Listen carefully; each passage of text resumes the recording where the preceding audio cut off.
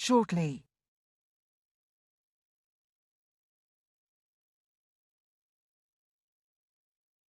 The proceeding will start shortly.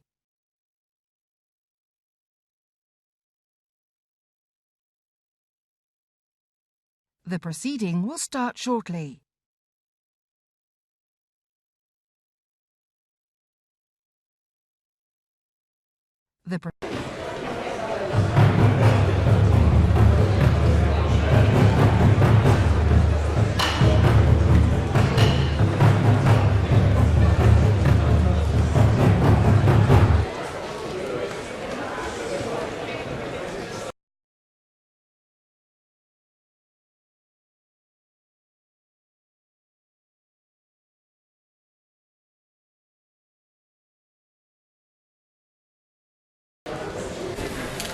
Order! Order!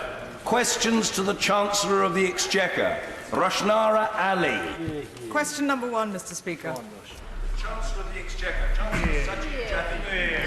Thank you. Thank you, Mr. Speaker. With your permission, I would like to answer this question together with question number 11. We would prefer to leave with a deal, and we continue to work in an energetic and determined way to get a better deal. However, the government is turbocharging its preparations to ensure that we are ready to leave without a deal on the 31st of October, and all necessary funds have been made available. The fundamentals of the British economy are strong. Real wages are growing, employment is at a record high, and unemployment is at a historic low. Rushnara Ali. I thank the Chancellor for his answer, but the government's Yellowhammer document, or base case scenario, states that there will be job losses, food supplies will decrease, and financial services and law enforcement data and information sharing will be disrupted. And last night we heard about customs clearance zones in Ireland and Northern Ireland. And the Brexit Secretary has admitted that there's insufficient time to complete the work. The government spent £100 million on a PR campaign called Get Ready for Brexit. Isn't it time that the Chancellor admits that his government is far from ready for Brexit and instead is heading for causing chaos in our country? Mr. Speaker, the Honourable Lady will appreciate that the uncertainty around Brexit has caused businesses significant concern, and what they want to see is the government deliver on Brexit and leave on October 31st. So that is what we will be doing. There have been significant preparations for a no deal, including trade agreements that have been reached, the increases in the personnel at Border Force, over 600 SIs laid in this Parliament. If the Honourable Lady wants to help, then she should support this government in getting a deal. Ellen Hayes. Thank you, Mr. Speaker. There is evidence of a rise in short positions being taken out against the pound. Yeah. Is the Minister confident that the hedge funds taking those short positions, some of which have donated to the Prime Minister's leadership campaign and to the Conservative Party, have no inside information about the planning or timing of a no-deal Brexit? That's right. Mr. Speaker, that really is such a ridiculous suggestion, and it doesn't deserve an answer. Philip Oliver. Quite right. If we leave the EU without an agreement, do we get to keep the £39 billion? Yes. Mr. Speaker, the £39 billion figure is based on a deal. If there is no deal and we end up leaving with no deal, that £39 billion number is no longer relevant. Charlie Elphick. Is he aware that the Chief Executive of the Port of Dover has said that we are 100% ready to leave the European Union, and will he also help that readiness by bringing forward plans to dual the A2 to the Port of Dover? Mr. Speaker, can I thank my honourable friend for drawing the House's attention to this? I am aware of that, and I know, for example, the investment that the government has made through Border Force and the extra officers is helping, and I am confident in all circumstances we will be able to keep trade flowing. David Linden. Speaker, we know that a no-deal Brexit would lose up to 100,000 jobs in Scotland and cost each family £2,300 a year. Is that really a price worth paying for the Prime Minister to break the law and go out no deal? Yeah. Mr. Speaker, we don't know that at all. That's just scaremongering from the SNP. What we do know is that businesses throughout the UK, including in Scotland, want this uncertainty to end, and they want us to leave on October 31st. Stevenson. Thank you, Mr. Speaker. Would the Minister agree that if we were to leave with no deal, there would actually be a potential economic impact on our European partners? So would therefore the Chancellor agree with me that it's actually in the interest of the European Union to reach a deal as it is much for ourselves? Mr. Speaker, my honourable friend has made a very important point that it is in everyone's interest, of course ours and our European friends and partners, that we reach a deal. There are intensive negotiations going on, both with the Irish government and our other European partners. And I think there is a very strong recognition that it's in all our interest that we reach a deal. Sir Ed Davey. Speaker, is the Chancellor aware that the Office of Budget Responsibility's alarming fiscal analysis of a no-deal Brexit assumes that the government's preparations are successful, so they result in miraculously benign no-deal Brexit? And even with this least damaging no-deal Brexit, Mr. Speaker, the OBR predicts a hit to Britain's finances that would destroy every single spending announcement by the Prime Minister and the Chancellor. Given that, Mr. Speaker, isn't it unacceptable for a Chancellor in the government publicly contemplating a no-deal Brexit to fail to tell the truth to the British public that spending on health, schools and police will be slashed in the event of a no-deal Brexit? Mr. Speaker, I mean, first of all, I don't recognise that picture at all. It's one just made up by the Liberal Democrats. And the right honourable gentleman talks about what's unacceptable. What's unacceptable is for the Liberal Democrats to pretend that the referendum on the European Union never happened. Kirsty Blackman. Today we've heard in the media that the UK government will have proposals ready to send to the EU by the end of Tory conference this week. The Prime Minister's main negotiating strategy seems to be to convince the EU that we're willing to accept no deal and hope that they'll capitulate at the last minute. Could the Chancellor name one time where the EU is folded at the last minute in an international negotiation? Mr. Speaker, can the honourable lady name a single negotiation where you have not had the ability to walk away out of the room? Mr. Speaker, this is supposed to be questions to the Chancellor. Absolutely. Mr. Speaker, businesses are not ready for a no-deal Brexit. They're already losing EU workers and are closing down as a result. In a no-deal Brexit, they'll be hit by tariffs and many more businesses will sink as a result. People will lose their jobs. Given there is now less than a month until Brexit Day, does the Chancellor really believe there is time to negotiate a deal? And if not, will he ensure the Prime Minister respects the law and requests an extension? Mr. Speaker, significant preparations are going on to prepare the whole country, including helping businesses, for a potential no-deal outcome. I've allocated an additional £2.1 billion on top of the £2 billion that was already there, and that means that we can do much more to help business, including sending out more than 750 pieces of communication to business on preparedness and over 100 technical notices. Reynolds. Mr. Speaker, the government's current policy is that we can have higher public spending, falling debt and a no-deal Brexit. But those three things are impossible to deliver together. So on which of them is the government not telling the truth? Mr. Speaker, this government is focused on leaving the European Union on October the 31st, and we are trying to do that with a deal. And if we don't, we will leave with no deal.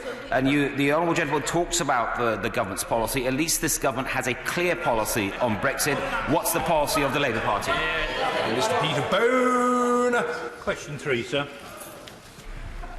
Thank you. Thank you, Mr. Speaker. With your permission, I would like to answer this question together with questions 5, 9, 14, 17 and 18. The Government has listened to concerns expressed across the House about the loan charge, and as the House will know, an independent review is now in progress under the leadership of Sir Amyas Morse. While it is underway, it is right that the loan charge should remain in force and that the Government implements legislation that this House agreed on. The review will conclude by mid-November in order to let anyone who may be affected know and to give people time to plan in advance to the January self-assessment filing deadline. To help taxpayers who may need longer to pay, HMRC have confirmed again that there is no maximum time limit for payment plans.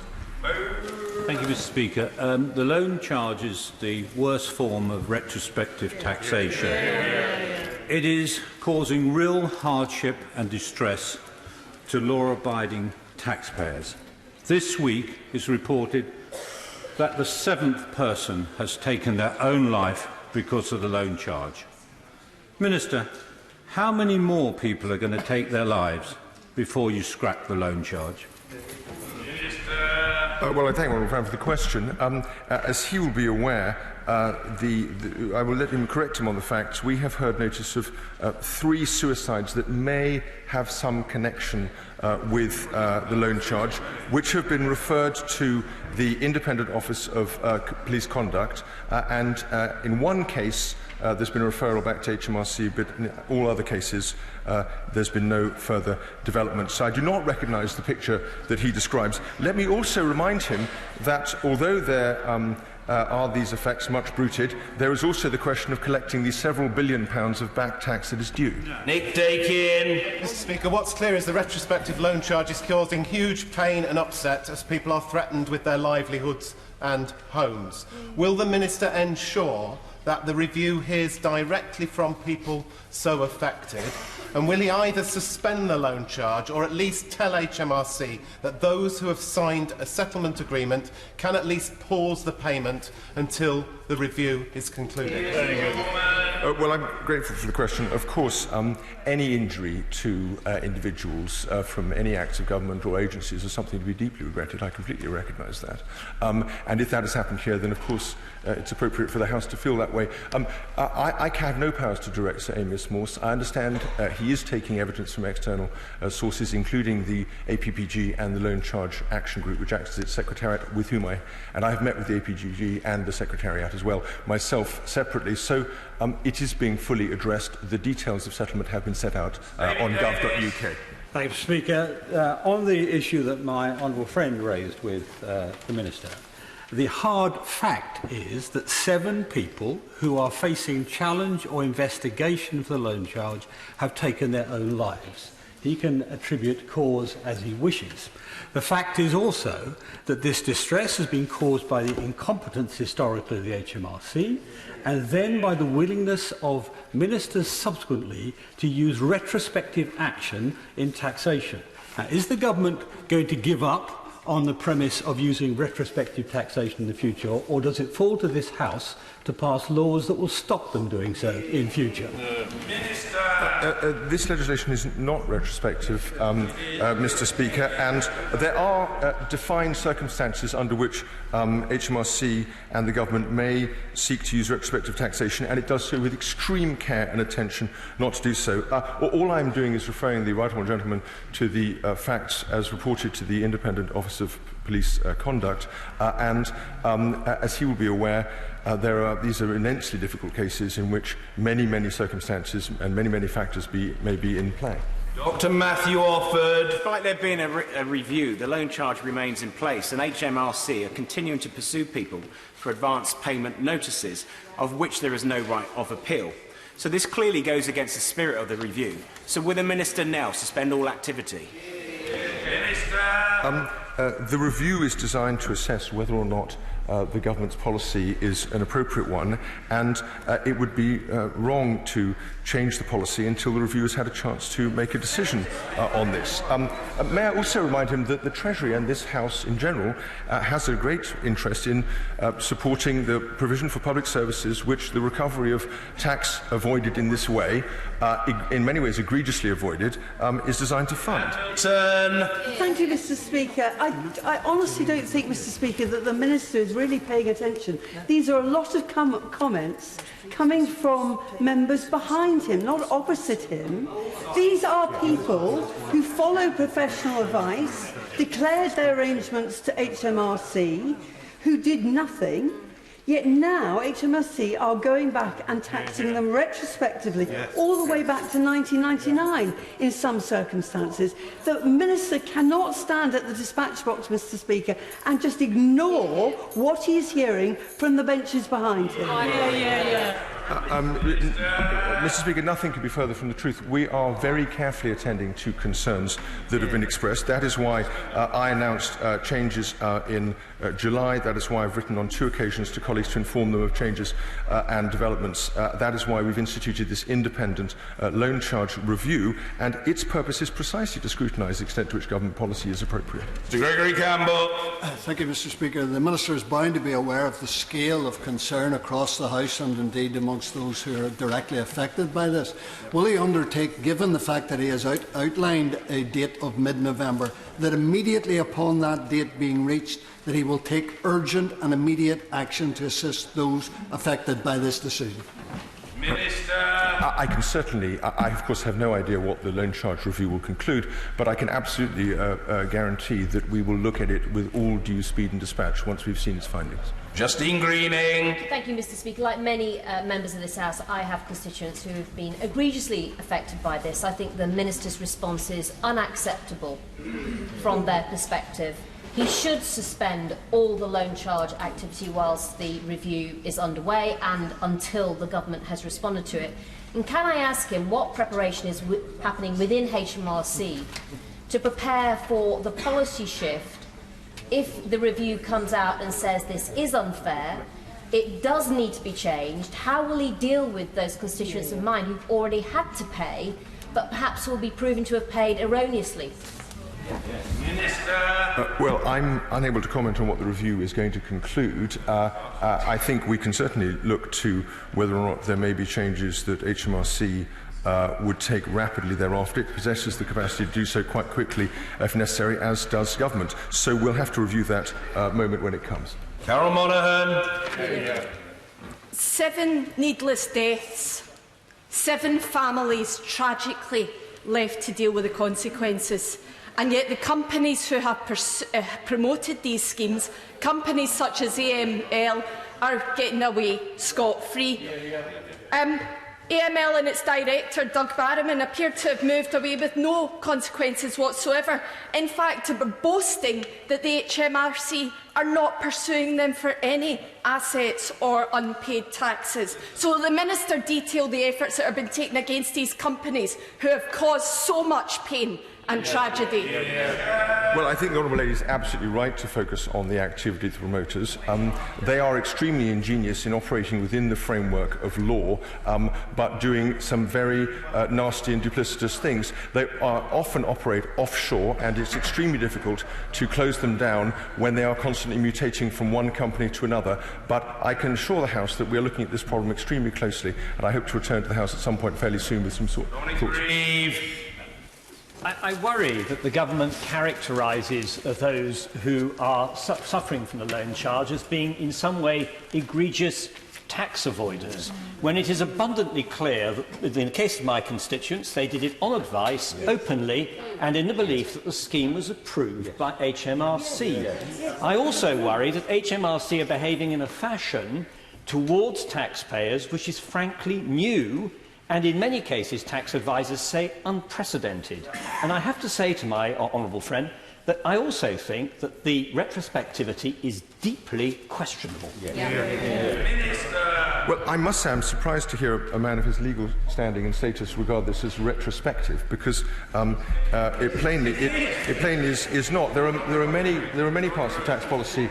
There are many parts of tax policy which have to look back to the basis of an asset or liability, and that has happened here. In this case, HMRC has taken quite vigorous action over the years in different forms to let people know.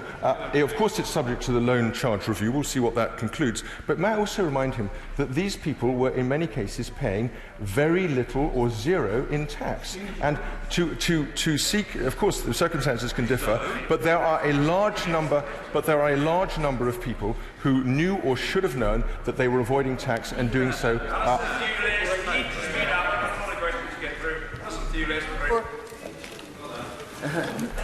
Mr. Speaker, the recent spending round has delivered the fastest real growth in day-to-day spending in 15 years, targeting additional money on the people's priorities of healthcare, education and tackling crime. We will publish an analysis of how these spending changes are distributed alongside the next budget.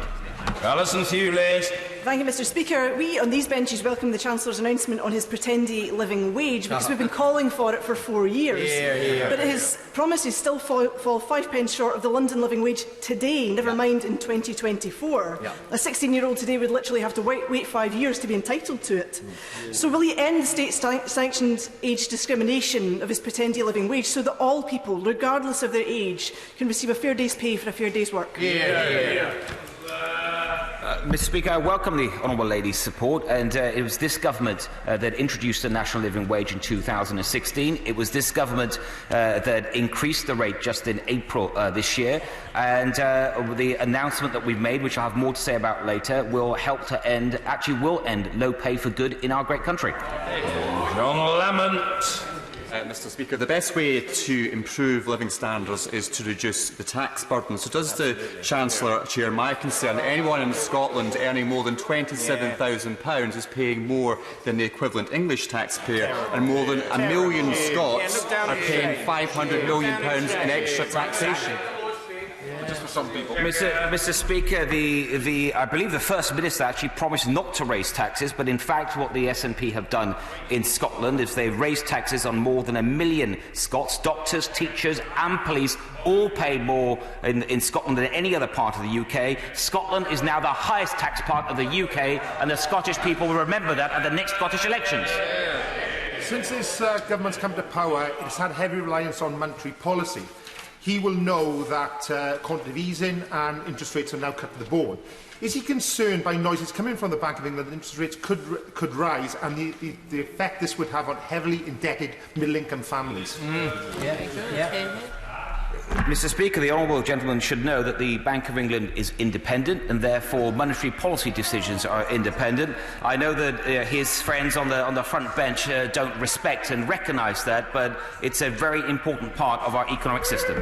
Mike Penning. Speaker, the Chancellor will know that one of the fiscal policies this government has which is fundamentally wrong is the loan charge retrospective taxes on our constituents.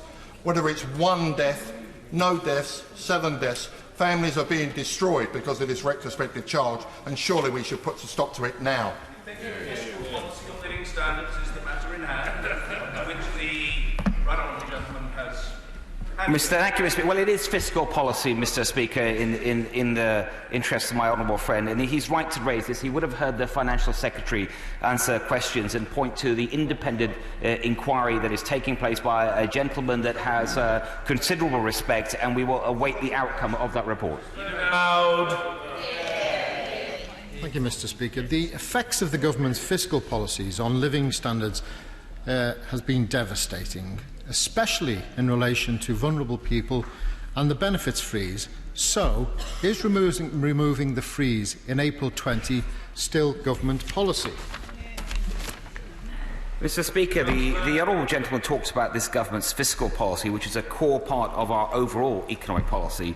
And it's that policy that has led to a jobs boom, 3.7 million people in work since 2010, over 1 million fewer working households in our country. The real threat to people, to working people in terms of their living standards, is the agenda of the Labour Party. Peter Dowd. Well, it would be helpful if we got an answer to the question, but, Mr. Speaker, a Prime Minister who can't even be candid with the Queen, a Health Secretary claiming 40 hospital rebuilds, but it's just 6 reconfigurations, and a Chancellor who worked at a senior level for a bank which a US Senate committee found had caused material damage to ordinary people and the wider global economy. Why would anyone believe a word this self-serving government says, led by a Prime Minister who many claim believes telling the truth is an illness to be avoided? Mr. Speaker, I don't believe I detected a question. Mrs. Sharon Hodgson. Question number 6, Mr. Speaker. Thank you, Mr. Speaker. The UK has an extensive, internationally enviable free ATM network. We know that many people still use cash day to day, and we've committed to safeguarding cash for those who need it. I'm delighted that UK Finance and Link are leading industry efforts to protect free cash access, and that culminated in the UK Finance launching Community Access to Cash initiative just yesterday. Thank you. Well, the Minister says that, but news from Note Machine is to convert 3,000 of its 7,000 free-to-use cash machines to pay-to-use is of great concern to my constituents, where according to which we have lost 15% of our free-to-use ATMs in the last year alone. The last Labour government formed an agreement with ATM operators and the Treasury to plug gaps in financially deprived areas where people had to pay to access their cash. So what is the government going to do to prevent people who are just trying to access their own money from being charged to do so? Well done, Sharon. Well, use of cash has reduced significantly faster over the last 10 years. I'm meeting with UK Finance and Link just tomorrow to ensure that their mechanism is good for the current situation. And as I say, the new initiative I referred to in my earlier response gives communities up and down this country the opportunity to engage with UK Finance on better and new solutions. Devon Knight, I think. Sir Gary Streeter. Very much, Mr. Speaker. But doesn't this closure of ATMs, isn't it linked to the decision by high street banks to close their branches left, right and centre? And will he, in his regular meetings with chief executives of high street banks, Mr. Speaker, will the Minister remind them that they do have some duty to elderly customers and small businesses? I thank my honourable friend for his question. I do that on a regular basis, and what we're also trying to do is make sure that the transfer of responsibility to the post office runs smoothly, because 99% of people live within 1 mile of a post office, and that is a very good alternative for the vast majority of their banking services. Mahadi. Thank you, Mr. Speaker. Hull's High Street is still very cash reliant, and I'm really worried about what blow this will give to an already struggling high street. Will the Minister please speak directly to the payment systems regulator to talk to them about what further measures can be done to prevent the reduction in free-to-access cash? Yes, I'm very happy to continue to engage with the regulator. I noted her urgent question earlier today, application. Digital payment alternatives, improve local cash recycling, supporting cashback initiatives. MasterCard and Visa have a number of initiatives underway, and I'm determined to see progress in this area. Mr. Philip Dunn. With a third of banks closing in rural areas, many of which had ATM machines, with very poor mobile connectivity, especially in rural areas, so digital payment schemes are not possible. I am very pleased to learn of yesterday's announcement from UK Finance, which the Minister has referred to, for the community access to cash. This is the way forward, but what can he do to reassure business providers that their ATM machines, if they do provide them in their businesses, will be safe from break-in? Well, what we've got to do is make sure that there are a wide range of options in rural areas. There are a number of trials that are underway that will provide solutions, and better connectivity underpinned by the investment in gigabit infrastructure announced by my right honourable friend yesterday actually make sure that we'll have even better connectivity in these remote rural areas. 7, please, Mr. Speaker. Mr. Speaker, this government remains committed to ending rough sleeping. That is why I announced the £54 million of new funding to reduce homelessness and rough sleeping in last month's spending round, and this followed on from discussions with my right honourable friend, the Housing Secretary, which takes total resource funding to £422 million next year. Goyle. Mr. Speaker, it's been revealed today that 2 rough sleepers died on the streets every day last year. The government committed to halving rough sleeping by 2022, but its own guesstimate is that it only fell by 74 last year, not the 500 required to be on target. This puts the government 3 decades behind schedule. So when will the Treasury provide sufficient funds to councils and to homeless charities to properly tackle this national shame? Mr. Speaker, it's an important issue, and I'm glad the honourable gentleman has raised it today. He will know, first, that there are multiple causes of rough sleeping, and that means that you need action across government, and that's why government has set out a rough sleeping strategy, a rough sleeping initiative, dealing with the causes such as mental health, family breakdown, maybe addictions, and I think he would appreciate we need cross-government work, and that also then needs to be properly funded, and the £422 million I referred to a moment ago is a 13% real terms increase, and it will end rough sleeping by 2022. Brown. Crass. Many people go into work today, not just in London, but is in cities and towns across England, will have seen at least one fellow citizen sleep in rust. 8,000 beds have been lost. Universal credit has cost tenants their homes, and as we have heard, 726 people died on the streets last year. Charities say that the funding gap is £1 billion. £1 billion.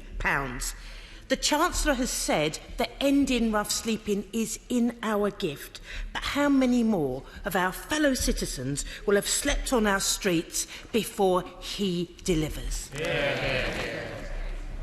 Mr. Speaker, I hope also the Honourable Lady welcomes the extra resources that are being put into fighting homelessness and rough sleeping. As I said, a 13% real terms increase. And she might recall when I was Housing Secretary, we also introduced new programmes to deal with rough sleeping properly, and that meant introducing, for example, the Housing First pilots, which are taking place in 3 parts of our country, showing real results. We're starting to see falls in rough sleeping for the first time in a number of years, and I think the British people would appreciate cross-party cooperation on this very important issue.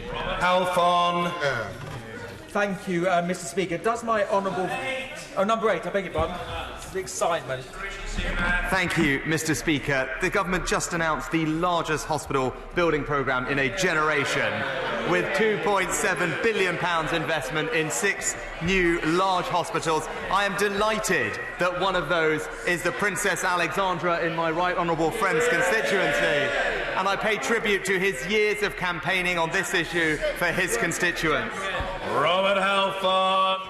Thank you, Mr. Speaker. Does my honourable friend not agree that the hundreds of millions of pounds pledged for a new hospital for Harlow will not only mean that we have a building that is fit for purpose for the 21st century, but we will continue to attract the best and brightest staff, including healthcare apprenticeships?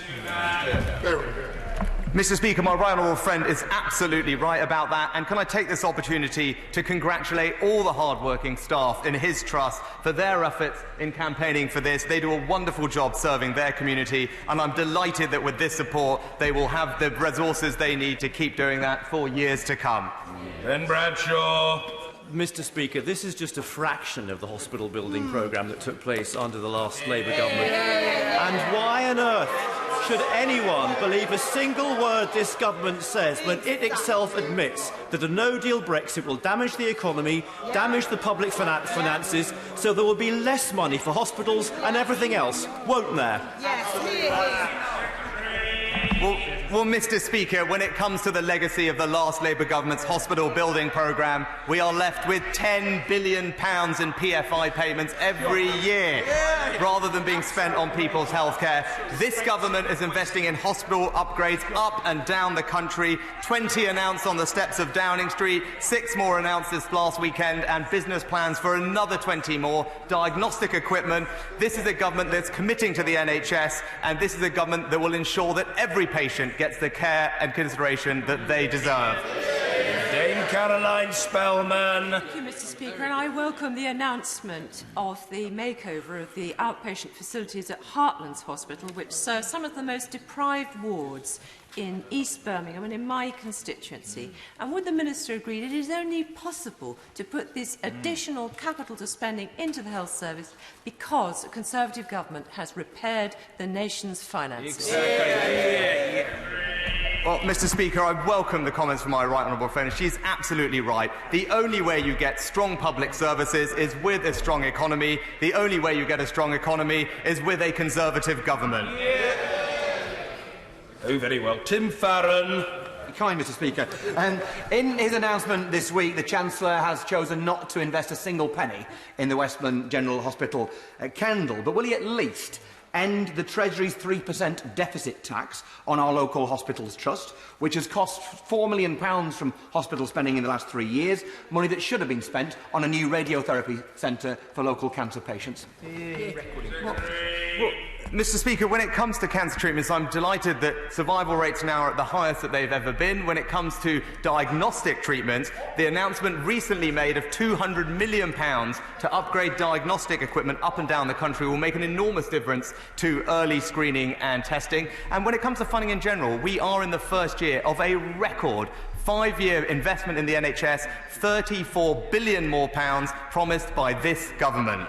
Daniel Zeichner. Mr. Speaker, Treasury ministers regularly engage with Secretaries of State on all aspects of public funding, including 16 to 19 education funding. At the spending round, we chose to invest £400 million more in the sector next year. This will mean that the base rate of funding will rise to £4,188, growing at a faster rate than core school funding. Zeichner. Mr. Speaker, away from the fantasy figures being peddled in Manchester this week, college heads and principals are struggling to work out whether to continue to raise their class sizes or restrict subject choice. So could the Chancellor please tell Cambridge Regional College and the excellent sixth form colleges we have in Cambridge whether they're going to be getting the extra £760 that the Raise the Rate campaign has calculated is necessary, or the meagre £188 per pupil per year he's offering?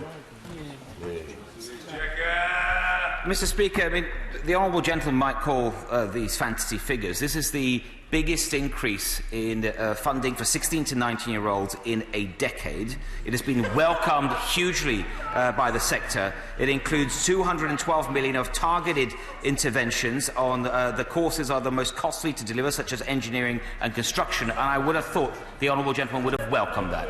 Order. If the honourable gentleman, the member for Shrewsbury and Action, wishes to shoehorn his question 20, which won't be reached, into this question 10, which has been, he's free to do so. And if he takes me up on my generous offer, we'll have a double dose of Daniel. Mr. Daniel Kaczynski. Thank you, Mr. Speaker. Question number 20. Your moment is now, sir. Your opportunity has arrived. Expatiate. Thank you, Mr. Speaker. The Minister will know that in Shropshire we have received a fraction of the funding for our schools in comparison with inner-city metropolitan areas, and this is having a significant impact on the fabric of our school buildings and the opportunities for helping children with SEN needs. What steps is he taking to ensure that more money is provided for the Education Department to support rural schools like mine in Shropshire? Mr. Speaker, the honourable gentleman will know first that I announced in my spending round an increase in school spending of £4.6 billion. I know this is something he has campaigned on for his local schools, and I can tell him that 80% of the secondary schools in his area will see their funding level up to at least the new minimum level of £5,000. Merriman. To number 12, please, Mr. Speaker. Mr. Simon Clark. Thank you, Mr. Speaker. A new business starts in the UK every 75 seconds, and following a patient capital review, we announced a £20 billion action plan to finance growth in innovative firms, and to support this, we've established a new Business Finance Council to ensure that government banks and other lenders work together to help SMEs access the finance that they need. Hugh Merriman. Thank you, Mr. Speaker. Can I welcome all of the Treasury team to their places, and so thank the former Chancellor for letting me work so closely with him. It was an amazing privilege. I spent an amazing day with my constituency businesses in the village of Beckley. They are very concerned about business rates. I support their call for reform, VAT threshold and the lack of taper, and they're also now going to be writing to me about the welcome increase to the national living wage. Can we do more to support small businesses? They are the backbone of rural economies. Without them, we will not have employment. Well, I thank my honourable friend for his question. I also should take this chance to thank him on behalf of the government for all the work he did with the former Chancellor. He's quite right to talk about tax reform. And of course, we have announced business rates reforms and reductions since 2016 worth over £13 billion by 2023-2024. On VAT, we did consult in the run-up to the 2018 budget on the threshold, which is actually the highest in the EU and the OECD. We've committed we're going to keep that in place until 2022, but I am genuinely always interested in suggestions which I can discuss with colleagues. Jim Cunningham. Very much, Mr. Speaker. When is the Minister going to do something about small business where there's delays in payment that very often affects their cash flow? We've debated this for many, many years. Isn't it about time the Minister done something about it? Yeah.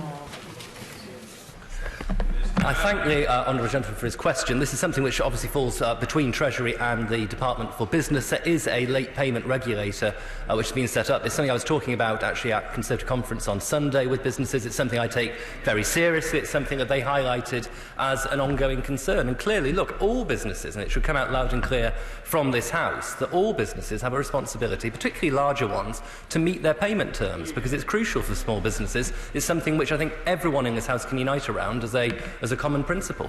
East Yorkshire night. Sir Gregory night. Mr. Speaker, is the Minister aware that one of the main difficulties facing small rural businesses is the non-availability of fast and reliable broadband?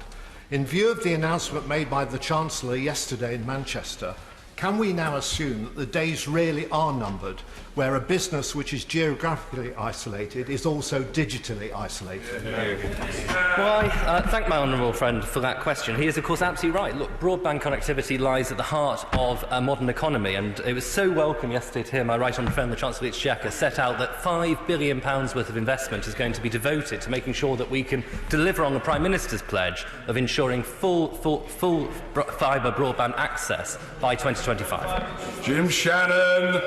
Mr. Speaker, will the Minister further outline whether he has considered tax incentives for businesses to take on apprentice staff in administrative roles, with special reference to young people from learning difficulty backgrounds who take more time and more patience to train, but which there are simply not enough places available? Will the Minister undertake to make places available? Well, I thank my honourable friend for that question. It's something which, obviously, I think, again, is a very unifying principle to bring forward to this House. The Government has done an awful lot to try and promote the uptake of apprentices, and we've obviously seen action on things like national insurance to try and make it more affordable for businesses to employ young people. BEIS is very interested in all the work that goes around supporting access for disabled people into work and people with learning disabilities. They'd be very interested to hear more from him about those ideas. Ross. Number 13, please. 13. It is indeed. Thank you, Mr. Speaker. And I discuss matters of importance regarding the Scottish economy with government colleagues on a regular basis. And £32.5 million was allocated in July for the Moray Growth Deal. Douglas Ross. Thank you, Mr. Speaker. The £32.5 million investment he's just mentioned, which was also matched by the Scottish Government, made the Moray Growth Deal the highest funded per head of population anywhere in the country. The next key milestone will be the signing of the heads of terms. So can the Minister update us on the progress made towards that? I thank my honourable friend for his question. He's been a great champion for the growth deal, and that will unlock huge benefits for the people of Moray. We hope to settle the heads of terms this month to allow this whole project to move forward quickly. I think we're about to hear the prodigious knowledge of the honourable gentleman for Blaenau Gwent on the Moray Growth Deal. Wonders never cease, Mr Nicholas Smith. Thank you, Mr Speaker. And local growth deals, like Moray, would greatly help regional development. The Shared Prosperity Fund would greatly help with improvements to the Ebervale to Cardiff train line. So will the Minister please meet with me to consider this possibility? That was a truly ingenious question. Of course, the UK Shared Prosperity Fund is really important. It's something we continue to make good progress in terms of its design, and MHCLG officials have so far held 26 engagement events right across the UK with over 500 representatives from a breadth of sectors. It's something that obviously has massive implication for Wales. We're very happy to make sure that we engage everyone in that process. Thank you, Mr Speaker. The Moray Growth Deal, like the Clackmannanshire and Tay City growth deals, are bringing unprecedented investment into Scotland. Can I ask my honourable friend on the front bench, though, if he is considering, and the Treasury is considering, reprofiling the investment over 10 years as opposed to 15, as the local councils are asking me to do, so we can get this investment and get this transformational change in our communities? Well, I thank my honourable friend for that question. Clearly, we want to see this investment move forward as quickly as possible. This is something which, if he wants to raise both with us and indeed with the Secretary of State for Scotland, we can certainly talk about. I obviously can't make commitments here today. Ben Lake. On the subject of growth deals, can I ask the Minister, in addition to discussions on the Moray growth deal, what discussions has he had with Cabinet colleagues on the progress on the Mid Wales growth deal? Well, we are committed to bringing forward growth deals across the UK, and obviously in the devolved, administration areas, we want to bring forward money from our side, but also with effect from the Welsh and Scottish governments as well. So this is something where we want to see progress right across the UK. It's not restricted to Scotland. Melanie on. Number 15, Mr. Speaker. Mr. Speaker, we're developing an ambitious and attractive UK Freeport offer to create hubs that will attract inward investment, create jobs and boost trade. Typically, Freeports only offer customs benefits, but we're looking to go further than that to ensure that these turbocharged areas can drive growth for their community. Melanie on. I thank the Minister for that answer and also for his speculative phone call earlier, trying to tease out the nature of my question to him. The Conservative Mayor for Tees Valley and member of the Government's very carefully selected Freeports Advisory Group says that he hopes to see reduced corporation tax and exemption from employers' national insurance contributions. Has the Minister made an assessment of the impact of these Tory proposals to the Exchequer and State Pension Fund? Mr. Speaker, I pay tribute to the Conservative Mayor Ben Houchin and Teesside for championing his community. He has been advocating a Freeport because he believes such a phenomenon will create jobs in his area, drive inward investment and boost trade. I would hope that the honourable member opposite would welcome this for her community in Grimsby, where the seafood industry, ABP, the port employer, has loudly called for such a Freeport status for her area, and I hope that when the opportunity comes, she will support her community in applying for one. Michael Tomlinson. Thank you, Mr. Speaker. My right honourable friend is truly a champion of free ports, but in addition to Grimsby, will you agree to meet with me to discuss the potential benefits for ports such as the Port of Poole and the advantage for the wider region as well? Mr. Speaker, I'd be happy to meet with my honourable friend. I do believe it is also his birthday today, so I take the opportunity to wish him a happy birthday, and I'm happy to meet with him and his colleagues from Poole to discuss free ports. We believe these should be opportunities for the entire country to take advantage of. Well, the unadulterated charm of the Chief Secretary has, in my experience, not been surpassed, at any rate amongst Treasury ministers. Janet Davey. Question number 16, Mr. Speaker. A cruel blow indeed, Mr. Speaker, if I may say so. In answer to the honourable lady's question, between 2010 and 2019, the House, I'm sure, will rejoice that the personal allowance has been increased by more than 90%, so that those on the lowest incomes do not pay any income tax. 1.74 million people on low incomes have been taken out of income tax altogether since 2015-16 alone. We will publish a full distributional analysis of the recent spending round alongside the next budget, which will also capture the effect of any budgetary announcements made at that time. Janet Davey. Thank you, Mr. Speaker. Can the Minister explain how it is fair that a small handful at the very top have run into the distance, making up the top 10% of the population and owning 44% of the nation's wealth? Well, the honourable lady may not be aware that at the moment the top 1% of the country pay 29% of all tax. Not only that, that's significantly that is certainly up from the 25% who paid it in 2010-11. Thank you. Order. Topical questions. Christine Jardine. Number 1, please.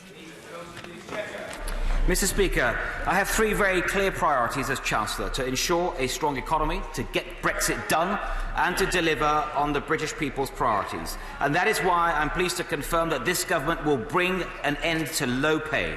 We are setting 2 new targets for the national living wage over the next 5 years, raising it to 2/3 of median earnings and extending it to workers aged 21 and above. This will give 4 million workers an average pay rise of £4,000, and I will set out further details in the next budget. Mr. Speaker, this government is proving once again that it is on the side of working people, and thanks to the hard work of the British people, we are moving from a decade of recovery to a decade of renewal.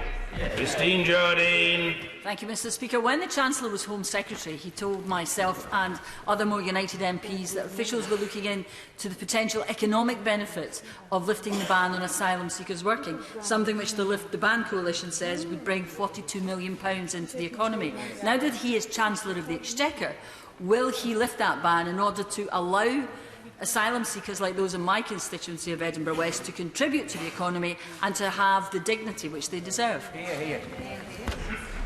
Mr. Speaker, I think it's a very important point the honourable lady raises, and I'm glad she's brought my attention to it again.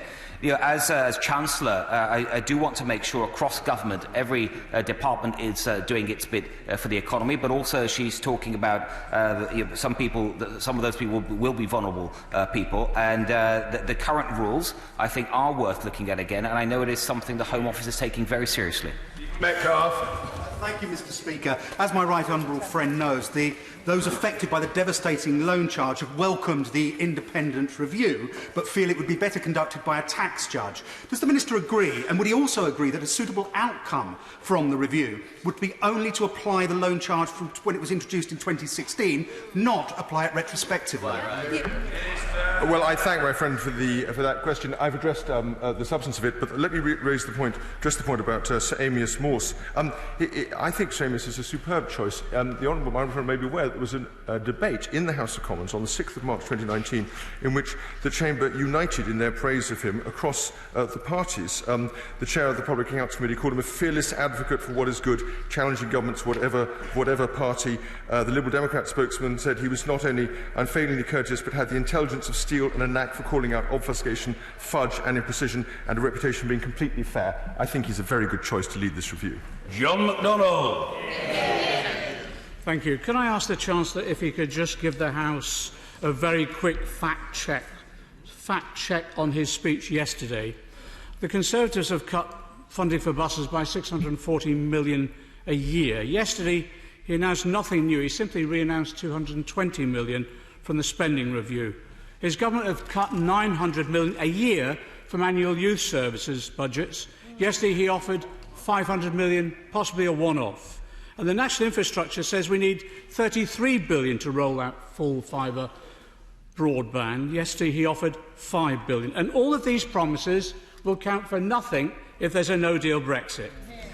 Hasn't he just followed the Cummings Code, grab a headline, possibly wrap it round a bus, and ignore the truth? But there's one figure I'd like to ask him about. 120,000. What significance does the figure 120,000 have to him? Mr. Speaker, the right honourable gentleman will know that the last time his party was in office, we had the biggest budget deficit in our peacetime history. We had the biggest banking collapse this country has ever seen, and our country was virtually bankrupt. And now our economy is strong. We have the lowest unemployment rate in 45 years, and it's because the economy is strong I could make those announcements yesterday. Investments in buses, in roads, in youth facilities, in fibre, and if he wants to see that kind of investment continue at the next general election, he should vote Conservative.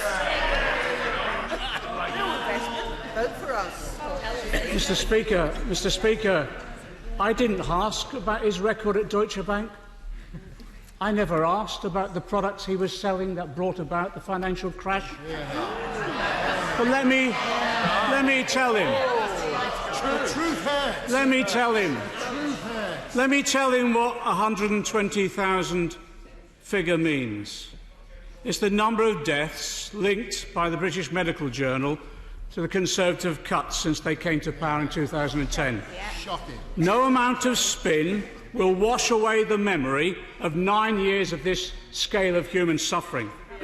The Chancellor claimed yesterday, and I quote, "We believe in a society where everyone knows if they work hard and play by the rules, then they will have every opportunity to succeed." But isn't it true that the Conservatives, they've broken the link between working and being able to lift yourself out of poverty? 70% of our children living in poverty are in households where someone's at work. And isn't it the case that despite the Chancellor's pathetic attempt at catch-up to Labour Party policy yesterday, under the Tories' plans, no one will reach the Tories' target minimum wage until 5 years from now? And isn't it the truth, with him and his honourable member for Uxbridge in charge, there will always be the party of tax avoiders, bankers and the super rich? Mr. Speaker, let me tell the right honourable gentleman a fact. The Labour Party no longer represents working people. They are no longer the party of working people. That stopped a long, long time ago. And if he just reflects on his own policies of renationalisation, mass confiscation of private property, including the shares of individual investors, their homes, protectionism, state control, and someone who calls business the real enemy. The fact is, Mr. Speaker, the Labour Party are no longer fit to govern. They would wreck the economy, and it's hard-working people that would pay the price. Amber Rudd. Thank you, Mr. Speaker. Mr. Speaker, I have had heartbreaking meetings with constituents from Hastings regarding the loan charge. Tragic, sad stories about the destruction of families and of their finances. While I welcome, of course, the review that is to take place, can I urge the Chancellor to reconsider the position of not suspending it during that review? I don't know if my honourable friend caught the discussion we had earlier about this, but the purpose of the review is to establish whether the government is pursuing the right policy. It makes no sense at all to change that policy until we've heard from the review. I absolutely sympathise with the concerns that have been felt across the House, and we have taken steps so far to try to mitigate that, both as within government and from HMRC itself. Morris. The former coalfields of England, Scotland and Wales have a combined population of 5.7 million. If they were a single distinct region, they'd be the poorest region in the United Kingdom. By any measure or definition, the coalfield communities are left behind areas. So what fiscal policy steps is the Chancellor taking to address the specific structural and economic weaknesses of former coalfield areas like mine in going forward with the shared prosperity fund? Mr. Speaker, I share the honourable gentleman's desire to make sure that all parts of our great country are benefiting from our strong economy. We've seen a jobs boom since 2010, after the deepest recession in our peacetime history under the previous Labour government. And of the 3.7 million jobs that have been created, 65% are outside London and the South East, and that will be benefiting his communities and so many more. Thank you, Mr. Speaker. One of the ingredients in economic growth, and we've talked about boosting small businesses, is improving the productivity within the economy. What are the Ministerial team doing to boost that? Well, I thank the honourable gentleman for his question. He obviously was responsible for this when he was Exchequer Secretary. I met Charlie Mayfield last week for a very good discussion around the Be the Business Fund, which the government has set up to support business-led movement to improve small business productivity. And this includes running pilots in Cornwall to support the hospitality sector, and also in the North West to support family businesses. There are other schemes like Made Smarter, which is a good pilot, and that's in addition to a £31 million package announced at Conference 2018 to improve SME management through peer-to-peer networks as well. Mr. Speaker, Cogen Power Steel plant in my constituency is threatened with closure by Tata Steel, but is the only plant in the UK that, with investment, could be capable of supplying electrical steels for the UK electrical vehicle industry. If this government is serious about building this new industry in the UK, will ministers work with the Department of Business to ensure this plant has a future? Mr. Speaker, I will be certain that the Business Secretary is aware of the Honourable Lady's concerns. It's something obviously the Treasury takes an interest in, but she will know it's the Business Department that is taking the lead on that issue. Obviously and rightly she's concerned about jobs in her constituency. She would welcome, I hope, that because of the policies of this government more generally since 2010, we have seen a 50% fall in her constituency in the headline unemployment rate. Greg Clark. Thank you very much, Mr. Speaker. Mr. Speaker, as we leave the EU, we need to reinforce our international reputation as a powerhouse of scientific excellence. In 2017, we spent 1.7% of national income on research and development. Germany spent 3%, Israel 4.3%. So will the Chancellor use his next budget to make substantial progress to our 2.4% target and recommit to the medium-term target of 3% of national income into research and development? Mr. Speaker, first of all, can I thank my right honourable friend for his excellent work as Business Secretary, including in this hugely important area of research and development. He set some ambitious targets. We intend to at least stick to those targets, if not go even further, which I'm sure that's something he would welcome. Obviously, I won't set out the budget now, but I absolutely share his ambition, and I think he'll be pleased with what we eventually do. Rachel Maskell. Thank you, Mr. Speaker. Last week it was 75 jobs at Port Astor and a line at Nestlé. This morning I've heard of 60 more skilled jobs across my constituency. Week after week I'm hearing of skilled job losses in the constituency. Instead of the government talking about outplacement schemes, my constituents want their jobs. So how is the Chancellor investing in economies such as York? Mr. Speaker, we're investing in York, we're investing throughout the country by creating a dynamic free enterprise economy that is creating jobs. We have the lowest unemployment rate in our country in 45 years. I would think a party that calls itself Labour would actually welcome that. In her own constituency, since 2010, since the Labour government was kicked out, we've seen a fall of 12,300, that's 64% in the unemployment numbers. That's something she would welcome. Kevin Henry. Thank you, Mr. Speaker. I welcome the introduction of the new Business Banking Resolution Service that will start to hear cases of historic problems later this year. But in the Chancellor's letter, the previous Chancellor's letter, the 19th of January, he stated this scheme should carefully consider all cases that come before it. How is this possible when the research of the All-Party Group for Fair Business Banking determined 85% of cases are excluded? Well, I thank my honourable friend for his question. He's a powerful advocate for this redress scheme, and I thank him for the work that he's done. In our conversation on the 10th of September, I reiterated the government's position that the scheme should not reopen complaints that have sometimes gone multiple times through the courts. But I do welcome the fact that the new scheme will give access to 99% of those claims going forward, and I'll continue to engage with him where I can to provide solutions on individual cases. Sarah Jones. Thank you, Mr. Speaker.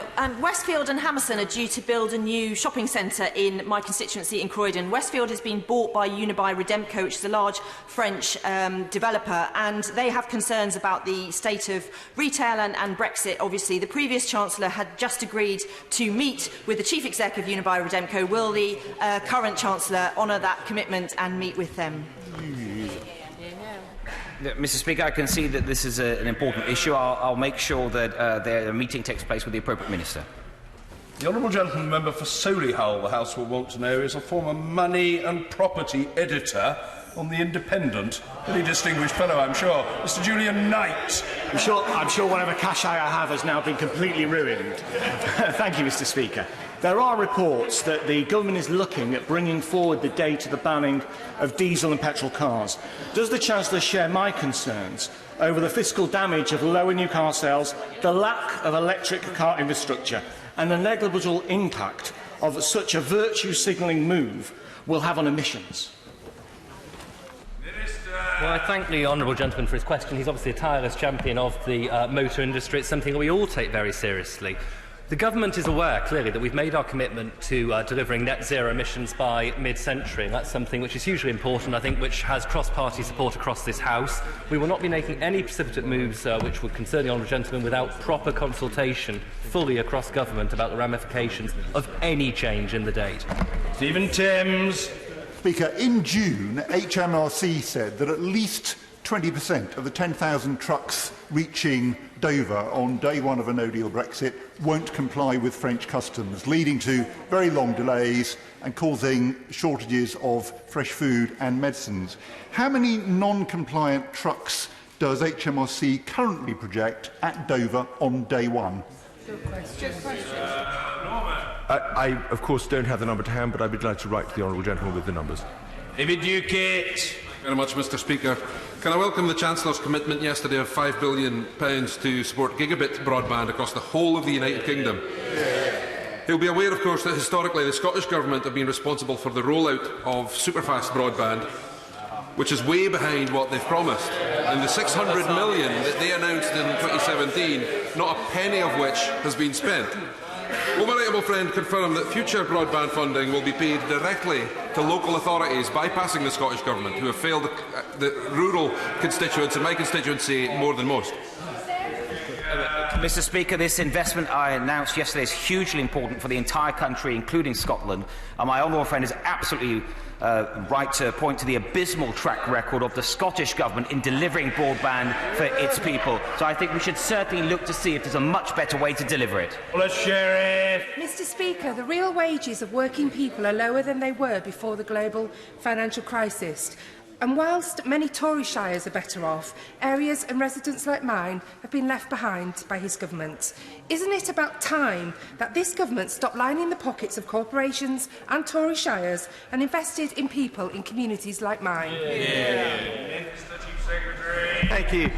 Mr. Speaker, this government passionately believes in helping those at the bottom end of the pay scale, which is why the Chancellor announced yesterday an increase in the national living wage to abolish low pay in this country once and for all. And our track record over the last few years in this area has been exemplary. The fastest growth in incomes have been at those at the bottom end of the pay scale. Today, someone earning the national living wage is £3,500 better off than they were when we came into office. It's a Conservative government on the side of those who are working hard.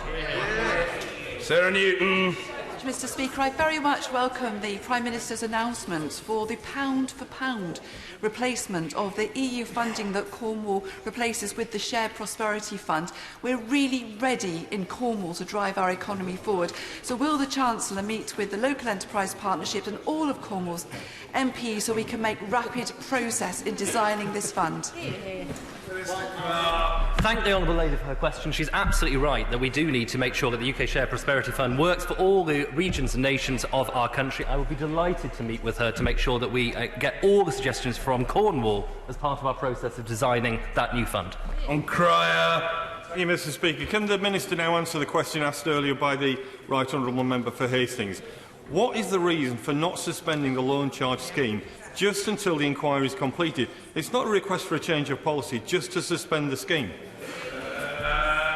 The reason is because the inquiry is designed to test the policy, and the policy remains in place until the inquiry is over. If the policy were ended now or suspended, all that potentially would occur would be more confusion if the inquiry took the view that ultimately the government was in the right. Fiona Bruce. Can I thank Ministers for providing funding to help evidence and establish the business case for reopening Middlewich Railway Station, a key priority for my constituents? And could Ministers say what wider fiscal steps they are taking to support my constituency by supporting the Northern Powerhouse and Midlands Engine? Very good. Yeah, Mr. Speaker, can I also thank the Honourable Lady for how she has worked tirelessly on behalf of her constituents to make sure more infrastructure is delivered locally, including rail and road. And she will know that one of the first commitments of the new administration was to Northern Powerhouse Rail and for further funding for the Midlands Engine. And yesterday, she might know that I also announced a white paper on further devolution, and I think that she would welcome that too. Marsha de Cordova. Thank you, Mr. Speaker. The Social Security benefits freeze has led to many children and families into poverty and destitution. The Chancellor failed to answer my honourable friend's question, so I ask him again, yes or no, will you lift the Social Security freeze next year?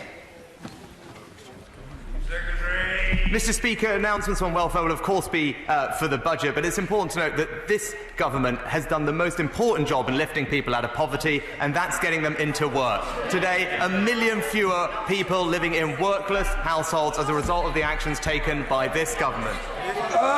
So many shining stars in the parliamentary galaxy and so little time. Which star shall shine? Justine Greening. Thank you, Mr. Speaker. The government seems to be making pre-election spending pledges with all the velocity of a high-power water jet. And I just wondered if he could point it in the direction of Hammersmith Bridge, which at the moment has been closed for several months, but even its repair plan does not plan for it to be able to take double-decker buses. Can I ask him to look in the connection with his bus pledge to see whether that can extend to the capital required to enable it to be successful? Well, Mr. Speaker, I can tell my honourable friend, I know that obviously this is a very important issue for her and her constituents, and I do actually share some of her concerns, and that's what has troubled me, is that why isn't the Mayor of London taking this issue seriously? He has the funding available if he chooses to deploy it. He can make a difference immediately, but he refuses to do so. Thank you. Order. Urgent question. Hilary Benn. Thank you very much, Mr. Speaker. To ask the Secretary of State for exiting the European Union if he will make a statement on the government's proposals for checks and customs arrangements on the border between Northern Ireland and the Republic of Ireland to replace the current backstop. Minister James Dudley. Thank you, Mr. Speaker. We are committed to finding a solution to the north-south border which protects the Belfast Good Friday Agreement. We can best meet these commitments if we explore the solutions other than the backstop. The backstop risks weakening the delicate balance embodied in the Belfast Good Friday Agreement. This was grounded in agreement, consent and respect for minorities. Removing control of the area's commercial and economic life of Northern Ireland to an external body over which the people of Northern Ireland have no control risks undermining that balance. Any deal on Brexit on the 31st of October must avoid the whole or just part, i.e. Northern Ireland, being trapped in an arrangement where they are a rule taker. This government intends to set out more detail on our position on an alternative to the backstop in the coming days. In the meantime, I can assure the House that under no circumstance will the UK place infrastructure, checks or controls at the border. Both sides have always been clear that the arrangements for the border must recognise the unique circumstance of the island of Ireland, and reflecting that, be creative and be flexible. The Prime Minister's European Union Sherpa, David Frost, is leading a cross-government team in these detailed negotiations with Task Force 50. We have shared in written form a series of confidential technical non-papers which reflect the ideas the United Kingdom has been putting forward. These papers are not the government setting out its formal position. These meetings and our sharing of confidential technical non-papers show that we are serious about getting a deal, and one that must involve the removal of the backstop. Mr. Hilary Benn. Well, I'm grateful to the Minister for his reply, but we are none much the wiser. Today there are no border posts or checks on goods crossing the border between Northern Ireland and the Republic, and the backstop is there to ensure that remains the case after Brexit. That's what the joint declaration of December 2017 committed to. The government's position now, however, is that the reality of Brexit will require customs checks on the island of Ireland. That is the inexorable logic of the Prime Minister's statement this morning that, and I quote, a sovereign united country must have a single customs territory. Now, whatever proposals have in fact been put to the EU task force, the Taoiseach Simon Coveney has described them as a non-starter.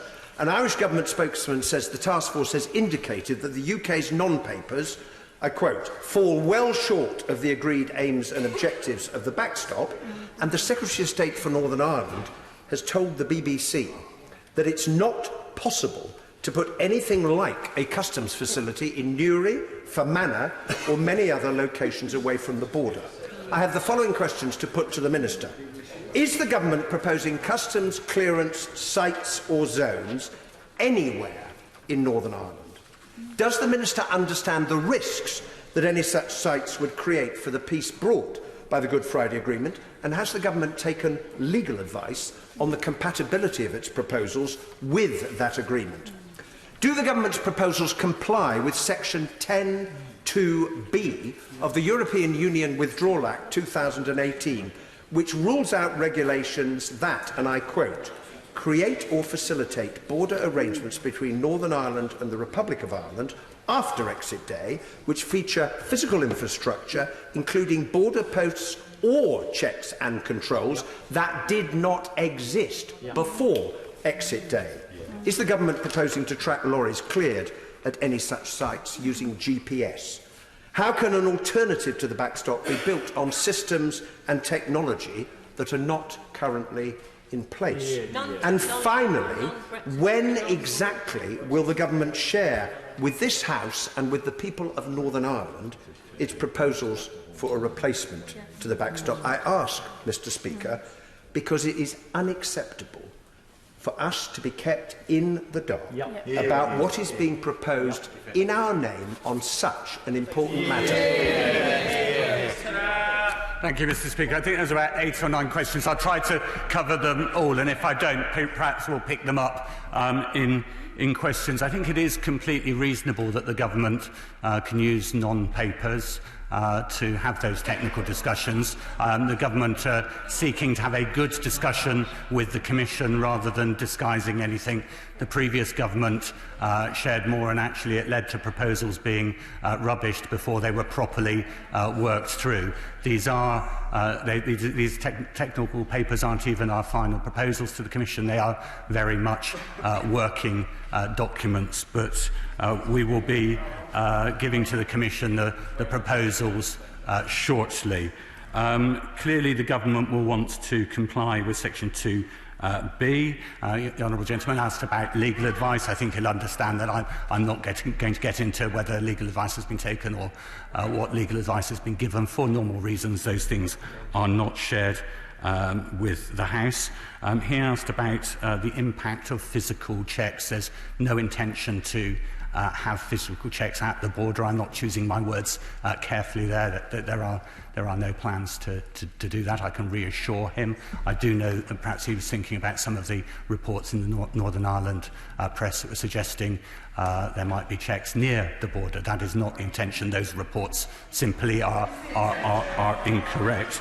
The honourable gentleman also refers to GPS and technology. I'm afraid I can't get into the detail of the proposals at that level now, because they are subject to ongoing negotiations and discussions at the Commission.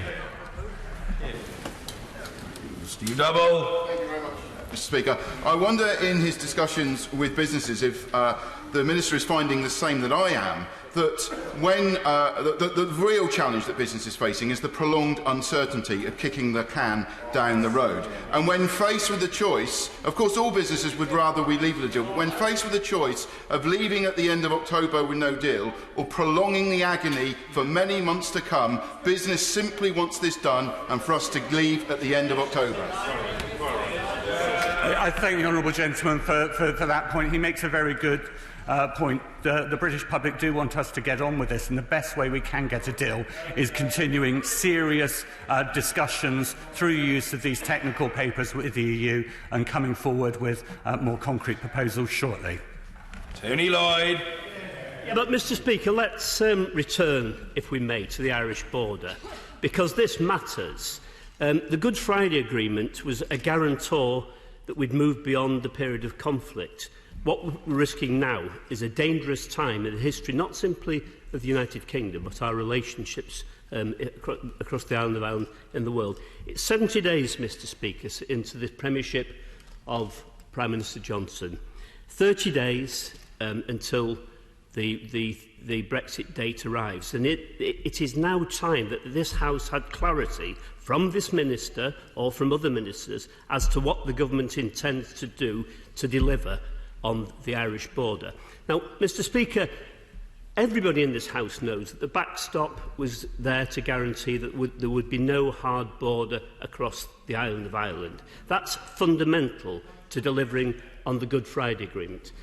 Mr Speaker, everybody in this House knows that whilst the European Union said they're prepared to negotiate round the words of the backstop, they're not prepared to compromise on the spirit that Northern Ireland should be part of the customs union, part of single market regulatory standards with the European Union. Now, when we hear that the Prime Minister says, and I quote, the reality of Brexit is that there will need to be customs checks on the island of Ireland, that is in stark breach of the words of the Secretary of State for Northern Ireland this morning, who said there would be no checks 5 or 10 miles into Ireland. It's in breach of the joint declaration of 2017, and importantly, as my honourable friend for Leeds Central has pointed out, in breach of Section 10 of the 28 Withdrawal Act, which made it very clear, Mr Speaker, that any arrangements between Northern Ireland after exit day which feature border posts or customs controls would not be acceptable. Now, the Minister has to come clear to the House as to what the future holds for us. The Good Friday Agreement is far too important for us to put at risk by this fooling around. If this were just farce, we might all laugh at the high-wire tricks of the Prime Minister. This is dangerous. It puts at jeopardy the Good Friday Agreement. It puts at jeopardy the hard-won gains. It isn't just, as the Irish the Foreign Minister said, that Northern Ireland and Ireland deserve better. This House, this whole country, deserves better, and the Minister has got to do better. Minister. I agree with the honourable gentleman. The Good Friday Belfast Agreement is absolutely essential. I think where we differ in where we feel that conflicts may be brought about with that agreement, I think he feels it will be brought about by removing the backstop. I think there is a greater risk of leaving the backstop there and ending up in a situation where Northern Ireland is in perpetuity part of the customs union and takes a different direction. I think that is the greater risk. And I'd remind the right honourable gentleman that the alternative arrangements aren't a solution to the backstop. The alternative arrangements would always have to be there. And what we're doing is putting a date on when we'll get that sorted rather than leaving an indefinite period. Justine Greening. Thank you, Mr Speaker. This country is facing no deal precisely because this government has not published a Brexit plan yet. The key protagonists that sold Britain Brexit are now in charge.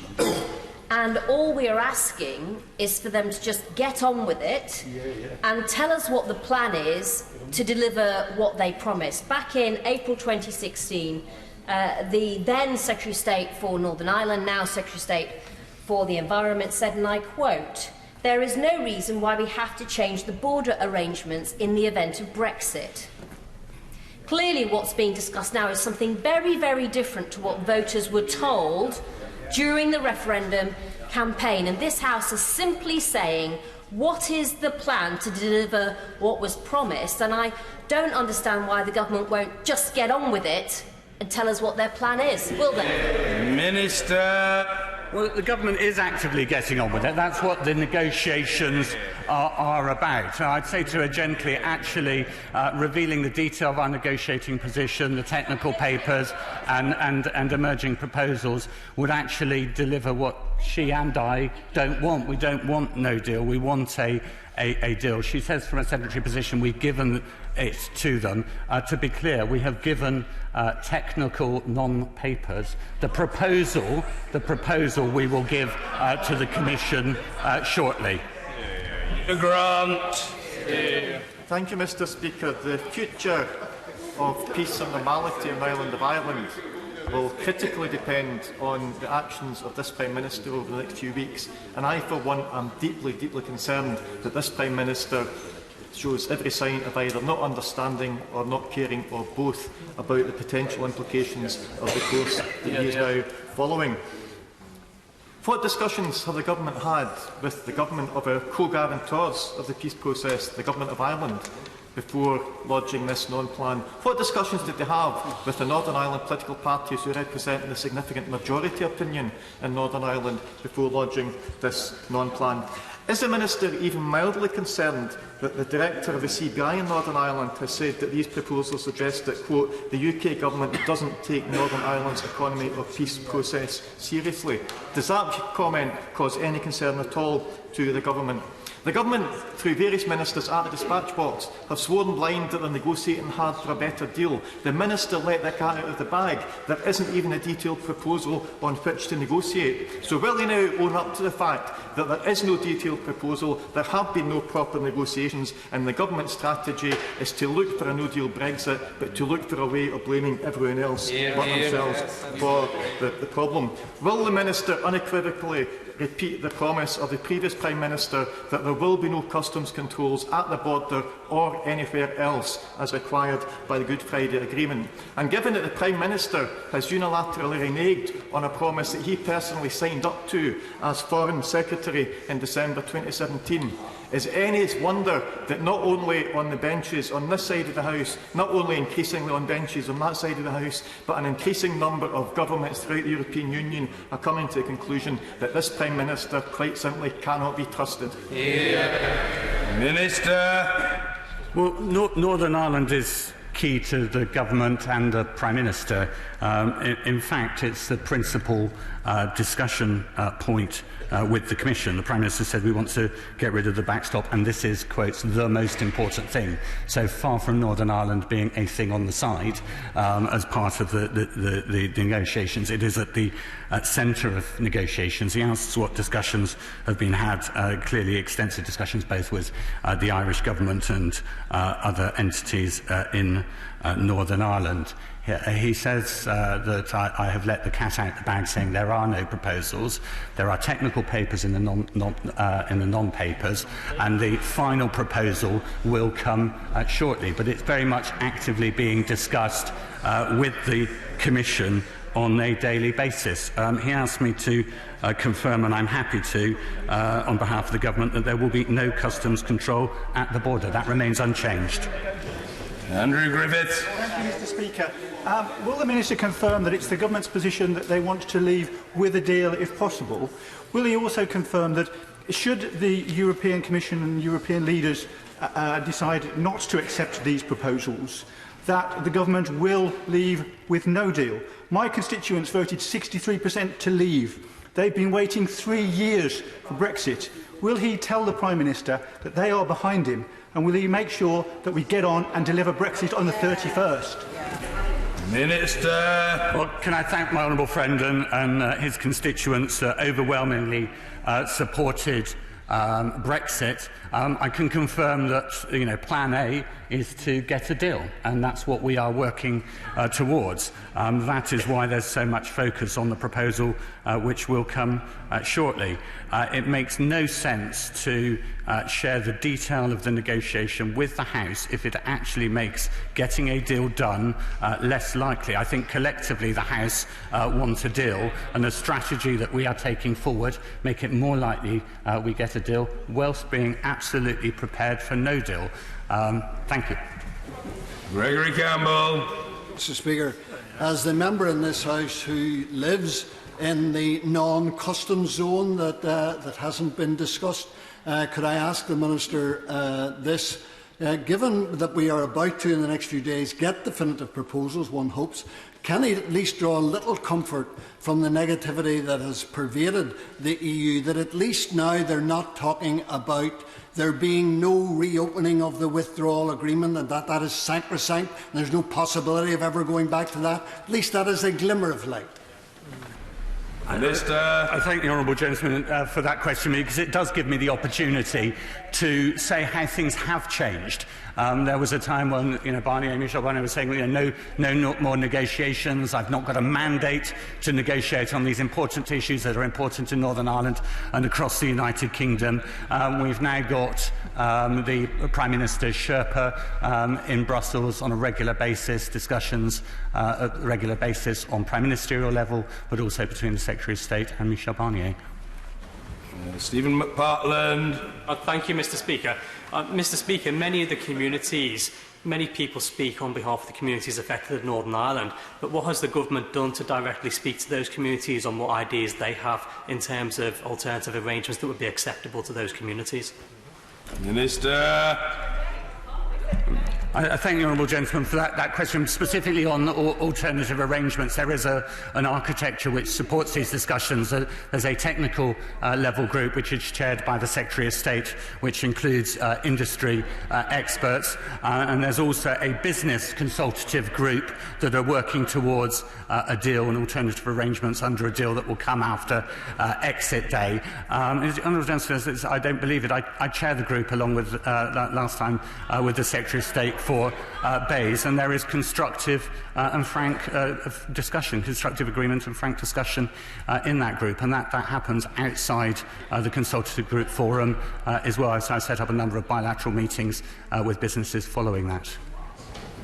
Angela Eagle. Thank you, Mr. Speaker. But Section 10(2)(b) of the Withdrawal Act 2018 on the Irish border says that there can be no hard border, which undermines the 1998 Northern Ireland Act, which enacted the Good Friday Agreement. And it also says that there can't be an agreement, it makes illegal an agreement which creates or facilitates border arrangements between Northern Ireland and the Republic, which feature physical infrastructure which wasn't there before. So can the Minister explain how on earth what we learned overnight is compatible with the law?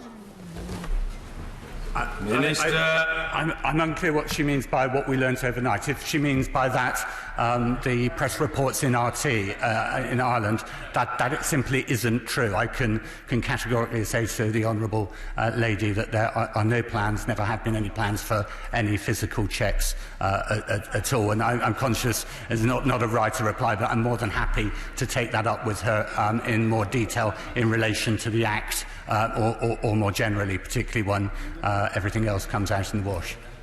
Craig McKinley. Would the Minister agree that what we're seeing on this whole Northern Ireland Republic border issue is confected nonsense designed to derail Brexit? Has he considered the Jameson's lorry that goes from the south to the north, the Bushmills lorry that goes from the north to the south? Different currencies, different excise duties and different tax rates. These are trusted traders, they're trusted now and will be in the future. Does he consider that the current VAT system of intra-stat returns, quarterly accounting, could form the basis upon which a proper border arrangement can be made, and easily? I thank the honourable gentleman. I think there are different people in this chamber, some of whom have a legitimate desire for Brexit not to happen. Equally, there's a number of members of this House, Mr. Speaker, who have genuine concerns. They recognise the legitimate decision of the general public, and they recognise the need to get on with Brexit. I think it's unhelpful to conflate the two. The honourable gentleman refers to a specific solution. There are many solutions that are being considered that were in the non-papers, but I don't want to comment on those until the proposal is made to the Commission formally. On break. Thank you, Mr. Speaker. On the Today programme this morning, the Prime Minister said that he would like to veil government proposals on the Irish border in decent obscurity. Can the Minister explain how individuals and businesses are supposed to prepare for Brexit if it is veiled in decent obscurity? Perhaps to help us with some clarity, could he say how much he expects these proposals will cost SMEs in Northern Ireland, how many of those businesses he expects to fail as a result of the government's proposals, and would he finally admit that in fact there's no version of Brexit that works for Northern Ireland? Hear, hear. Minister. Well, the point of the Business Consultative Group that met in Belfast a few weeks is to share in confidence ideas, so the UK government can develop its position that feeds into the consultative papers. So there's structurally a process in place to try to involve the businesses. That is, in the case under the terms of reference, purely to look at deal relationships, but in many ways deal and no deal could be similar in terms of crossover of systems that could be used. But those discussions are very much ongoing. Masterton. Thank you, Mr. Speaker. Given that we can't know what is needed to make the Irish border work until we've actually sketched the outline of our future relationship, then, regardless of the shortcomings of the backstop, isn't this fixation on trying to find an alternative permanent solution to the border now a complete waste of time, energy, money and ultimately political capital? Minister. I think we do need to find a solution to the border issue. The original withdrawal agreement gives us extra time beyond exit date to solve that. What we're doing is trying to bring forward those issues and work on them closely now and get more of that work done before the date of the deal and before exit date, so we don't end up in a long-term and complicated situation that causes problems in Northern Ireland and causing problems for the integrity of the European Union and indeed, the integrity of the UK and indeed our relationship with the European Union.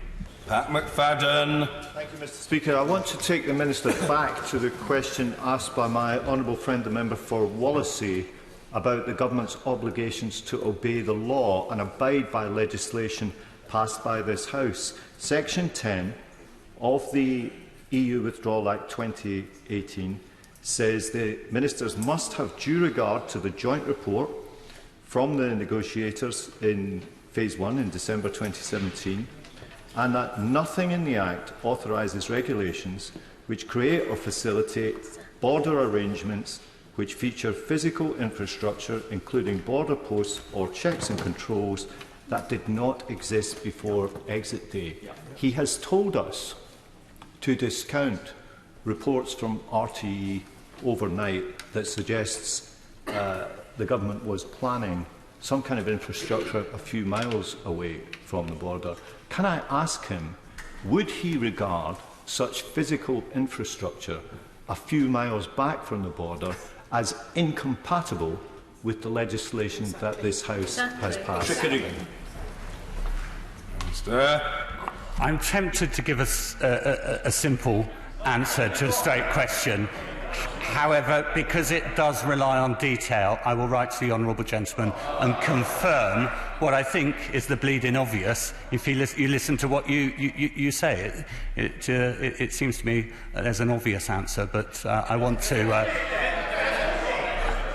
The honourable gentleman says give it. I've said I'm going to give him a good answer and make sure that it's proper in relation to that bill. Mr. Peter Bone. Thank you, Mr. Speaker. Minister, the British government is not going to build a hard border in Northern Ireland. The Irish government says they won't allow a hard border in Northern Ireland. The EU can't build a hard border in Northern Ireland. So who is going to build this hard border? Minister. The honourable gentleman eloquently makes the point. We have said we will not put in place a border. The Irish don't want to put in place a border. The EU don't want to put in place a border along the line of north-south. Tonia Antoniazzi. Thank you, Mr. Speaker. The Secretary of State for Northern Ireland told BBC at Radio Ulster this morning, "I'm clear that we can't have a customs facility in the places mentioned in media reports overnight. But Parliament needs to know. We need clarity. The people deserve to know what the government plans are. But can the Minister tell us who is speaking for the government on these matters? The Prime Minister or the Secretary of State?" Here. Minister.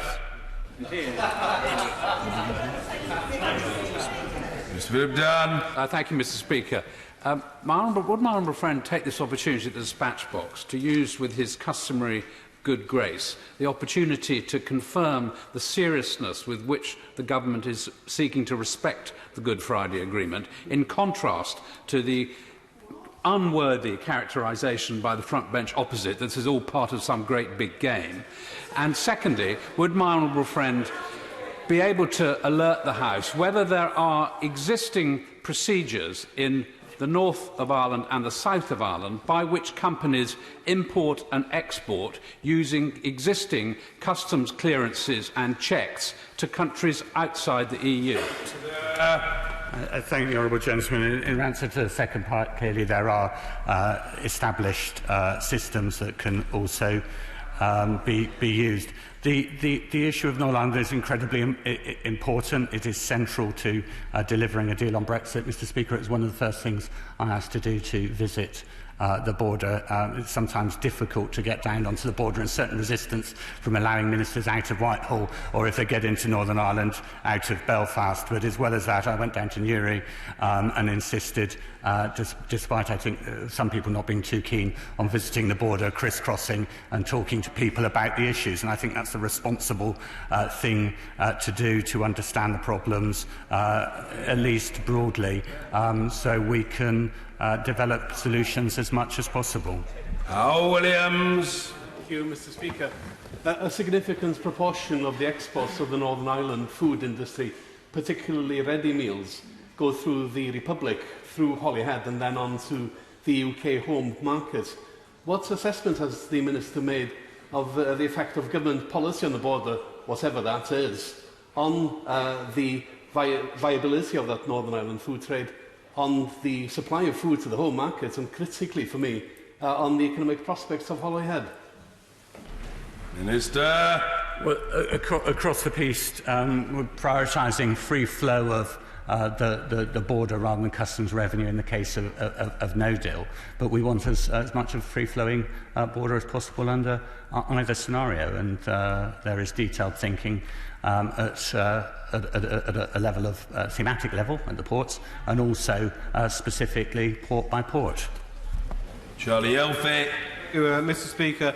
At Dover, the Minister will know there's going to be no need, using the Transit Convention, in a deal or no-deal Brexit, for there to be any infrastructure checks or controls at the Dover border. In the same way, could that not be applied to Northern Ireland? And does he not also agree that what the House really needs to know is the discussions that members of this House have been having with the European Union who are not members of the government?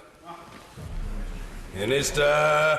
Can I thank him for all the work on the short straits? And I understand the Chancellor of Duchy of Lancaster has visited both the Dover and the Calais. But can I thank him for the support he's been giving to the Cabinet Office, in particular looking at no deal. I think Dover were ahead of the game in terms of ports, and I think other ports can learn from that and have indeed done so, as has the department. The second point he made, I don't really, Mr. Speaker, want to get into the weeds as to how people took advice on other bills in the House, and will limit myself to the nature of this statement in the name of the Right Honourable Member, the Chair of the Brexit Select Committee. Caroline Lucas. Thank you, Mr. Speaker. Will you accept that any new infrastructure or surveillance at or near the border carries serious risks? The Northern Ireland journalist Derval MacDonald has said that it's hard to explain to those who have not lived through a conflict that claimed over 3,500 lives in a region with a smaller population than most large UK cities, how the border permeated every aspect of our lives. Should the government spend a little bit more time talking to those communities? Minister. As I said, I went to the border. It doesn't take long to feel the pain, the fear, the uncertainty, and that's part of daily life, separate to Brexit in many ways, shape or form. So I take it incredibly, incredibly seriously. It is something that I discussed while I was there and reflected on throughout the day and subsequently. On a lighter-hearted note, the Honourable Lady still hasn't taken me up on my kind offer from my last UQ, and I look forward to having a cup of tea with her. Luke Graham. Thank you very much, Mr. Speaker. During my time in the Cabinet Office, some colleagues and I put forward a paper which was based on customs collaboration, which meant using existing ports, airports, and having EU and UK customs officials work together to undertake checks and make sure that there was no border infrastructure. Furthermore, it leveraged existing systems on VAT and cross-border accounting systems to, again, make sure there wasn't a requirement for a border. Can I ask my honourable friend if he can give us any more details on the proposals being put forward just now, and if they run along similar lines? Mr. Well, I thank the honourable gentleman for all the work he's doing. Some of the themes I've seen and very much engaged in. I'm not sure I've seen the specific paper he's referring to, but would welcome a briefing from him with officials on that, so that can be fed into the thinking of the government. Lady Herman. Thank you very much indeed, Mr. Speaker. Government ministers regularly refer to their commitment to the Belfast Good Friday Agreement. Even the Prime Minister trots out the words that he's committed to the Belfast Good Friday Agreement. But I wonder if the Prime Minister has any idea what that actually means. It means the Prime Minister is standing up and defending the Belfast Good Friday Agreement in not only his words but in his actions.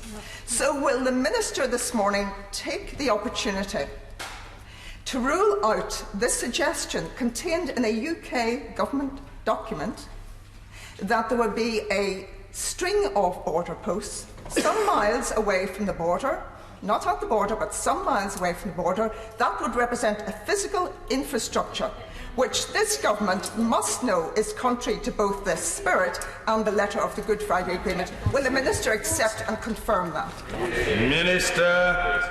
I obviously recognise the importance of the Belfast Good Friday Agreement.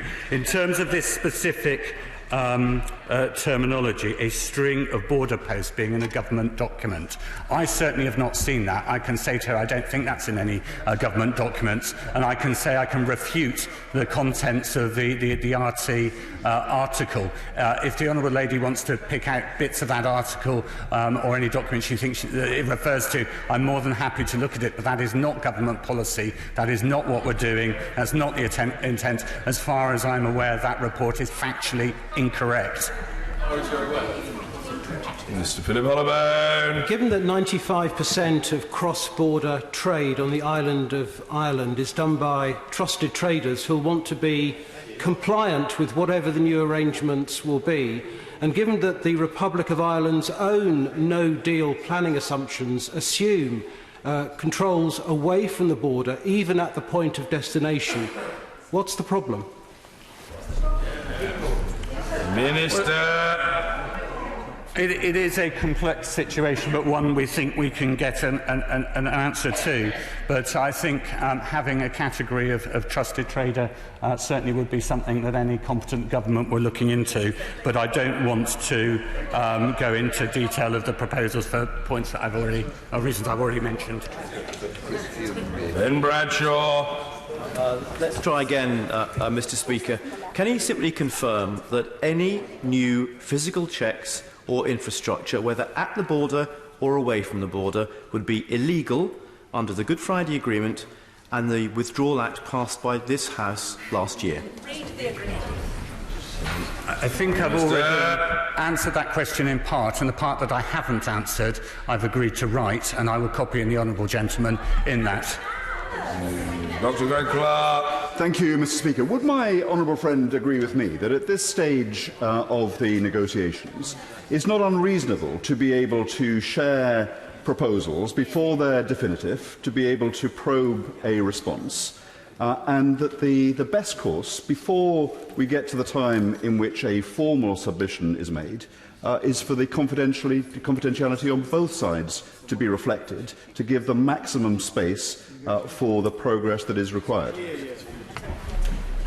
I recognise that's a potential way forward. I think that would limit the government's negotiating capacities. Clearly, there will be opportunities for the House to interact with these things at a point in the future, but I will reflect on his comments and discuss those with the Secretary of State. Angela Smith. The House is being asked to take it on trust that the government has a credible proposal for alternative proposals to the backstop.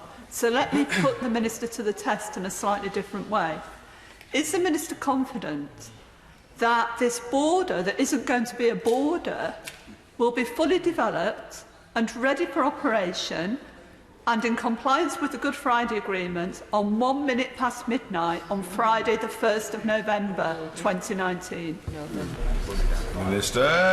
Mr. Speaker, that's certainly our intention of all the planning. Whilst on my feet, can I take the opportunity to say I think I misheard the honourable member for Tunbridge Wells and may have answered a question which I thought he asked rather than the question he actually asked. I apologise, and I will look at Hansard and get back to him properly.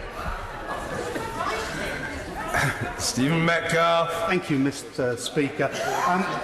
Anyone with any business experience knows that when conducting complex and sensitive negotiations, these are not best done in public or with the input of those who may want an entirely different outcome to the purpose of those negotiations. Anyone claiming otherwise is motivated, in my view, by a desire to undermine Brexit rather than a desire for greater detail. Minister.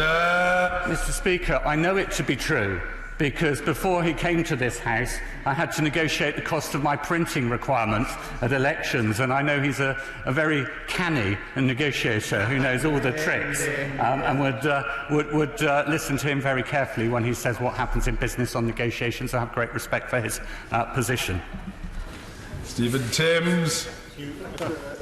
Speaker, I think the Minister is seeking to assure us that there won't be any customs post checks or controls anywhere at or near the border. But the Prime Minister, and he's nodded his assent to that, but the Prime Minister said this morning that Irish customs checks will be the reality after Brexit. So where will the checks envisaged by the Prime Minister take place? Minister. Well, he's right in his first statement. I am entirely trying to reassure the House on behalf of the government of the first point. I did have the pleasure, whilst getting changed this morning, of listening to the Prime Minister on Radio 4. I didn't have the pleasure of tuning into Radio Ulster, but I will hot-foot my way back to the department and ask for a transcript of that, which I presume that's the one he's referring to. Michael Tomlinson. Thank you, Mr. Speaker. Isn't it the case that whatever is put forward as the solution to the Irish border will not be sufficient for some in this chamber? It won't be good enough for those who want to revoke and remain. It won't be good enough for those who want more dither and delay. And can I urge my honourable friend to press on with his determination and with his clarity, and to ensure that, come what may, we leave on the 31st of October? Minister. I thank the honourable gentleman for that supportive comment, and we are resolved. We will press on. We will try to get a deal. That's our preference, and we'll do so and leave on the 31st of October. Alan Brown. Thank you, Mr. Speaker. Mr. Speaker, governments are notorious for getting IT projects wrong, both in terms of cost and time of implementation. But can the Minister confirm that one of these non-papers confirms this mythical off-the-shelf technological solution that could be implemented in the event of no deal will be able to be adapted to suit any future arrangements, and that answers the question posed by Michelle Barney how a virtual solution can check cows? Minister. As tempting as it is, I've been clear, I'm not going to get into detail of those proposals or those non-papers. Vera Hobhouse. Mr. Speaker, can I remind everybody that it is this government that is creating a new customs border because it wants to leave the European Customs Union and it doesn't want to accept the backstop. Customs checks are primarily there not for loads that are compliant and have the right documentation, but goods that enter a country illegally. How is the government intending to deal with non-compliant cargo and stop widespread illegal activity? Minister. That's clearly a very important issue. It's one of the issues that I looked at when I was on the border in relation to illegal activity.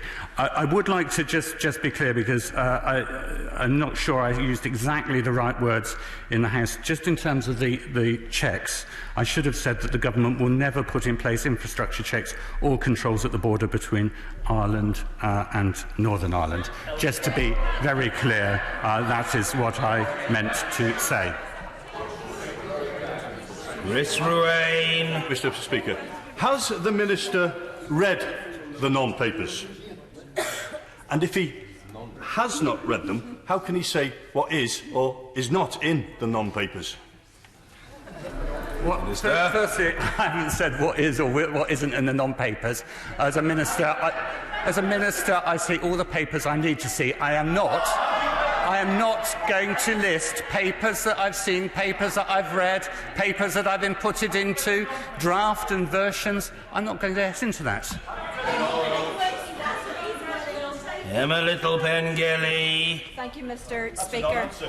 Despite the fact that border checks or infrastructure is not mentioned in the Belfast Good Friday Agreement, this government has committed to avoiding a hard border, which this party agrees with. The Minister will be aware of the surprise and dismay by many in Northern Ireland with this leaked RTE proposal. What engagement is the Minister intending to take with businesses who are particularly impacted by this to repeat what he has said here today, that this is not government policy, nor will it ever be government policy, because such a proposal would constitute for many a hard border? I thank the honourable lady for that. I think it's important that government communications rebut that inaccuracy, as well as me saying it, and I will make sure that that happens rapidly, but also in the right forum across Northern Ireland and the rest of the United Kingdom. I thank her for that idea. That isn't something I was immediately going to do, having said it in the House, but it's something I certainly should do and is a helpful suggestion. Stephen Doughty. Mr. Speaker, can we just be clear here? The Minister said earlier on that there would be no customs checks at the border, which obviously suggests they will be done elsewhere, yet he suggests that what RTE is reporting is untrue. He's now just had to correct himself. The Prime Minister said that there would be customs checks in Ireland. So who are we to believe in this process? Because none of those things are compatible. and none of them appear to be compatible with Section 10(2)(b) of the Withdrawal Act 2018, let alone the Belfast Good Friday Agreement. Minister. Just to clarify, the government have no plans to put in those checks. We clearly can't compel the Irish government to do or not do anything. Jim Shannon. Thank you, Mr. Speaker. There's been much talk with 10-mile buffer zone on the border. Can the Minister outline the stage that discussions are at as pertains to where the Republic of Ireland intend to carry out their checks and what form this will be? The United Kingdom of Great Britain and Northern Ireland have said very clearly they will not put up any border controls away at all. So how ironic, in the event of a no deal, it will be the Republic of Ireland and the Taoiseach who will have to erect and man hard border Brexit. Minister.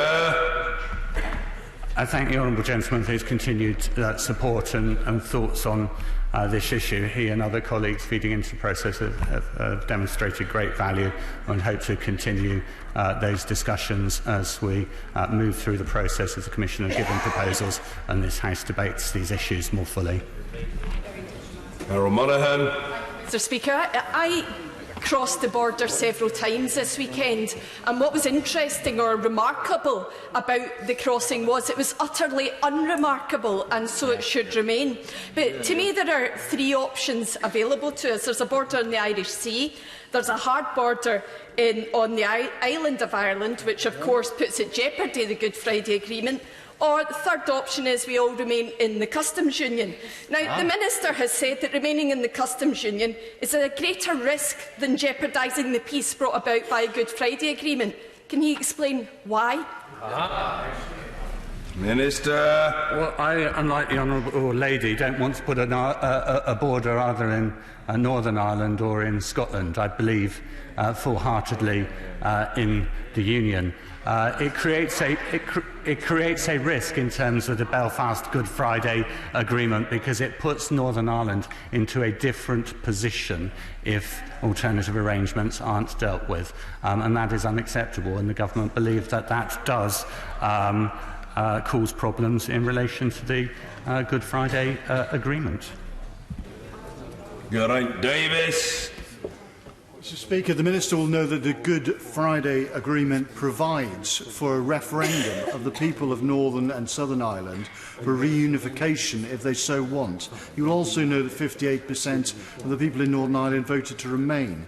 So given we've got this problem with an open border with open migration, with a closed border in breach of the Good Friday Agreement, wouldn't it be best for the Prime Minister to come forward with his agreement, which I assume will be the backstop within Ireland itself, and put it to the people in a public vote so we can get Brexit done by finding once and for all, do we want this Brexit mess or not, as opposed to his divided kingdom? Minister. He doesn't accuse me of dividing the kingdom, but he's asking specifically in the same sentence for a vote on part of the United Kingdom. The United Kingdom, as one, the Union has voted, and it voted for Brexit. That's what we're going to deliver. Martin Doherty Hughes. Thank you, Mr. Speaker. In order to make a proposed border solution work, there will have to be an element of a Northern Ireland executive control over the implementation of any putative agreement. With no extant Northern Ireland executive, the only solution for this would be the imposition on the people of Northern Ireland through direct rule. One does not seek to address democratic issues on one part of these islands by taking democracy away from another. So, will the Minister tell the House what's his government doing to address this democratic outrage? Yeah. Minister. We're trying to get Stormont back up and working. Absolutely. Clive Betts. Thank you, Mr. Speaker. The Minister said there will be no hard infrastructure at the Irish border. Does the term hard infrastructure include cameras? Minister. I don't want to get into the detail of the actual proposal, but what I will say is, whilst there's not cameras across the whole of the border, there are cameras on parts of the border, but the honourable gentleman shouldn't infer anything from that. I don't want to be dragged into the detail, but clearly it would have been one of the options that were looked at. Dr. Sarah Wollaston. Speaker, would the Minister accept that customs clearance sites would involve physical infrastructure and that it wouldn't matter if they were at the border or some miles distant from it? Minister. I've been very clear there's going to be no infrastructure on the border. I've also been clear that the proposals are currently under negotiation, and I won't go into detail of those proposals in the House. Ruth Jones. Thank you, Mr. Speaker. The Irish Government stated last night that these non-papers are a non-starter. With just 30 days to go until exit day, when does the Minister propose to put forward credible proposals that can be negotiated with the EU? Minister. The Prime Minister has been very clear that will happen before this weekend. Matthew Pennycook. Thank you, Mr. Speaker. Over the last 50 minutes, the Minister has been at pains to stress the distinction between technical non-papers and final papers which are forthcoming. Can I therefore, on that basis of that distinction, ask him a very simple question? Without going into the detail, can he give the House an assurance that any final proposals that relate to the Irish border will not row back in any way from any of the solemn commitments signed up to in December 2017 in the joint report between the UK and the EU? Here. Minister. Firstly, can I thank the Honourable Gentleman genuinely for his service on the front bench. When I took over this role, my predecessor said how much he respected the full team. Now he's on the backbenches. Perhaps we could have a fuller and more honest discussion than we might have done when we were both front benchers. Rachel Maskell. Thank you, Mr. Speaker. The Prime Minister said that there will be checks, so whether at a border or a non-border, this does create a border. And whether in a non-paper or a paper, the reality is that there will be checks if the leader of our country has said so. However, the EU Commission has also said they have not received any proposals from the UK that meet all the objectives of the backstop, as we have been reiterating and demanding. So when will the EU see these proposals? Before the weekend. Gavin Newlands. Thank you very much, Mr. Speaker. So far, we've had nonsense and non-answers on these non-papers, so can we have a clear answer on this question? Can the Minister rule out direct rule being imposed to implement any of these alternative arrangements on the border? Yeah. Can I just, is he asking if the Minister will rule out imposing direct rule? That is not the government's plan, but the government's plan is to get Stormont going. Gavin Robinson. Thank you, Mr. Speaker. Can I thank the Minister firstly for acknowledging that the Belfast Agreement is not a one-dimensional document, not concerned solely with North-South relations, but with East-West relations as well. And given the noises we've heard from Dublin last night and this morning, can I ask him to reflect on the comments by Shane Ross, the Irish Transport Minister, in the summer, who talked of border checks and customs checks in the Irish Republic until he was told that was politically inconvenient to talk about, or even the European Commission, who at the start of September recognised and spelt out very clearly that they would require customs checks on the Irish side. Minister. Thank the Honourable Gentleman for that question. It gives me the opportunity to know how much work has already been done, what that which was unacceptable and unresolvable.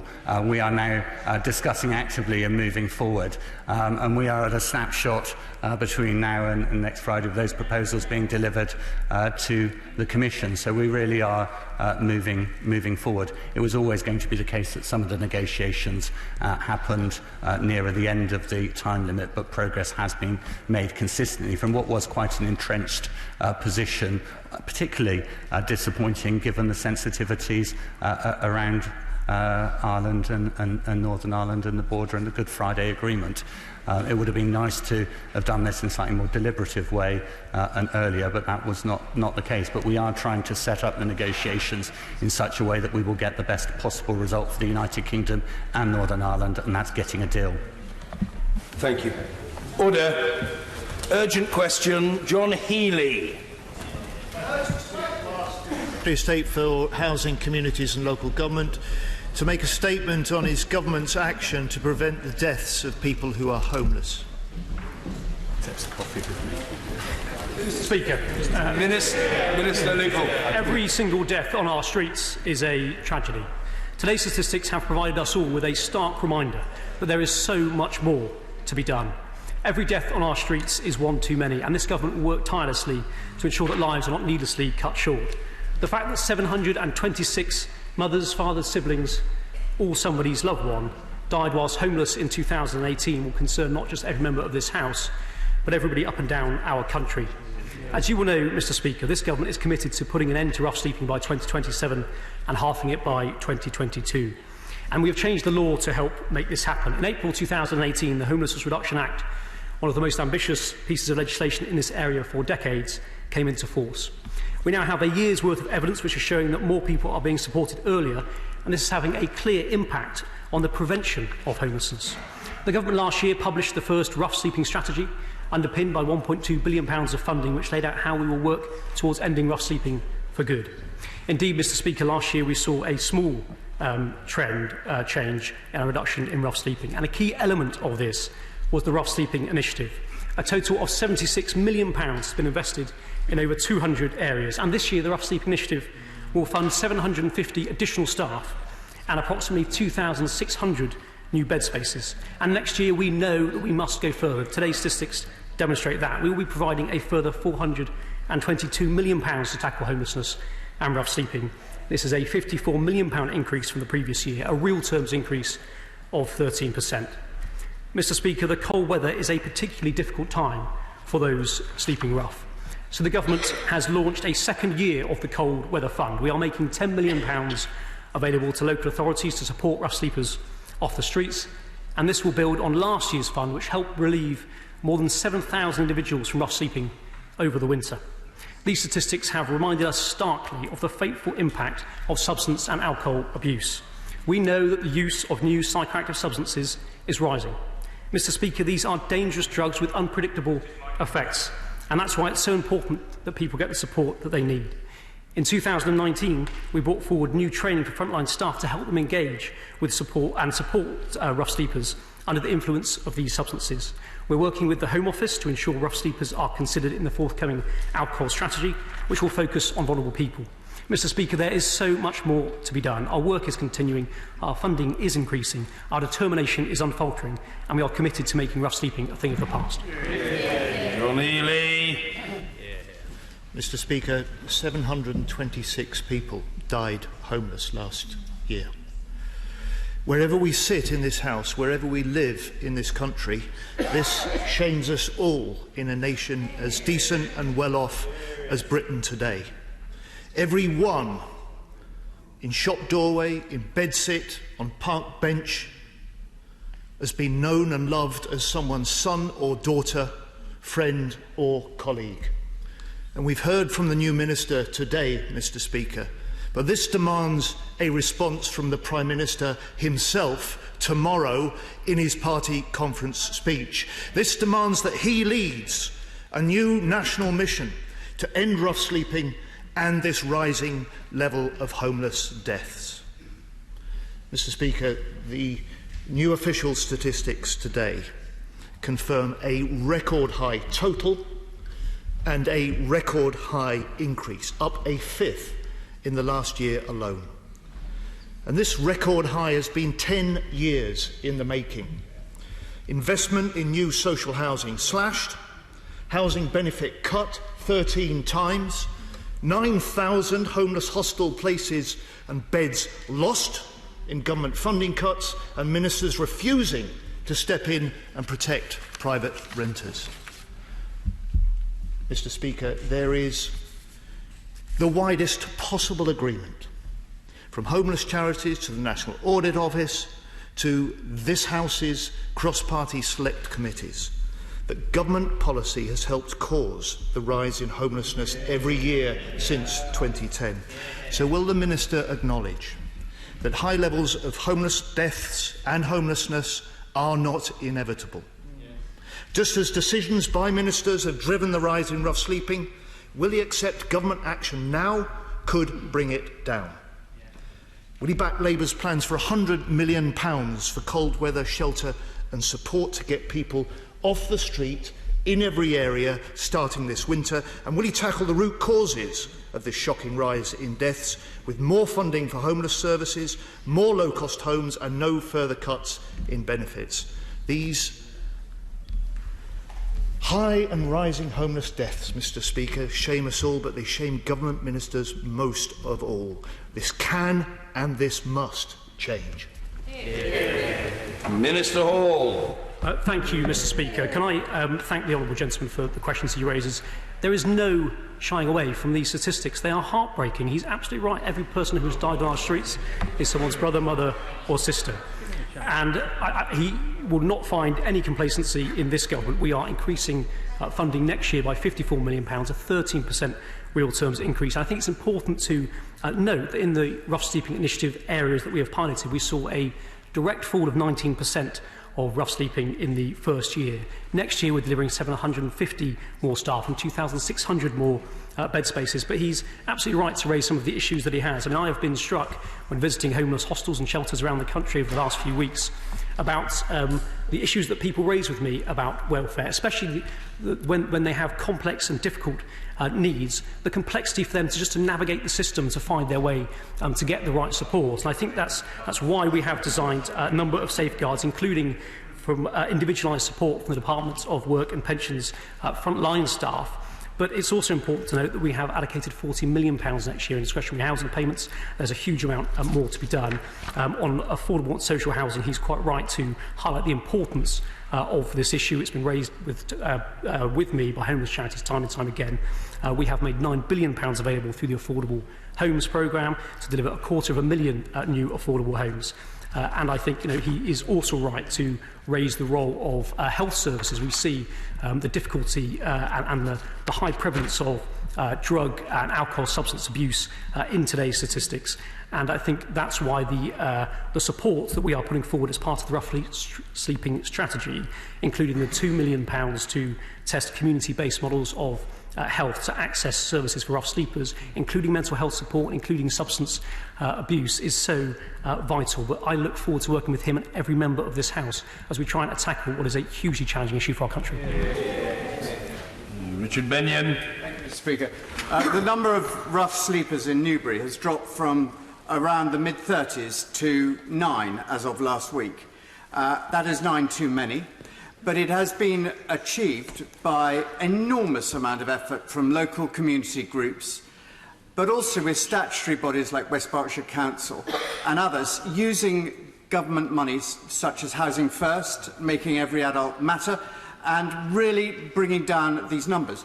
The Minister will know that in order to deal with the hardest to reach, and this is what we're really talking about in this urgent question, it's about trying to get them good access to medical to the medical attention they need. So will he use every effort he can to try and work with his colleagues in the Department of Health to make sure that GP surgeries and other health bodies are as open as possible to receiving people who are rough sleeping and making sure they are directing them to the best possible added place for where they can deal with their very serious problems? Minister. Absolutely. Can I thank my honourable friend for the issue that he raises, and can I pay tribute to the local organisations, voluntary bodies in his community that are working so hard to support homelessness and rough sleeping. I think he is quite right to highlight that housing is part of the solution, but health services have a hugely significant role to play alongside other public services. And I think it's right to highlight the £30 million of funding that NHS England are providing for rough sleeping over the next 5 years, specifically to tackle some of the high instances we see in today's statistics. So he's absolutely right, and we're continuing to make that money available. Alison Hewlett. Thank you, Mr Speaker. Every death of a homeless person is an avoidable, preventable tragedy. And while housing has devolved, policies causing the death of homeless people are in many ways reserved to Westminster. The Guardian reports that drug-related deaths in England and Wales were up 55% since 2017, and this is directly related to failing Home Office policy. In Glasgow, we are feeling the twin risks, facing the twin risks of so-called street Valium flooding the city, coupled with an ageing population of intravenous drug users. And they run the risk of being put out of their accommodation for drug use and are extremely vulnerable. So I asked the Minister to speak to his Home Office colleagues to ask them to lay the statutory instrument which would amend the Misuse of Drugs Act to allow drug consumption rooms, as they have in countries around the world, including the incredibly successful K9 in Geneva, which I visited recently. People are also being plunged into debt and eviction due to universal credit. So will he end the 5-week wait, which makes it so hard for people to get their lives back on track and makes it very difficult for people to get out of that cycle? Will he also look at amending advance payments, because this only keeps people in debt for longer rather than actually resolving the issue? Will he work with the Scottish Government, who have their Ending Homelessness Together action plan, which helps to make sure that those facing homelessness are supported into a permanent settled home to meet their needs as quickly as possible? And will he look across government, as I asked, to the DWP, to the Home Office, and ask his colleagues to take action now on the issues which are causing the deaths of so many homeless people in England and Wales and in Scotland as well? Minister. The Honourable Lady started by asking me to state that every death is preventable. Absolutely agree with her. There is so much more that we can do, and she specifically talked about the importance of cross-departmental working, both with the Home Office and the Department of Health and Social Care. I completely agree with her, and we're continuing to work with colleagues in those departments on the forthcoming independent review of drugs policy led by Dame Carol Black, a hugely respected figure who will produce some findings that we'll be studying extremely carefully. She also talked about universal credit. I think it's just important to put on the record that housing benefit will remain outside of universal credit for all supported housing, including homeless shelter, until 2023. She raises a large number of extremely important issues, and of course I'm happy to work with her and her colleagues in the Scottish Government and meet her to see how we can take these issues forward. Kevin Hollingray. Thank you, Mr. Speaker. Fundamentally, the only way we deal with this is providing many more truly affordable homes of secure tenure. Does my honourable friend agree with me that we should look at changing the rules that currently require us to get best price for public land, and then really we should make this land available to provide many more ultra low cost homes? Well, thanks, Honourable Friend, for that question. He is, of course, an expert in this field. I take what he says extremely seriously, and, of course, all the recommendations of the Select Committee that sits on as well. I look forward to meeting him to discuss how we can look at this in more detail. Live bets. Does the Minister accept, and I welcome him to his new post, that two of the main drivers of the increase in homelessness are the shortage of social housing and also the impact of the government's welfare policies? On housing, he's mentioned that the government's making money available for the building of affordable homes. Does he accept that the government's definition of affordable homes, 80% of market rates, simply make them unaffordable to most homeless people? And in terms of the government's welfare policies, has he read the NAO's report drawing a direct link between those policies and the rise in homelessness? Will he now accept there is a need for a review of that link, and then for a commitment to change the welfare policies to ensure it doesn't drive homelessness up even further? Minister. Can I thank the Chairman of the Select Committee for his questions? I look forward to working constructively with him in the weeks and months ahead. I would note that we have raised the borrowing caps for local authorities so they're able to borrow to build. I would again state that we are putting £24 billion a year in housing benefits. Housing benefit will remain outside of universal credit for all supported housing, including homelessness shelters, and we are making £40 million available in discretionary housing payments for 2021. I would again come back to that point about the difficulty of navigating the system and the importance of making sure we're providing people the support they need to do that. Thank you, Mr. Speaker. Can the Minister confirm that as part of its rough sleeping strategy, special training is being provided to frontline staff to help people under the influence of narcotics to ensure that such tragic deaths can be prevented in the future? It's a problem we've had in Derby, and I know the police have had real difficulty dealing with it. Absolutely, I can confirm that, and she's right to highlight the importance of that training that's going directly to the front line. It's also worth pointing out the rough sleeping strategy has created a specialist rough sleeping team, which is made up of rough sleeping and homelessness expert with specialist knowledge across a wide range of areas, including in addiction and alcohol issues, working with local authorities to reduce rough sleeping. But I absolutely take on board what she said. Mike Amesbury. Thank you, Mr. Speaker. Cuts have consequences. Quite clearly, you take £37 billion a year out of social security, there are consequences. It's time to end the benefits freeze, build genuinely affordable housing, especially social and council housing. Would the Minister agree? Minister. There is absolutely no shying away from today's figures. I take what he says head on. In terms of the LHA freeze, it is of course due to end in March 2020. The government is considering options for post-freeze, and we're having continuing conversations about that issue. Maria Caulfield. Mr. Speaker, would the Minister join me in congratulating Lewis District Council, who along with Wealdon and Rother earlier this year managed to secure £120,000 from the £46 million rough sleeping initiative? And wouldn't he agree with me that it's this government who for the first time is serious about tackling the causes of homelessness by introducing the Homelessness Reduction Act, and it's this government who are supporting £1.2 billion worth of support tackling all the causes? Can I thank my honourable friend for that question? I absolutely congratulate her local authority. I think one of the important factors about the Homelessness Reduction Act is that we now have, for the first time, a year's worth of data showing the importance of that early intervention that she's talked about. And she's right to say it's backed up with £1.2 billion worth of funding. But of course, today's statistics show that there is so much more to be done. Chukaramuna. Thank you, Mr. Speaker. The fact that in this city, arguably one of the most wealthy on the planet, 110 people lost their lives is a complete outrage. And the fact that we have seen these figures increase year on year by 20%, I'm afraid, Minister, is a damning indictment of your government. But can I ask, why is it we are continuing to criminalise people who are sleeping rough on our streets and begging? Is it not time that we get rid of the Dickensian Vagrancy Act, which is criminalising people instead of actually giving them the support that they need? Can I thank the honourable gentleman for that question? We have, of course, been reviewing the Act. I take what he says extremely seriously. We are engaging with both the police, local authorities and community groups to see what the most effective method of both support and enforcement is. But he's right to point out the fact that these are heartbreaking statistics. The amount of people who lose their lives on our streets is completely unacceptable.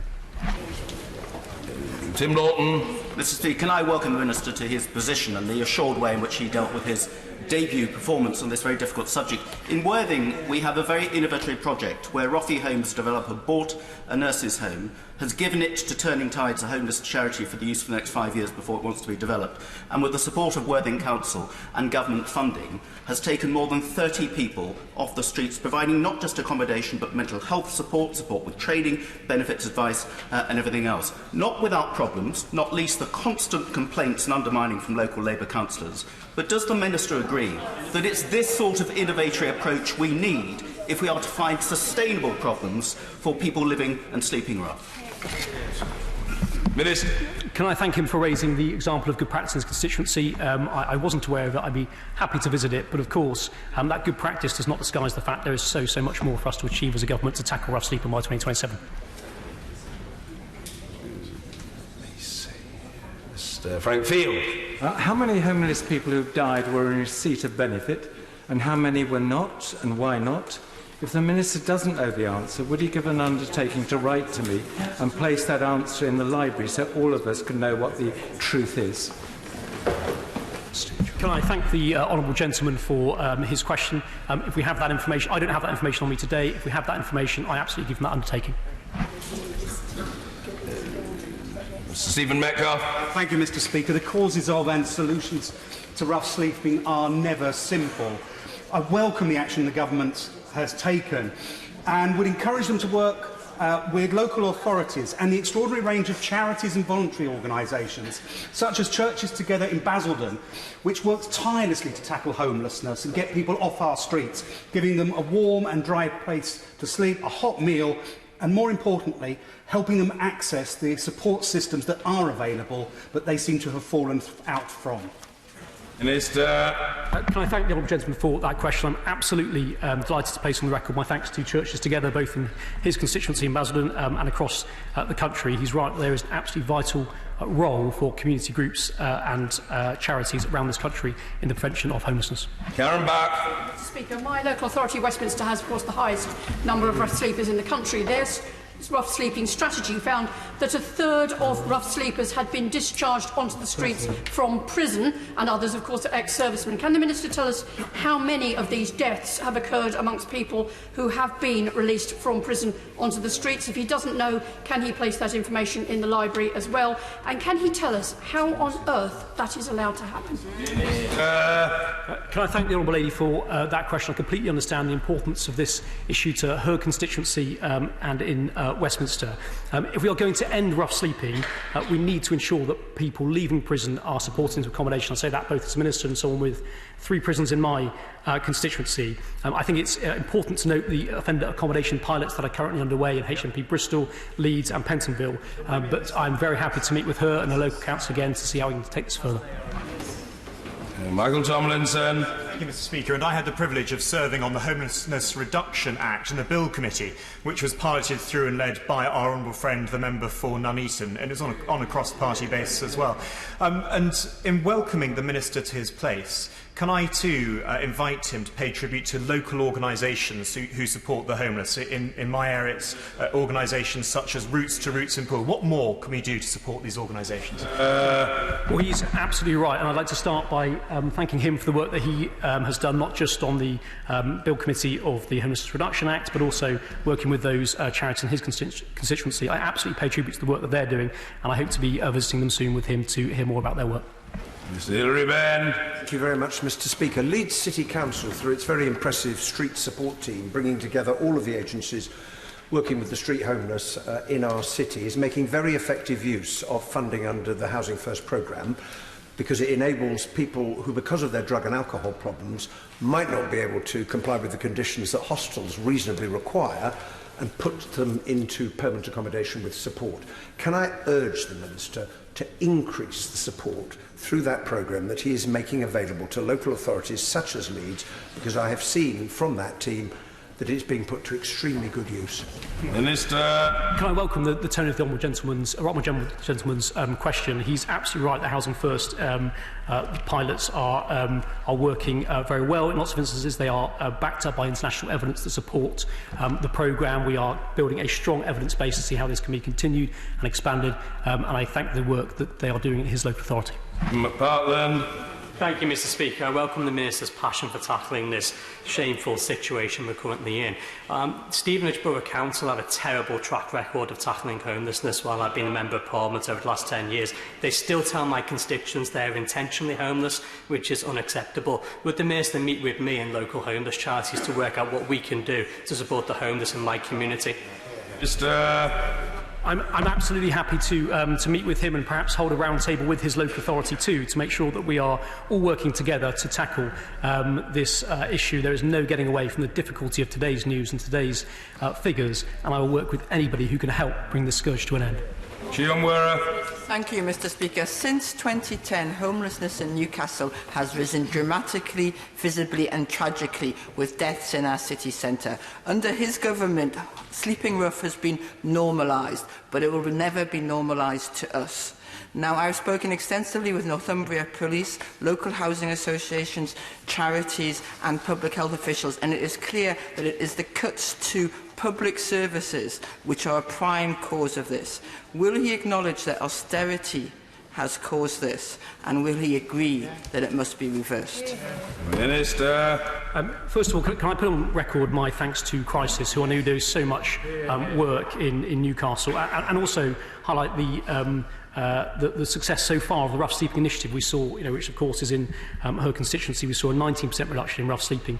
She's absolutely right to highlight the importance of health services and other services available to people who are rough sleeping and homelessness. That's why we've committed £30 million from NHS England for rough sleeping over the next 5 years, and £2 million in health funding to test models of community-based provision. Mr. Andrew Jane. Thank you, Mr. Speaker. Nobody should have to sleep rough, but there are people sleeping rough on the streets of Harrogate. Yet I've been told by the Harrogate Homeless Hospital, which are a fantastic local charity who've been doing great work for many years, that they have empty beds each night. So I think we have to work harder to understand the reasons why people feel that sleeping rough is their only option. Will my honourable friend join me in praising this joint initiative between Harrogate Borough Council and this homeless hostel, which sees the Borough Council fund an outreach worker whose role is to go out and work with rough sleepers to help address the underlying causes and make sure the most vulnerable in our community get the support they need? Can I thank my honourable friend for that question? I absolutely pay tribute to the work that they are doing, and also outreach workers around the country. I spent many evenings with outreach workers in the last few months listening to the stories that they have to tell, and hear some of the difficult facts relayed to me as the Minister responsible, but I'm absolutely happy to pay tribute to the work that his local authority are doing. Chris Stevens. Thank you, Mr Speaker. We know from the Convention of Scottish Local Authorities that the rent arrears for those on universal credit is 2.5 times those on housing benefits. So can the Minister tell us what discussions he's having with the Department of Work and Pensions to ensure that we're addressing the issue of rent arrears? Absolutely, he's absolutely right to highlight this issue. We are having constant discussions with ministers about these issues. I think both that issue and the local housing allowance, the ones that are raised most often with me, and I have constant discussions with my colleagues on the front bench about the way forward. Stephen Doughty. Thank you, Mr Speaker. Can I praise the work of organisations like the Welsh Veterans Partnership in my own community who work to support veterans and ensure they're adequately housed, but also the Salvation Army who at T Gobaith in my own patch I visited recently. Their Bridge programme does fantastic work with those with serious drug and alcohol addiction issues. But what is the Minister doing to ensure that intensive programmes like that are properly available to all who need them across the UK? Because without that, people are not going to get the support that they need. Can I genuinely thank him for raising that example of positive work in his constituency? I'm really happy to go in and look at how those initiatives can be expanded more widely. We, of course, have the rough sleeping initiative, which is being expanded, as is the funding and services made available. But I will happily go away and look at that example that he's raised. Can I congratulate the right honourable gentleman for tabling this urgent question, and thank you, Mr Speaker, for granting it. The figure of 726 deaths of homeless people is a figure that shames our nation. Inevitably, in an urgent question like this, several issues become conflated for the very best of reasons. But homelessness is different to rough sleeping, and it's different from the number of people who die whilst homeless. The causes of homelessness are incredibly diverse and affect a very diverse range of people. The number of people who are rough sleepers is rather less diverse, and the number of people who die from being homeless is even less diverse. The biggest cohort of people who die whilst homeless are men who've either got a drug problem or an alcohol problem or both. Specifically, what are we doing to prevent the deaths of men who have drug problems, alcohol problems and are homeless? Can I thank my honourable friend for that question? The implementation of the Homelessness Reduction Act was genuinely a groundbreaking piece of legislation.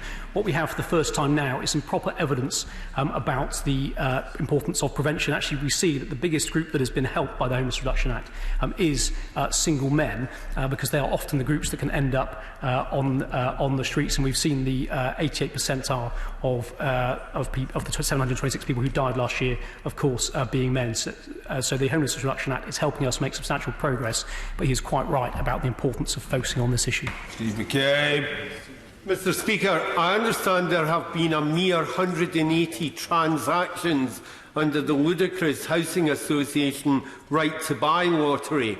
Why doesn't the Minister just admit it was always a daft idea, divert the remaining 190 million to an emergency winter programme and spare us a spate of people freezing to death on the streets? Minister. I think it's genuinely important to note the raising of the HRA borrowing cap, so local authorities have the ability to borrow money to build properties themselves. I take what he says extremely seriously, and we should make sure that in areas like his, where we have the rough sleeping initiative and seeing this progress of 19% direct fall, but I'm absolutely happy to have further discussions with him on this matter. Caroline Lucas. Thank you, Mr. Speaker. Behind one of the shameful homeless death statistics is Jake Hum, a 22-year-old from Brighton who took his life last year despite trying so hard to access support from local services like Room to Rant, a brilliant project that helps young people find peer support through music. The government has slashed local authority services and funding, and that means that grassroots projects like Room to Rant don't necessarily have the funding that they need to support people like Jake. So when will he reverse those cuts to funding so that those grassroots projects, which are literally a lifeline for so many, can continue in the future? Can I thank the Honourable Lady for her question? We are doing a huge amount in Brighton with local partnerships. Dame Carol Black has visited Brighton as well. Clearly, it's an area covered by the Rough Sleeping Initiative. I know there is a huge amount more progress to be made. I'm very happy to either speak with her or come to Brighton to look at what more can be done to make progress on an extremely challenging issue in her constituency. Clive Efford. Under the last Labour government, homelessness came down partly because it made beds available for those who were on the streets, so that those that wanted to move into accommodation could, and that those that were working with the hardest to move could actually focus their attention on those people. So can I ask the Minister, does he intend to return to that sort of strategy, and how many of these deaths were avoidable if those beds had still existed?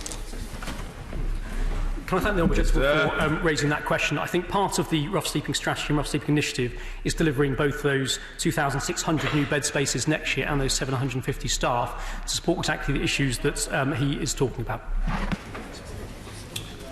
Jim McMahon. Every seat in this chamber and every aisle and step in this chamber was filled. We could still not fit in every person that has died on the streets in this country. And that is very actively at the door of the government. The cuts to housing, the cuts to support services, particularly drug and alcohol services, those chickens are coming home to roost. This cannot be fixed with the housing minister changing every few months and coming and making excuses. We need proper action, we need proper funding, and the government needs to take responsibility for the impact of welfare reform. Look, I think you should bear in mind the £1.2 billion that is going in to support homelessness through the Rough Sleeping Strategy. Look, he makes an extremely valid point. There is no shying away from a hugely difficult set of statistics. We should all pause for thought. He paints a very vivid image, and I think it is right to point to the fact that we are continuing to invest in health services with £30 million made available from NHS England to for rough sleeping over the next 5 years, and providing £2 million in health funding to test these community-based models of provision. But he is absolutely right. There is no shying away, no complacency from the fact that this is an extremely difficult issue affecting our whole society. We will strain every sinew to make that happen. Kerry McCarthy. Mr. Speaker, it's right that we should get homeless people off the streets, but I also have real concerns about the unregulated supported housing sector, and that's something I've discussed with his officials and his predecessor. The Charities Commission has just reported on Wick House in my constituency, where several people have died, and there does seem to be a consensus that we need regulation of this sector to prevent exploitative landlords moving into it. Could I ask the Minister to follow up on my conversations? Can we see some action on this, please? Minister. Can I thank the Honourable Lady for her question? It is absolutely unacceptable that vulnerable people, anybody, should have to live in poor quality housing. She raises the issue of Wick House, which we will both know about as West of England members of Parliament. I've absolutely been having those conversations this morning, and I'll be happy to update her as soon as I can. Hugh Gaffney. Thank you, Mr. Speaker. First of all, can the Minister thank all those charities that help out the homeless that have brought down the numbers of actual deaths in this country? I joined a rally recently in the homeless campaign, 9th of September, just outside Parliament. The message was clear from people who are homeless. All they seek is a roof over their head. No one wants to be homeless. There are many reasons. And many cities, towns and rural villages now have homeless problems. So will the Minister join Labour's plans for funding to ensure that we have emergency cover during the winter months and no one should be allowed to die on our streets? Thank you. Can I thank the Honourable Gentleman for his question? I would say we have launched the doubled the cold weather fund this year that local authorities can apply into now. I would encourage this local authority to do so. He made a really intelligent and right remark about the complexity of the different reasons why people end up on the streets. Actually, for the first time, part of the one of the positives coming out of the homelessness Reduction Act is that we really have some evidential data about why that is happening, who is most at risk and how we can support them best. So I absolutely take the points he makes to heart and we'll be following them up, absolutely. Paula Sheriff. Thank you, Mr Speaker. Every evening as we leave this opulent building, we see a growing number of homeless people in the tube station, outside the buildings, in shop doorways and anywhere where they can seek shelter. And it's clear that the government are not doing enough. So we know that homelessness has doubled at least since 2010. So I'd be interested to know why the Minister thinks that is, and does he recognise that cuts to welfare, swinging cuts to the welfare budget and substance misuse services have contributed to that rise? Minister. I will say again in answer to the Honourable Lady, there is absolutely no shying away from an extremely difficult, extremely upsetting set of statistics released today that shows that we need to do more. That is absolutely right. That is why we are increasing the budget by £54 million next year, a 13% real terms rise. She raises some extremely important issues. We have increased the welfare budget, but I understand the importance of the issues she raises, and especially the numerous concerns around the LHA freeze, and we are, of course, continuing to consider options for post that freeze next year. Chris Rain. Speaker. Under the last Labour government, the number of rough sleepers declined till 2010. Since 2010, the number has doubled. Can I ask the Minister, what was the reason for the change in fortune of rough sleepers since 2010? Why have those figures increased? Minister. Well, I think the importance, again, of the Homelessness Reduction Act is that now we are really going to have some evidential information about why. And I think if you look at the information that we have from the first year, you can see the progress that's being made on supporting single men, especially the importance and priority of early intervention. But he raises an extremely important point. There is no shying away from a hugely difficult set of statistics today. We will strain every single sinew going forward, increasing the funding, £54 million more next year, £30 million from NHS England to support health projects, and £2 million for that urgent intervention community health services. Annalisa Dodds. Thank you, Mr Speaker. There have been some groundbreaking projects to help with the rapid rise in rough sleeping in Oxford, but they've really suffered from only being short-term funded. Most of the money he's talking about today is just for the short term. Now, the stamp duty surcharge on overseas property buyers, that is sustainable funding that's meant to last over the long term, but his government decided it was going to be set at a third of the level of what they originally committed to. So can he explain to us why his government decided to prioritise the wealth of overseas property investors, apparently, over the needs of vulnerable rough sleepers? I just don't understand it. Look, I'm grateful to the Honourable Lady for raising that point. I'm happy to look into it in more detail. I would say in Oxford, like so many other areas around the country, the Rough Sleep Initiative is reducing rough sleeping 19% directly since 2017, a 32% reduction compared to where we would have been had it not been introduced. I absolutely take seriously the points that have been raised across the chamber today. Peter Grant. Thank you, Mr Speaker. I don't think anyone can question the sincerity of the Minister's answer. I'm disappointed that he didn't answer possibly the most important question that my honourable friend from Glasgow Central asked, from a position of very substantial knowledge of the impact that drug misuse is having among her constituents.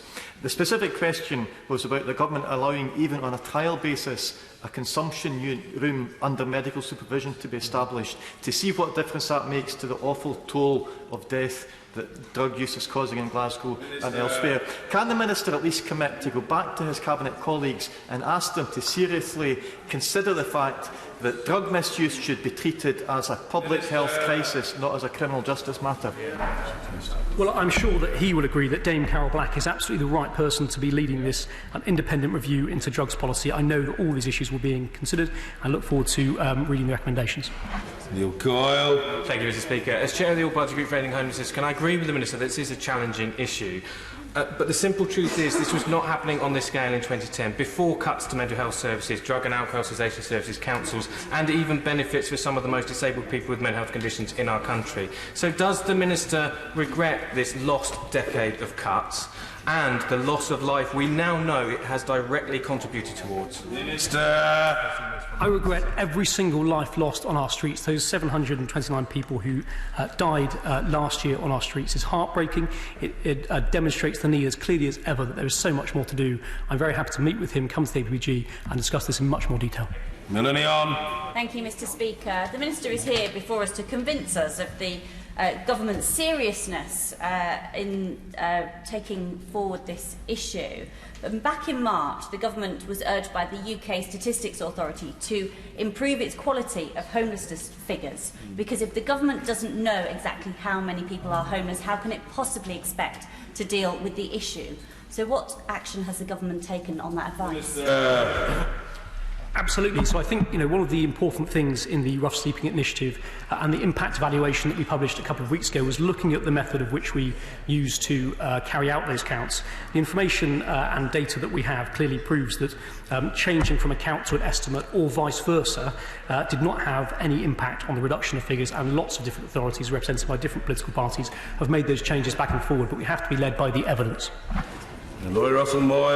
In 2010, the annual count was 500 in Brighton of homeless rough sleeping. It is now 1,200. Deaths on the street were a rarity. Now they are more than once a month in Brighton and Hove. What policy has changed between 2010 and now? And surely we need to understand the policy failure before we can fix it. Minister. Look, as I said to the Honourable Lady earlier, there is absolutely issues in Brighton, as there is around the country, and the Rough Sleep Initiative is having an impact in these places where we are trialling the Rough Sleep Initiative, a 19% direct fall since 2017, a 32% reduction as to where it would have been. There is no shying away. There is much more to do in Brighton, as there is in other cities, towns and villages all around our country. Jamie Stone. Thank you very much, Mr. Speaker. The pretty village of Alpahara, in the epicentre of my vast Far North constituency, is every winter the coldest place in the UK. And as has been said already, the cold kills so many people sleeping rough.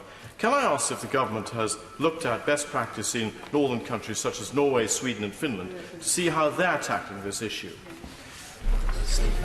Yes, absolutely, and we continue to have those conversations, and I'd be very happy to keep in close contact with him and have conversations as we move towards the winter. He should, of course, note that the Cold Weather Fund has opened. We have doubled the money available since last year. It encourages local authority to apply.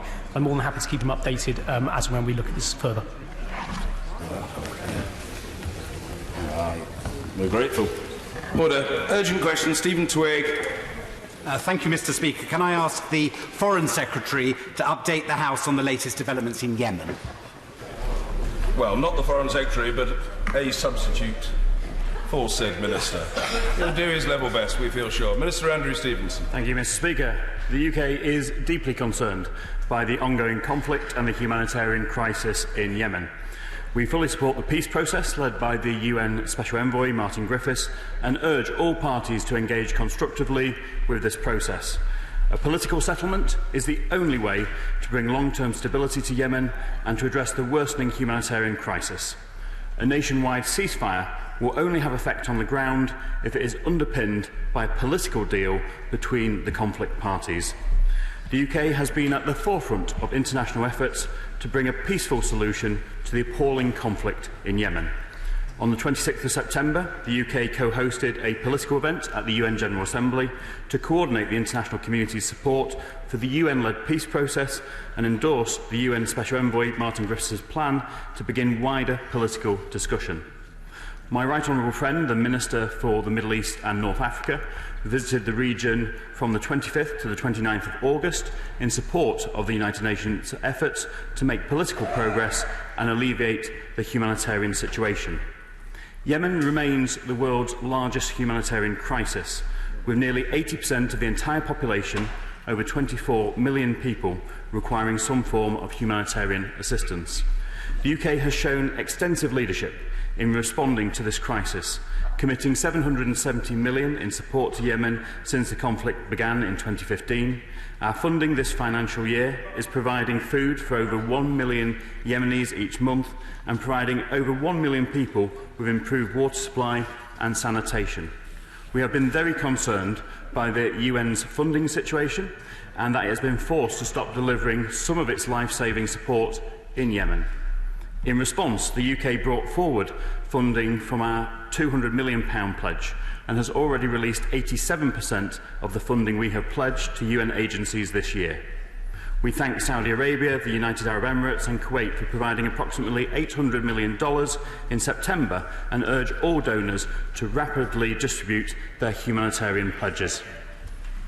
Stephen Twigg. Can I thank the Minister for that response? As he says, the humanitarian consequences of the Yemen conflict are devastating. The United Nations has estimated that by the end of this year, the combined death toll from the fighting and disease will be 230,000 people. I pay tribute to DFID's response, which, as he rightly reminded us, has been one of the most generous in the world. But as he said, humanitarian efforts remain critically underfunded. The United Nations programmes on vaccination, cholera prevention and malnutrition have been forced to close. We are now looking to the 2020 humanitarian response plan. Can I ask that the UK work with other donors to ensure that these life-saving programmes be restored? The previous Foreign Secretary provided real leadership on Yemen, and there is a real concern that Yemen is no longer the priority of the government that it was before July. Can I ask, did the Prime Minister raise Yemen in his meeting with Iran's President Hassan Rouhani last week? What are the United Kingdom doing to engage coalition members to move towards a full ceasefire? And the Minister welcomed the very positive meeting that was held at the UN General Assembly. Can he update the House on the outcomes of that meeting as we move forward? I welcome the decision at the UN Human Rights Council last week to extend the mandate of the group of eminent experts. These experts have found evidence of grave violations of international humanitarian law by all sides in the conflict. Does the Minister agree that all alleged violations of international law, by whichever side commits them, must be independently investigated and the perpetrators held fully to account? There can be no peace if we don't have justice. And finally, Mr. Speaker, there are reports of ceasefire discussions from both Saudi Arabia and the Houthis. These are encouraging reports, but the reports I hear are about a partial ceasefire. Surely a ceasefire must cover the whole of the country. As we've seen since the Stockholm Agreement last year, a ceasefire in one part of the country can simply result in increased fighting and civilian suffering elsewhere. So finally, will the government do everything in its power to bring about a full nationwide ceasefire in Yemen? We're going to start by thanking the Honourable Member for Liverpool West Derby for his tireless efforts as Chair of the International Development Select Committee in raising awareness of the humanitarian crisis that is going on following the conflict in Yemen. I'm grateful for his sustained work supporting the UN-led peace process and supporting the work of the UN Special Envoy. Yemen, as the Honourable Gentleman rightly said, is the world's worst humanitarian disaster, and it's crucial that we continue to do everything we can to enable a peaceful solution to end the cycles of violence. And I share his statement about the chronic underfunding of the humanitarian relief at the moment. The British Government and our new Prime Minister and our new Foreign Secretary remain committed to keeping Britain at the forefront of efforts to find a political solution to this conflict. We are committed to using our resources to address the humanitarian crisis. I had to leave UNGA early because of the recall of Parliament, so I am not fully briefed on what the Prime Minister discussed with the Iranians, but I'm more than happy to take that away and find out if Yemen was discussed with the Iranian government. The honourable gentleman raises the Human Rights Council and the group of eminent experts. He'll be aware that the UK voted in favour of the UN Human Rights Council resolution to renew the mandate of the UN group of eminent experts. We welcome the renewal of that mandate, although it is disappointing that a single consensus resolution was not possible. We continue to support investigations into allegations and incidents that have happened in this conflict. We continue to push for a ceasefire. It is important, as the honourable gentleman said, that that covers all parts of the country and we get as much buy-in as possible.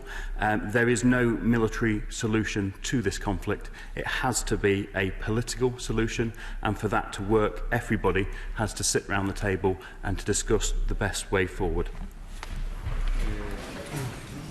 Tom Tugendhat.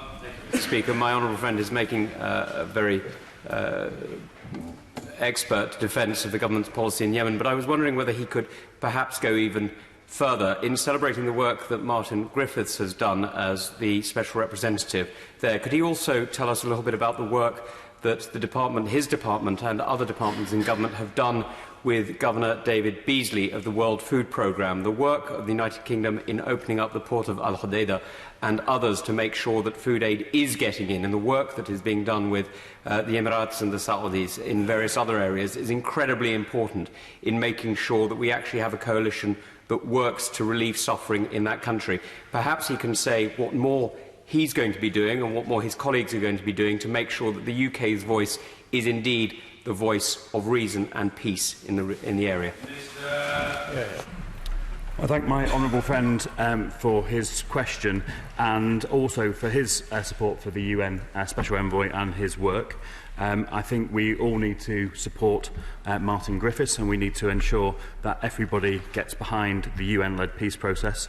In my own portfolio of sub-Saharan Africa, I've been really impressed by the World Food Programme's ability to deliver aid into some of the most conflict-afflicted countries. I've seen their work in South Sudan and Somalia firsthand since my appointment. More than happy to look more into what they're doing in Yemen. I know they're doing an incredible amount of work there. And I should add, Mr Speaker, at this point, my apologies for my right honourable friend, the Minister for the Middle East and North Africa, not being here. He is undertaking some of his duties today as an Army reservist, and that's the only reason why he is not taking this urgent question. Emily Thornberry. Speaker, thank you for granting this urgent question, and can I thank my right honourable friend, the Chair of the Development Select Committee, for securing it and for being one of Yemen's great champions.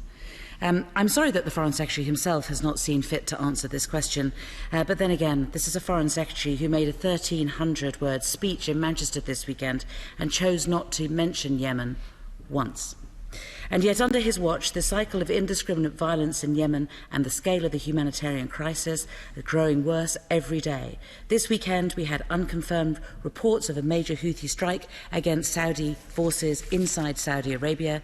On this day, a month ago, we had the attack by the Saudi planes on a Houthi detention centre in Damar, killing at least 100 innocent captives. And in Aden, we have the ridiculous situation of forces supported by UAE fighting soldiers loyal to the Hadi government that the UAE is supposed to be trying to reinstall. And all the while, the toil of innocent children killed by malnutrition and cholera continues to mount. As things stand, there is no end in sight to this conflict and no end in sight to the suffering of the Yemeni people. This is a humanitarian disaster, Mr Speaker, but this is also a failure of politics.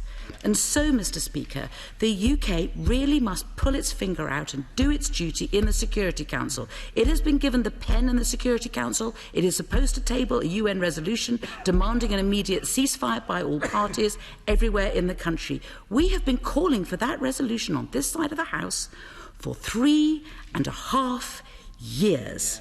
So can the Minister of State tell us how many more months and how many more years we will have to wait?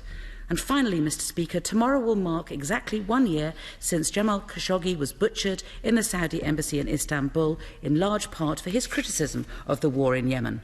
And a full 12 months on, and this House has still not been presented with the results of the government's investigation into who ordered his murder.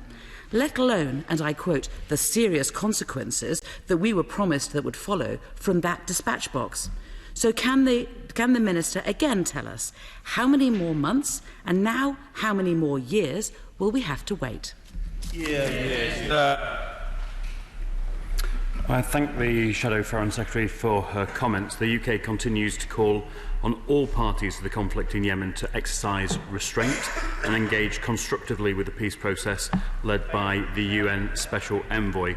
We are monitoring claims of attacks in Saudi Arabia and are in contact with our partners to understand exactly what has happened there. We are also deeply concerned about reports of civilian deaths following recent airstrikes. Our thoughts are with those who have been affected, and we're working with our partners to try and establish exactly what has happened. We welcome the Coalition's referral of both recent incidents to be investigated by the Joint Incident Assessment Team. The UK continues to call on all parties to the conflict in Yemen to exercise restraint, comply fully with international humanitarian law and engage constructively with the peace process led by the UN Special Envoy, which is the only way to end this cycle of violence. Sir Henry Bellingham. Mr. Speaker, I'd like to thank the Minister and his department for the work they've done in helping to alleviate this appalling humanitarian crisis. They've set a superb example to other countries. Can I ask him what he makes of the recent clashes between the Yemeni government and the UAE-backed STC, who recently seized control of Aden? Because surely everything possible must be done to prevent a civil war emerging within a much bigger civil war. But would you agree also that the Gulf Initiative now is probably no longer valid? And can I push him a bit on the need for another UN Security Council resolution, which I think is imperative? And also, can you comment on the recent outreach by his opposite number, the US Assistant Secretary David Schenker, who is trying to now speak to the Houthi rebels to bring them into a wide-ranging peace process? I thank my right honourable friend for his question. We are working closely with the US as a member of the Quad. We work well with a number of our international partners. I think I would go back to my original point about urging restraint on all sides. I read, as I'm sure he did, the article in The Guardian this morning, the quite in-depth article talking about factional fighting within Yemen. Obviously, that is of concern. We are trying to establish the facts of these situations, but the most important thing is to realise that there is no military solution to this conflict. We urge restraint on all sides. Everybody has to follow the UN peace process. Mr. Speaker, and thanks also to the Chairman of the Select Committee for securing this important question. As the Minister and others have pointed out, this is one of the great humanitarian crises of our age, one that's having a particular detrimental effect on children, but one that is also man-made.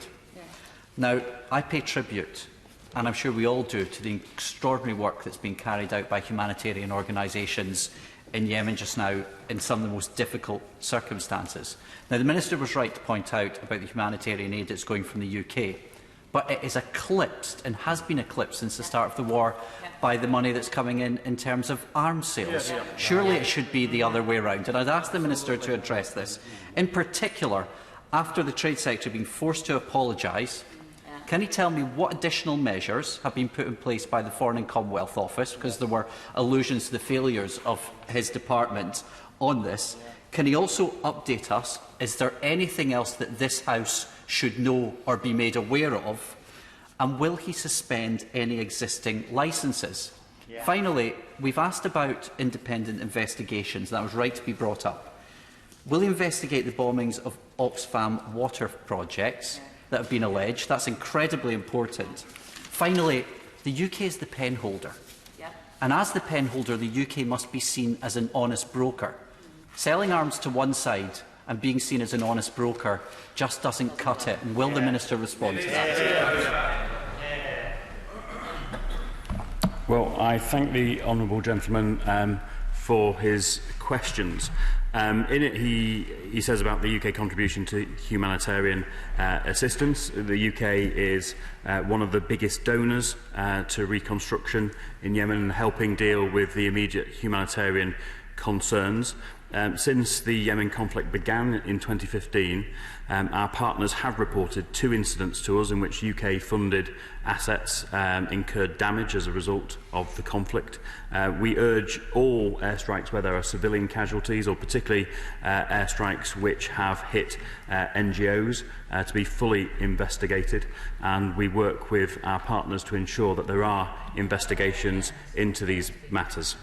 As my right honourable friend, the Secretary of State for International Trade, said in her statement to the House last week, the government unreservedly apologises for the export licences that were issued in error.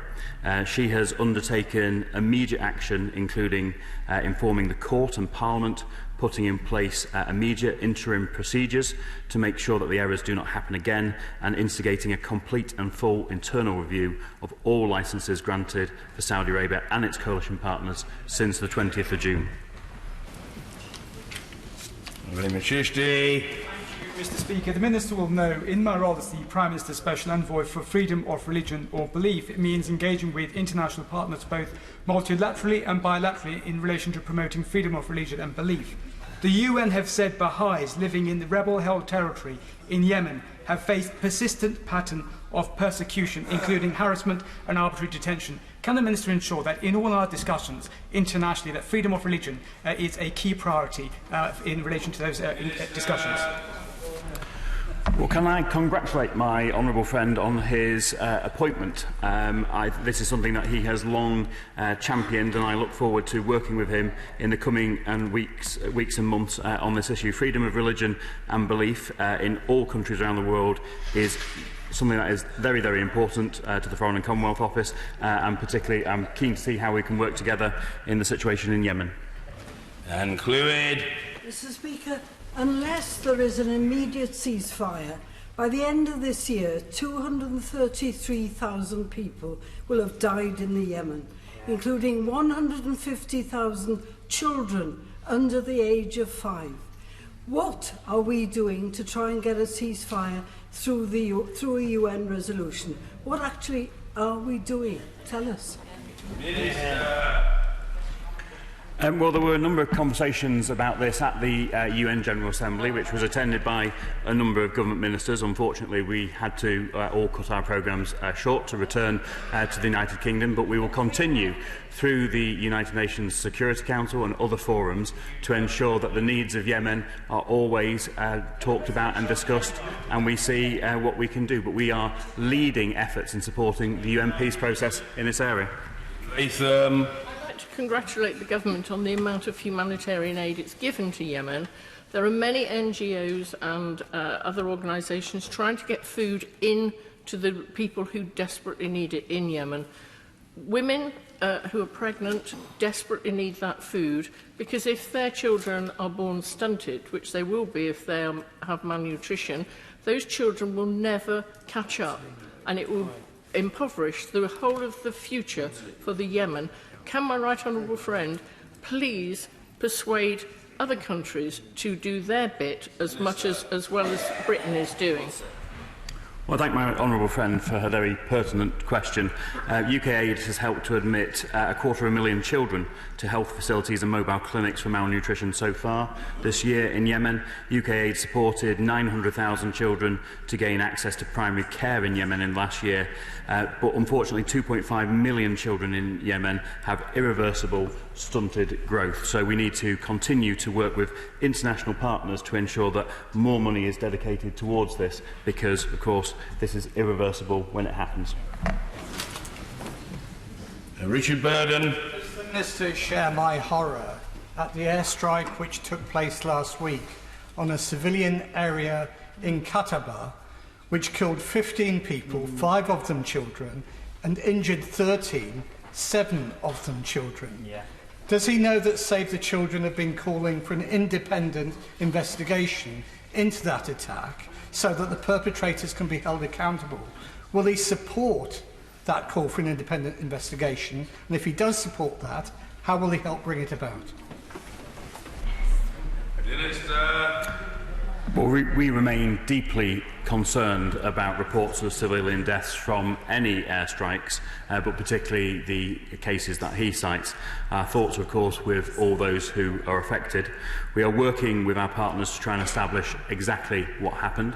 I think that is the most important thing we do as a first step. We welcome the Coalition's referral of both incidents to be investigated by the Joint Incident Assessment Team, and the UK continues to call on all parties to the conflict in Yemen to exercise restraint, to fully comply with international humanitarian law, and to engage constructively with the UN peace process. Caulfield. Thank you, Mr. Speaker. Hezbollah have been involved in the Yemen since the start of the conflict, providing training and weapons for the Houthis. And when this government decided to prescribe Hezbollah as an organisation, members opposite did not support the government in that. Will the Minister condemn the role of Hezbollah in prolonging this conflict, and what words does he have for the members opposite? Well, I thank my honourable friend for her question. I think the situation in Yemen is complex. In different parts of the country there are a range of different actors. All I would say is I think we need restraint on all sides. There is no military solution to this conflict. This can only, a lasting solution can only be achieved through the UN-led peace process. Thank you. Would the Minister agree that the UK has earned 8 times more from sales of arms to Saudi Arabia and to other members of the coalition in Yemen than it has spent on aid to help civilians? Right now, 10 million people are on the brink of famine. £770 million has been spent in aid, and we're grateful for that. £6.2 billion of arms sales. We don't want thoughts, we don't want words, we want action to stop the war in the Yemen and people dying. Deal. Well, thank the honourable lady for her question. The UK, as she will know, has some of the most stringent arms exports licences in the world. I appreciate some across this House will be happy to sacrifice our defence industry and defence jobs. But we work with countries around the world. We ensure that we are only exporting defence equipment to countries that are in compliance with international humanitarian law. And as has been shown by the recent court case, we are immediately stopping our supply of new licences, and we are investigating incidents where licences have been granted contrary to that court judgment. Well, Mr. Speaker, I welcome the appearance of the Minister of State at the dispatch box, even if you don't. As the Chairman of the Select Committee has mentioned, the humanitarian situation in Yemen remains horrendous, but the impact falls disproportionately on women and girls. And since the beginning of the conflict, there has been an increase of more than 2/3 in reported incidents of gender-based violence. Maternal death rates have now doubled in the last 4 years, as only 1/3 of maternal and early years health services remain intact. What more can we do to help the most impacted part of the Yemeni population for the generations of the future, for the perfectly good reasons my honourable friend for Derby mentioned earlier as well? I enjoyed the honourable gentleman's question, but of course, as colleagues will know, I always welcome ministers to the dispatch box to answer urgent questions, which I have granted. That is a point that's so blindingly obvious that only a very, very, very clever person could fail to grasp it. Minister. Thank you, Mr. Speaker. The UK has supported 1,700 survivors of gender-based violence since 2017 through our £13 million of funding to the United Nations High Commissioner for Refugees and the International Office for Migration. My honourable friend is correct, though, to raise this as one of the most pressing issues in the conflict, with the number of incidents of gender-based violence reported rising by more than 60% since the start of the conflict. Dr. David Drew. Thank you, Mr. Speaker. One action the government could take immediately is to tell the government of Sudan to withdraw its rapid support forces from Yemen and to tell the Saudis to stop paying them. Well, we call for restraint on all sides in this conflict. As I've said in my opening response, there is no military solution to this conflict. The only solution here is following the UN-led peace process. On Redwood. Given Iran's involvement in this conflict, what action is the United Kingdom government taking to try and get an agreed effective policy towards Iran between the United States and other NATO allies? The UN government has long-standing concerns about the Iranian involvement in Yemen, which we have raised with the Iranian government. Iran's provision of weapons to the Houthis is in contradiction to the UN Security Council Resolution 2216 and the Security Council's embargo on exports of weapons to Iran. We are deeply concerned by the findings of the UN panel of experts on Yemen that missiles and related military equipment of Iranian origin were introduced into Yemen after the imposition of the targeted arms embargo. Patricia Gibson. Thank you, Mr Speaker. The UK Government's multiple breaches of the court order preventing the issuing of new licences for arms sales to Saudi has made a mockery of the UK Government's claims to have a rigorous and robust control of arms export controls. These arms are being used to cause untold suffering in the Yemen. Does he not agree that it really is time for the UK to do the right thing and stop all arms sales to Saudi Arabia for good, which is a brutal regime with scant regard for international law, or will the UK Government continue to be complicit in the atrocities in Yemen? As my right honourable friend, the Secretary of State for International Trade, said in her statement to the House last week, the government unreservedly apologises for the export licences that were issued in error. She has taken immediate steps, including informing the Court and Parliament, putting in place further steps and interim procedures to ensure that the errors do not happen again.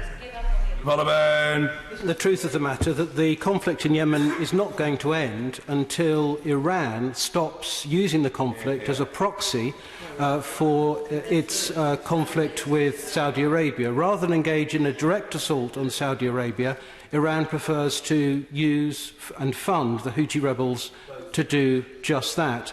Other Iranian proxies, such as Hezbollah, are directly involved in providing the Houthis with missile technology. I know the Minister says that there's no military solution to this. If that's right, then the Iranians have to be persuaded to withdraw.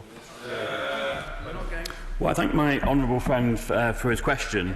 We encourage Iran to demonstrate it can be a constructive part of the solution through promoting stability and showing commitment to the unity, sovereignty, independence and territorial integrity of Yemen. We hope that Iran can use its influence with the Houthis to encourage de-escalation of the current crisis, end their attacks on coalition countries and support a return to a political dialogue. Yates. Speaker, in his speech at the United Nations General Assembly 2 days ago, the Yemen Foreign Minister Mahmoud Abdullah al-Hadrami attacked and criticised Iran for its support of the Houthis, but also strongly criticised the United Arab Emirates for its support for the Transitional Council, the Southern Transitional Council in Aden. What is the position of the British Government as regards the positions taken by the UAE, and what contacts have we had with the Southern Transitional Council? Well, we are in regular dialogue with representatives of the UAE.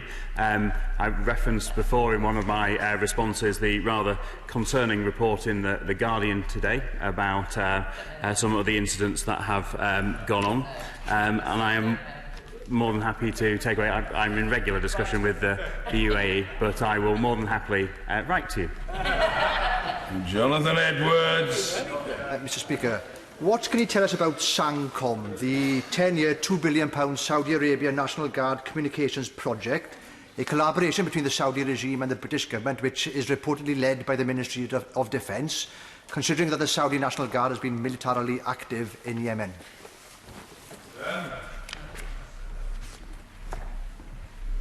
I may have to also write to the honourable gentleman about that one, but we we do have a defence relationship with Saudi Arabia. We work closely with Saudi Arabia on a number of projects, so there are a number of projects that we do collaborate on, but the details of that specific programme are not something that I am fully abreast of.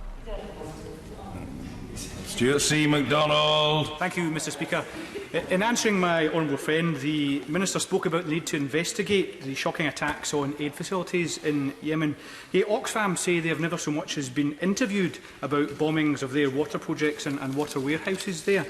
Are those investigations really happening, and why should we take them seriously if even those interviews haven't occurred? Good question. Well, a large number of investigations have taken place. The Saudi Foreign Minister has been to this House and has answered questions from members in the past about some of the investigations they've undertaken, and I know that over 100 of those investigations have been brought to conclusion. In terms of any damage or incidents involving civilian casualties, or particularly incidents where NGOs or partner organisations are involved, of course we do want them investigated very thoroughly, and we ask very searching questions about what has gone on in any of those incidents. Toby Perkins. Thank you, Mr Speaker. What the Minister says about the UK calling on all sides to cease the fighting would be more convincing if he was able to tell us whether the Prime Minister actually mentioned Yemen in his meetings with President Rouhani. I appreciate that he stepped into the breach somewhat, but that would have been rather a key piece of information to bring to a statement about this conflict. Now, I expect our government to have relatively limited power with the Houthis and with the Iranians. Where we should expect more from the Minister and from this government is in terms of our relationship with the Saudi Arabians. Given that the UK is continuing to trade weapons with the Saudis, can the Minister tell us a little bit more about what success we've actually had in terms of getting these investigations into breaches of humanitarian law and what actual influence we're having? Thank you, Mr Speaker. A range of questions there. I am sure that our Prime Minister raised this in his UN discussions, although I will have to come back to the House on the details of that. I know that the Foreign Secretary Dominic Raab also met with his Iranian counterpart at the UN. So between those discussions, I am sure that this is the situation in Yemen was of course discussed. But the UK hosts regular meetings on this between foreign ministers in the Quad. We are taking a lead in ensuring that the needs in Yemen are never off the agenda. Thomas Simmons. Thank you, Mr Speaker. The Houthi rebels have been quite rightly roundly condemned for their use of child soldiers. Is the Minister as concerned as I am by reports that now the Saudi-led coalition, it seems, might be trying to use child soldiers originally from Sudan? What more can the government do to stop this terrible use of children in conflict? The UK is committed to ending the recruitment and use of child soldiers and protecting all children from armed conflict. We condemn in the strongest terms all grave violations and abuses committed against children in Yemen and urge all parties to the conflict to immediately cease all violations of applicable international law, including these grave violations. Alison Hewlett. Thank you, Mr Speaker. I was glad to see that the International Committee of the Red Cross had facilitated the release of 290 detainees yesterday, and they are among many people in Yemen who have been arbitrarily detained and whose families don't know where they have gone. Can he tell me what more he is doing and his government is doing? Because this was one of the planks of the Stockholm Agreement that prisoners would be released. What more can be done? So I thank the Honourable Lady for the question. The UK offers full support to Martin Griffiths' UN-led process, as well as the work of the International Committee of the Red Cross. In April, the Yemen Quad reaffirmed their endorsement of the agreement reached in Stockholm by Yemeni parties in December 2018. We have previously seconded an individual to the UN to support the work of the Executive Mechanism for Agreement on Prisoner Exchange. Obviously, we welcome the very welcome news of the release of prisoners that we've seen in the last few days, but there is clearly more that needs to be done on all sides. Brendan O'Hara. Mr Speaker, I've lost count of the number of times in the 4 years that I've been here when we have discussed Yemen in this chamber, but yet little or nothing has changed. So let me ask again a question I first asked in 2016 and is sadly still relevant. What does a regime have to do, How many breaches of humanitarian international law does it have to commit before this government deems it an unacceptable partner with which to deal arms? The UK takes its exporting licence obligations extremely seriously. We operate one of the most robust export control regimes in the world. Lord Russell-Moyle. The Guardian report yesterday that he mentioned reveals that motor parts made in Goodrich factory in Wolverhampton were found in fragments of illegal cluster bombs dropped by the Saudi coalition in Yemen. Can the Secretary of State please explain how UK components found their ways into a bomb that is banned under international law, and why on earth are our allies supposedly using such deadly weapons in the Yemen, and what is the government going to do about it? Well, I can't comment on the specifics of what he has said, but in terms of recent licences, we very much regret the licences that were issued in error. The International Trade Secretary commissioned a full and urgent investigation into those breaches as soon as they were discovered. Throughout the investigation, all decisions made on export licences to Saudi Arabia and its coalition partners will be subject to additional compliance checks, including closer collaboration between departments, so that no further licences are issued in error. Thank you. Order. I think there's a point of order, Mr. Graham M. Morris. I'm grateful, Mr. Speaker, and I wonder if I might seek your advice. My understanding is that ministers should not knowingly mislead the House. However, during Treasury questions this morning, the Chief Secretary of the Treasury implied that the UK was performing well in the Cancer Survival League tables. This is not correct and creates a false impression. I have checked in the library and I have the latest article in the Lancet, which has a comparative study, and unfortunately the United Kingdom is bottom in all of the 7 categories: cancer of the esophagus, stomach, colon, rectum, pancreas, lung and ovary.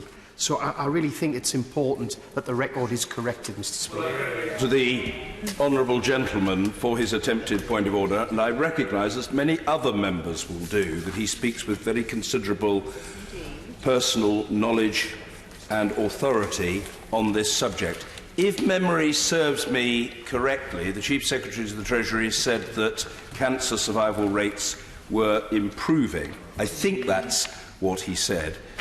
The honourable gentleman has made the point that in respect of the 7 most common cancers, the UK is at or close to the bottom of a league table. I say with no pleasure that those 2 statements are not mutually exclusive. But I recognise that in the context of what is a point of debate, the honourable gentleman was very concerned to put his thoughts on the record, and he has done so. And that record is there to be studied by people within the House and outside it. And I thank him for what he has said. Yes, a point of order, Toby Perkins. Mr. Speaker, we are aware that the government's major attention at the moment appears to be a couple of hundred miles to the north of where we are. But I do think that if Parliament is sitting and we're going to have urgent questions on matters as crucial as today, it is beholden on the government to ensure that if the Secretary of State is unable to attend, that they do ensure that the Minister is given the relevant information to be able to ensure that these exchanges are able to be performed in a way that actually provides information to people watching these proceedings and, crucially, to members of Parliament. I don't blame the Minister himself, but on the key factors today about what the UK has done either with the Iranians or in terms of with the Saudi Arabians, the Minister has not been in a position to respond to those, and I do think it diminishes these proceedings. So I wonder if you're able to get a message to the government to ensure that people who come to the dispatch box are in a position to be able to respond to the key factors that people are going to be asking about. I thank the Minister for his attempted point of order. The Minister has signalled an interest in responding, and of course I will hear the Minister. Minister Andrew Stevenson. To clarify, Mr. Speaker, before when I said the Minister for North Africa was undertaking Army Reserve duties, it's actually Navy Reserve duties, but it is not the Conservative Party conference, which is the reason why the responsible Foreign Office Minister is not at the box today. That's a helpful clarification, and I thank the Minister of State for it. There is no rule on the matter, and I say this as much for the intelligibility of our proceedings to observers as for the interest of members. Who the government fields to respond to an urgent question granted by the Speaker is a matter for the government. The natural desire and, I think, greater expectation on the part of colleagues that a minister will be able to oblige are noted by the Chair and more widely, I think, understood across the House. I think the point will convey itself to government whips and the Leader of the House and so on, but meanwhile the Minister has courteously explained the position, and he did respond to all questions as fully as he felt able to do, and I genuinely thank him for that. Yes, indeed. A point of order, Mike Gates. He certainly knows about Foreign Office. Thank you very much, Mr. Speaker. It's a genuine point of order.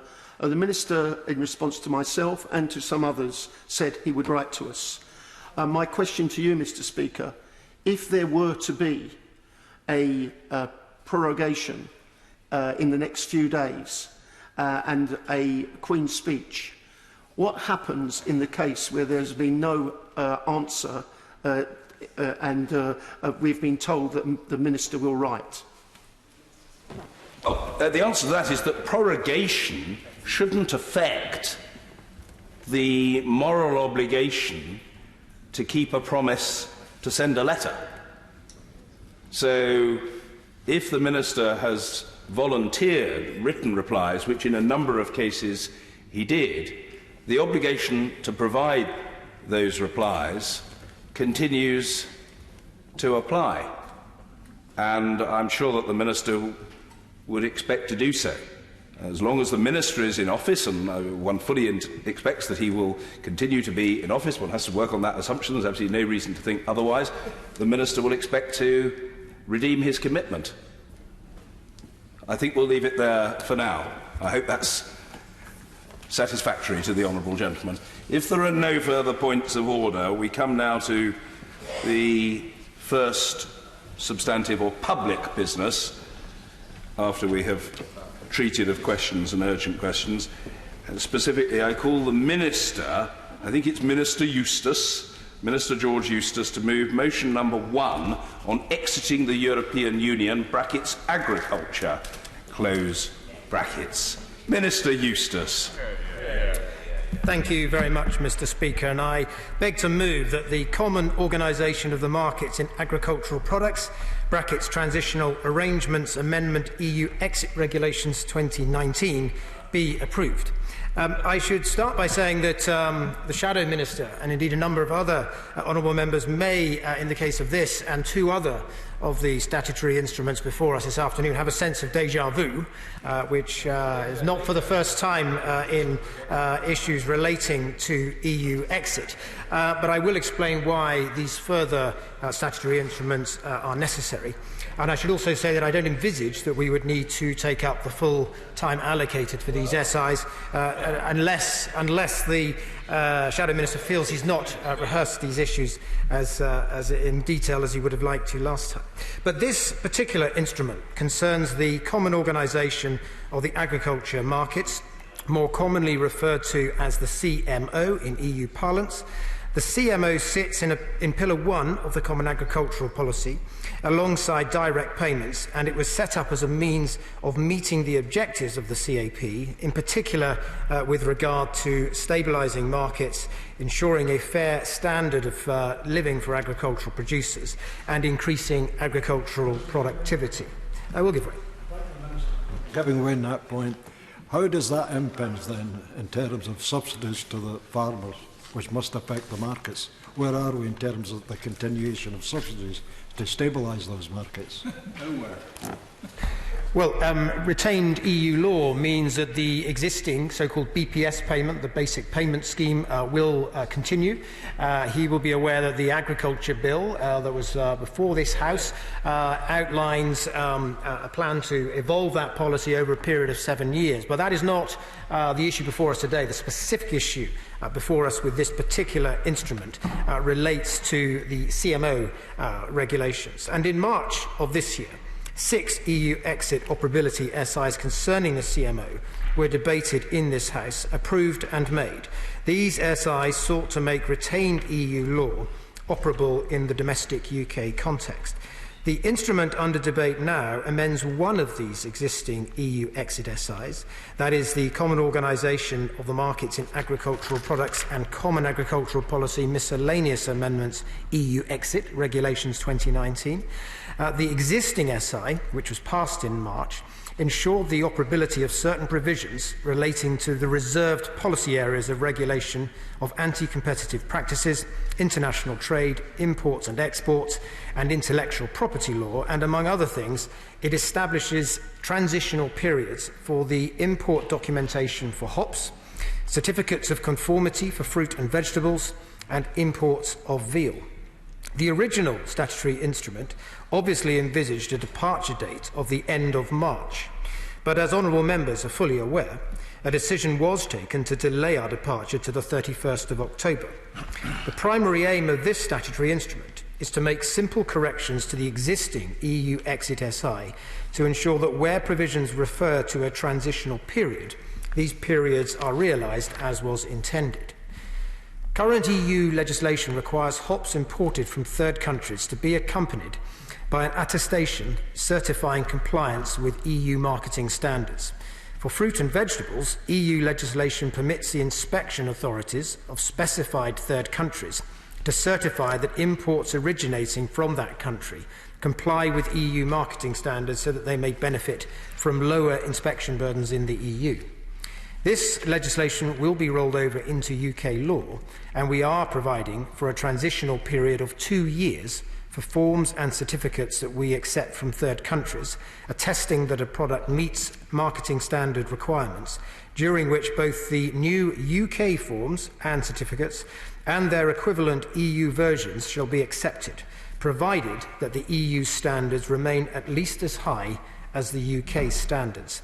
And this will allow importers time to transition to using the new forms of documentation. This instrument also concerns imports of veal.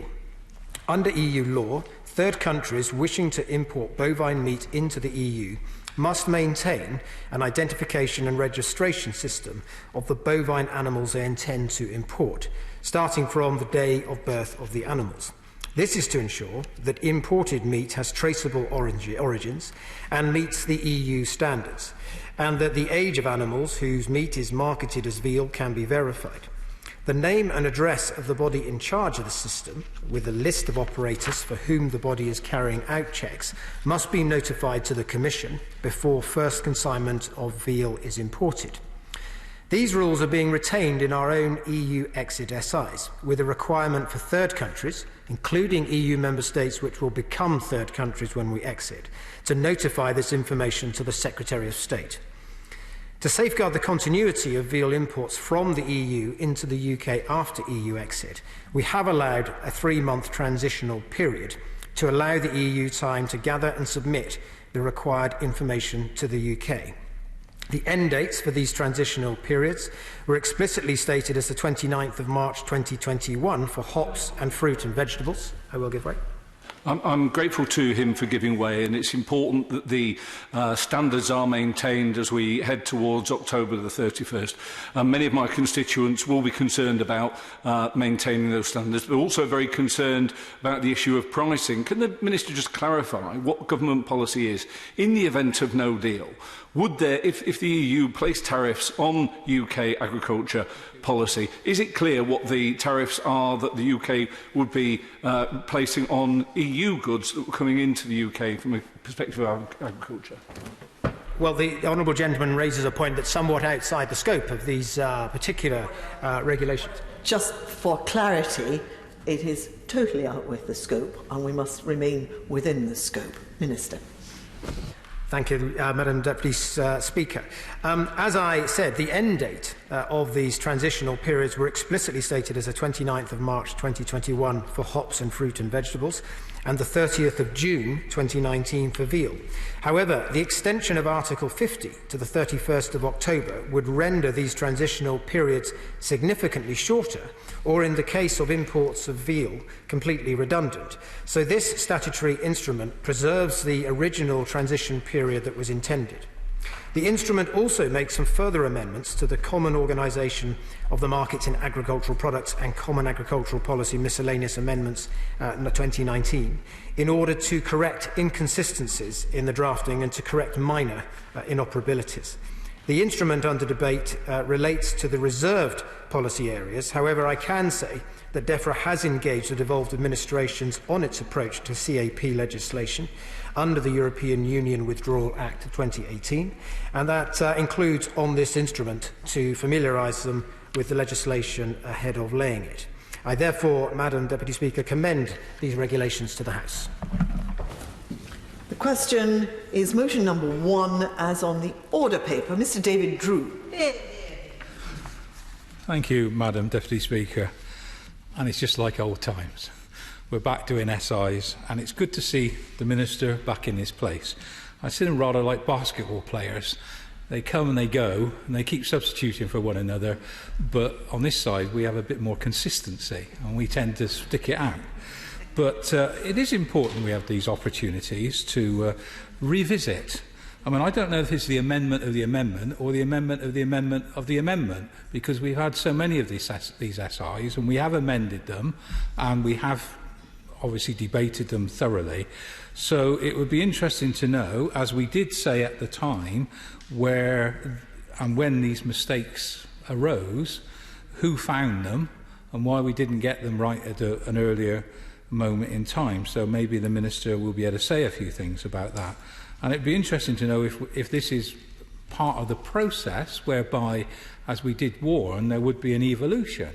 And clearly the EU doesn't stand still, and some of these changes are inevitable because, of course, we are facing the fact that the EU has made other policy developments, and we now need to amend our legislative framework to be in order so that when and if we drop out, we have some clarity of the basis upon which our law will be taken forward. And although this is secondary legislation, it matters because this sector is going to be the one most affected by the impact of no deal, but more particularly whatever happens as a result of what goes on at the end of this this month now that we are in. I will have some specific questions to ask the Minister, but just in passing, it would be nice if we were spending this time on the agricultural bill. I mean, again, the agricultural bill did disappear before the end, well, I think it was November 2018. So we've now spent nearly a year waiting for it to come back. And I see these debates rather as a question of sticking the tent poles up in a gale and someone's forgotten the canvas. It would be nice to know where the canvas is, because we are going to get rather wet, given what's been happening outside with our weather and so on. So I do think it's important that we do know where that bill has got to. And I have to say I was very impressed with some of the amendments that the Minister put down, along with his honourable friend, the member for Richmond Park. We thought they were excellent amendments. Sadly, they seem to have disappeared. So it would be nice to know whether the Minister still believes in those amendments that he's brought forward in terms of the bill, along with his colleague, because certainly if they don't want to move them, we will be moving them, because they give some actual protections.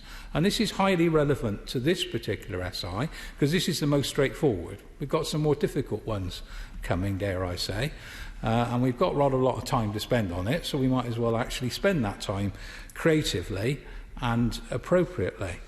So, as I said at the time, and I'm not sure which debate it was, because we did take part in so many debates and we conflated a number of the SIs to the benefit of the government. We didn't have to do that, but clearly with 500 Brexit-related SIs, of which more than 120 were DEFRA-related, we had to do something to justify the time restraints we were under and to do the job as well as we could do.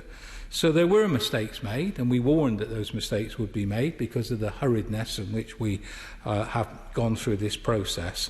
And it is not without concern that farmers are still facing a great deal of uncertainty. So I will have some specific questions on this. I mean, clearly this is the most non-contentious of the three. Of the four. The other three being fairly straightforward, but still with some concerns. This one is less of a concern.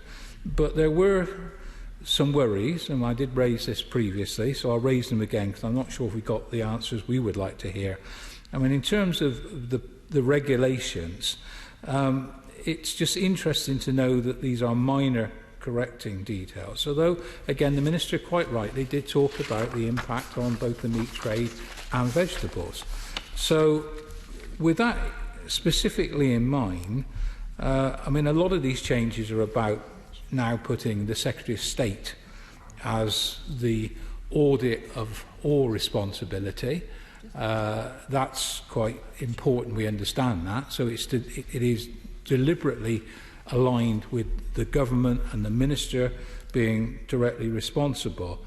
But I don't quite understand why some of the references have now been changed in the way they have been changed. So the Minister may want to say that. I mean, clearly, if it was purely a drafting error, I will accept that. But some of them do seem to have changed the responsibility even more, so that the Minister and the Minister alone is the responsible agency.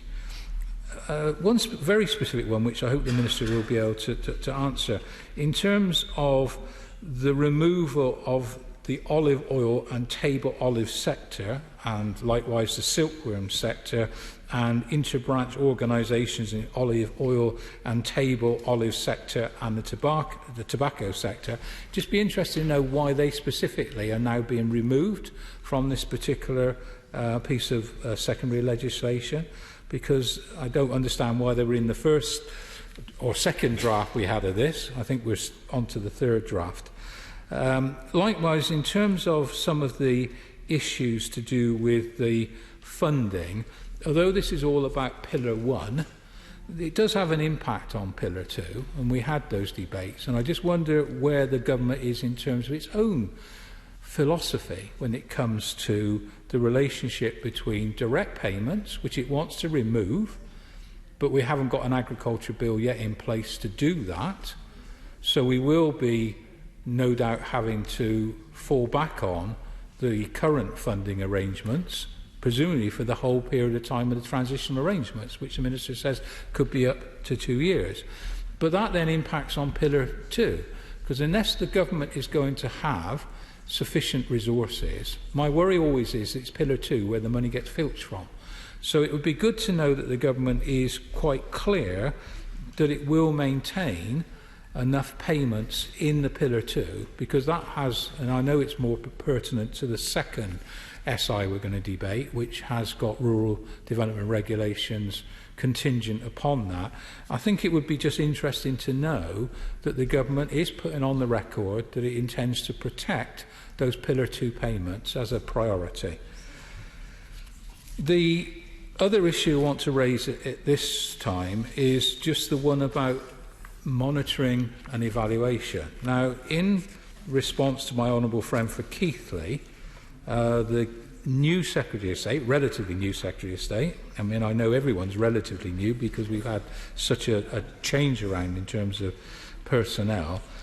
When asked by my honourable friend for Keighley about the Office for Environmental Protection, which of course would be in place if we got the Environment Bill through into being enacted, the current Secretary of State acknowledged there's going to be a gap in provision, and that this would therefore lead to some difficulties. I'm not at all sure who is going to do the monitoring and the evaluation. We talked about keeping standards of imports from EU countries, but who maintains the standards of our current produce? Because unless there's an agency, an authority able to do that, we're going to have a significant problem being able to identify that our standards are maintained, let alone what might come in from abroad, because as has always been argued from this side at least, there's a shortage of people to do these jobs because they've gone into Europe, they may not have come back, I don't know what the current employment situation is. I know we've got all these additional civil servants, but there is no guarantee they've got the right skills match to do the sort of work. given that this government sadly has seen a decline in agricultural science, and the people who are going to be doing this sort of work will need clearly scientific training, because it's about trying to maintain the quality of the products that we're talking about. So there's a lot in here, even though, as I say, this is the most straightforward of the SIs we'll be dealing with this afternoon. So I hope the Minister will be able to say a few things about this, and then we'll get on to, I think, some slightly more detailed scrutiny when we come to the next three of these SIs. Madam Deputy Speaker, the amendments before us are ones for delay. 3 years and 3 months have now passed since we decided to leave the European Union. Leave voters would have expected us to have left at the 2-year mark and to be well into enjoying the benefits of our independence by now, particularly in the agricultural and fishing sector, where it is so much easier to design policies that would be good for domestic production and consumers than the policies they're replacing. So I rise just to tease out a little more as to why the government thinks we need a further 21 to 24 months delay in putting through policies that should clearly be better, because they'd be fashioned in the United Kingdom with United Kingdom consumers and farmers in mind. And I would like the Minister, who knows his subject very well, on behalf of the government, to exude a bit more optimism and confidence about our ability to govern these areas better and trying to reduce the time. And what transition can we not do today? What have we failed to do in 3 years, 3 months that we will be able to do miraculously from the 1st of November onwards? I find it difficult to understand what these things are that could not have been prepared already. Indeed, knowing my honourable friend the Minister, I suspect they have been prepared already, because he is knowledgeable and assiduous, and a great deal of work has gone in.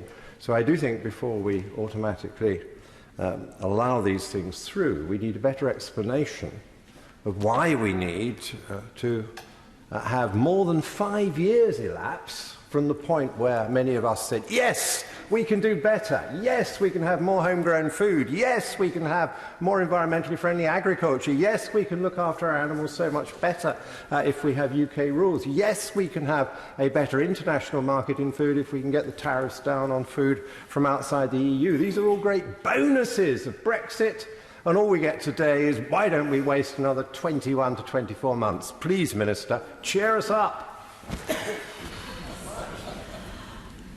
David Brock.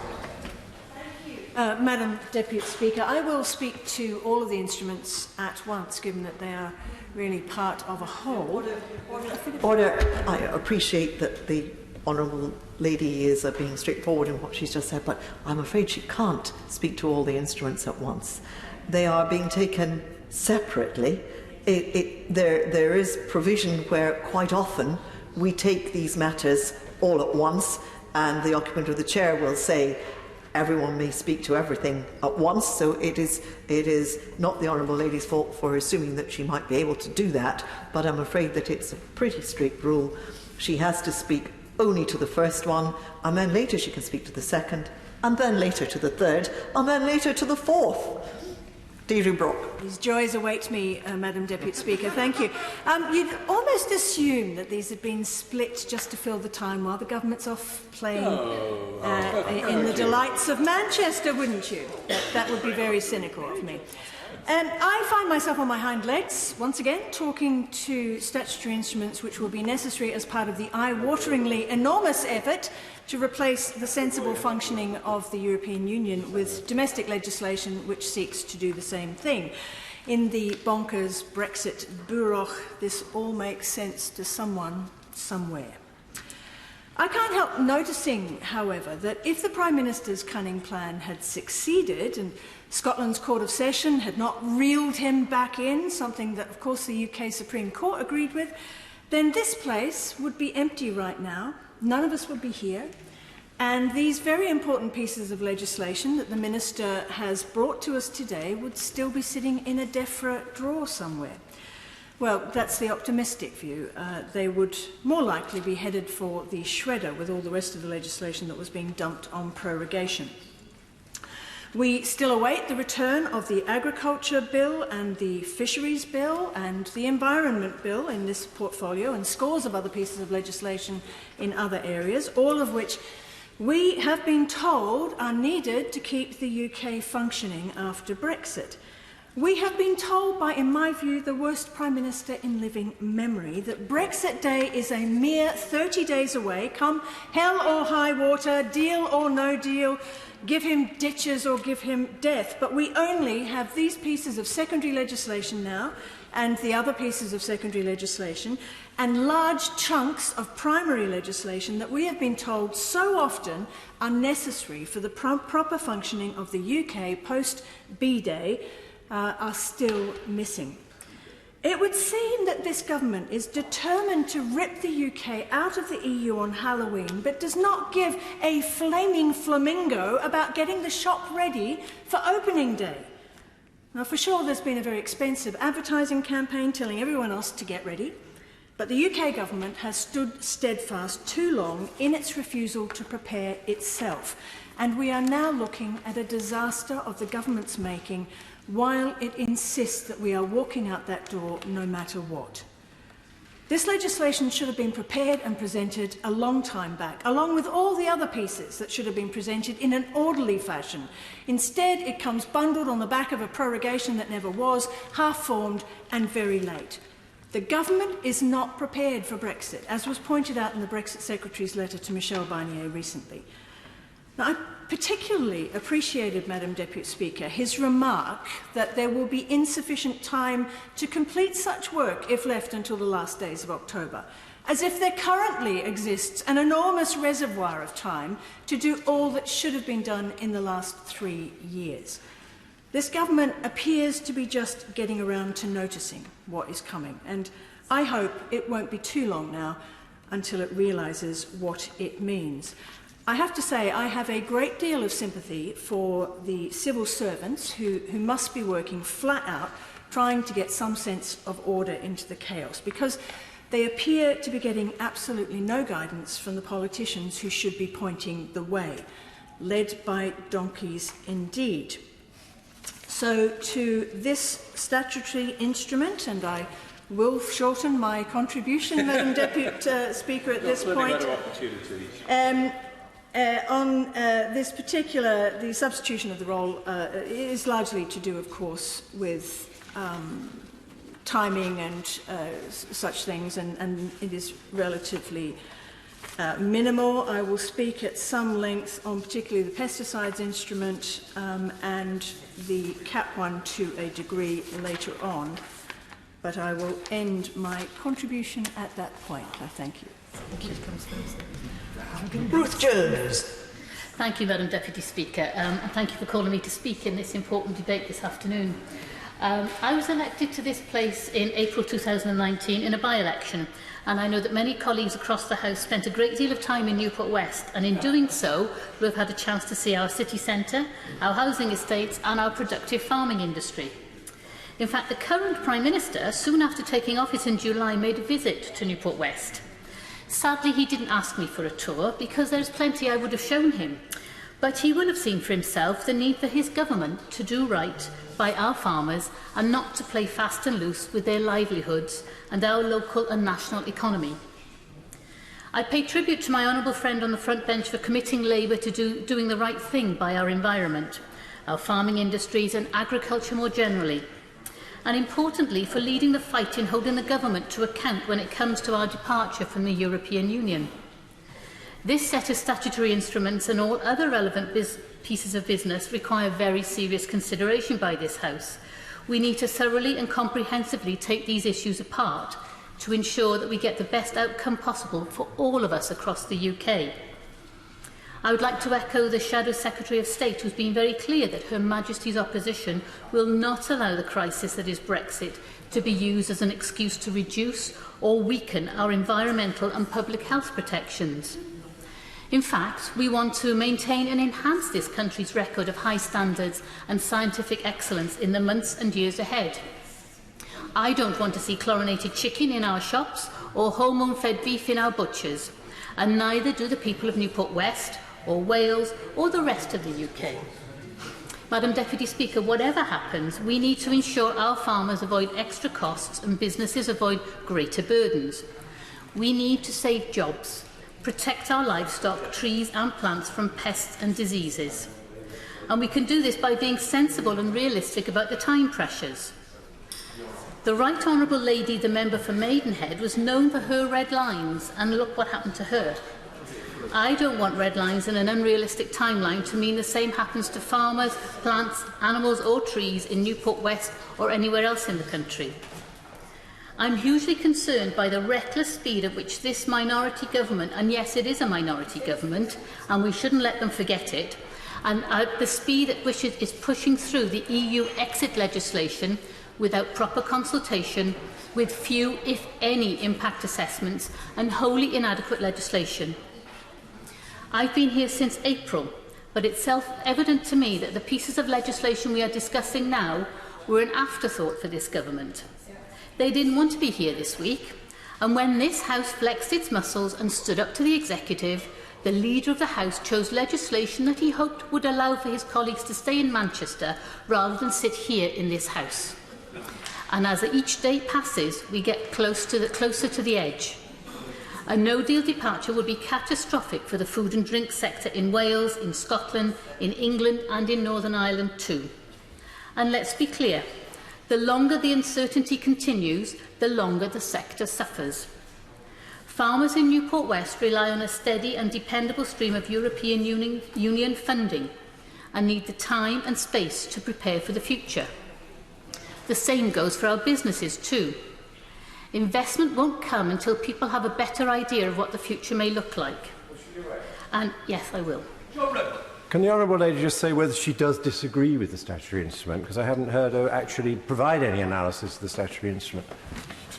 I'm grateful to my own friend for giving way. And as I proceed, hopefully you will see what I'm saying.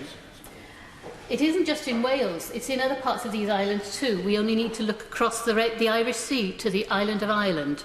Farmers, manufacturers and traders in Ireland and in Northern Ireland are gravely concerned about the action of this government and what any Brexit deal may or may not mean for them, their livelihoods and their communities. And as we discussed in the House last night, this is made far worse by the lack of a devolved government instalment. I'm not speculating or scaremongering here. These fears right across these islands were confirmed in the government's Yellowhammer documents. Mr Deputy Speaker, I would like ever so briefly to touch on the Agriculture Bill. And like many in this House, I'm very disappointed to see all the time put in by members appears to have been for nothing. The illegal prorogation of this Parliament by the government meant that good and important legislation has fallen. And so I hope the Minister will get up and confirm that the government intends to carry an Agriculture Bill over, if Parliament is prorogued legally this time, of course. A strong, comprehensive and authoritative agriculture bill will safeguard the nation's food supply at a time when we are seeing food poverty on the rise and food bank reliance ever increasing. The government's bill was a starting point, but we must go further and do more. I hope the government will bring forward amendments to the bill to prevent our farmers being undercut on quality and on price by imports that are produced to lower environmental and animal welfare standards than here in the UK. These are hugely important issues, and I will be happy to continue fighting for farmers in Newport West over the coming months and years. Thank you. Sandy Martin. Thank you, Mr Deputy Speaker. And it takes a certain amount of ingenuity to come up with new things to say about some of these statutory instruments, especially since I spoke at length about this precise statutory instrument the last time we saw it. The Leader of the House, who I stayed to listen to on Thursday, took great relish in reading out the titles of these statutory instruments, which was a bit of a performance. But actually this is not a game. The regulations that we have within the European Union and the detail within which those regulations are written has produced unparalleled food safety in this country as part of the EU, far better, in fact, than the food safety that pertains in the United States, and also exemplary environmental protections. And so we need to have SIs which are accurate and fit for purpose in order to make sure that when we leave the European Union, we do not lose that food safety and that environmental protection. So I have a whole series of questions which I would like to ask the Minister. First of all, how many SIs are there still to be corrected before we can be sure that the safety of agricultural products imported into this country is not compromised? And how are we going to know whether we have actually found all of those SIs? In answer to the Honourable Member for Wokingham, I have to say that while I would very much like us to be growing more food in this country, and I have mentioned broad beans in the past, there are various food groups where we could grow more of our own food. However, I don't think there is time to grow a fully formed olive grove in Wokingham in preparation before the 31st of October. We will still need to continue to import food into this country.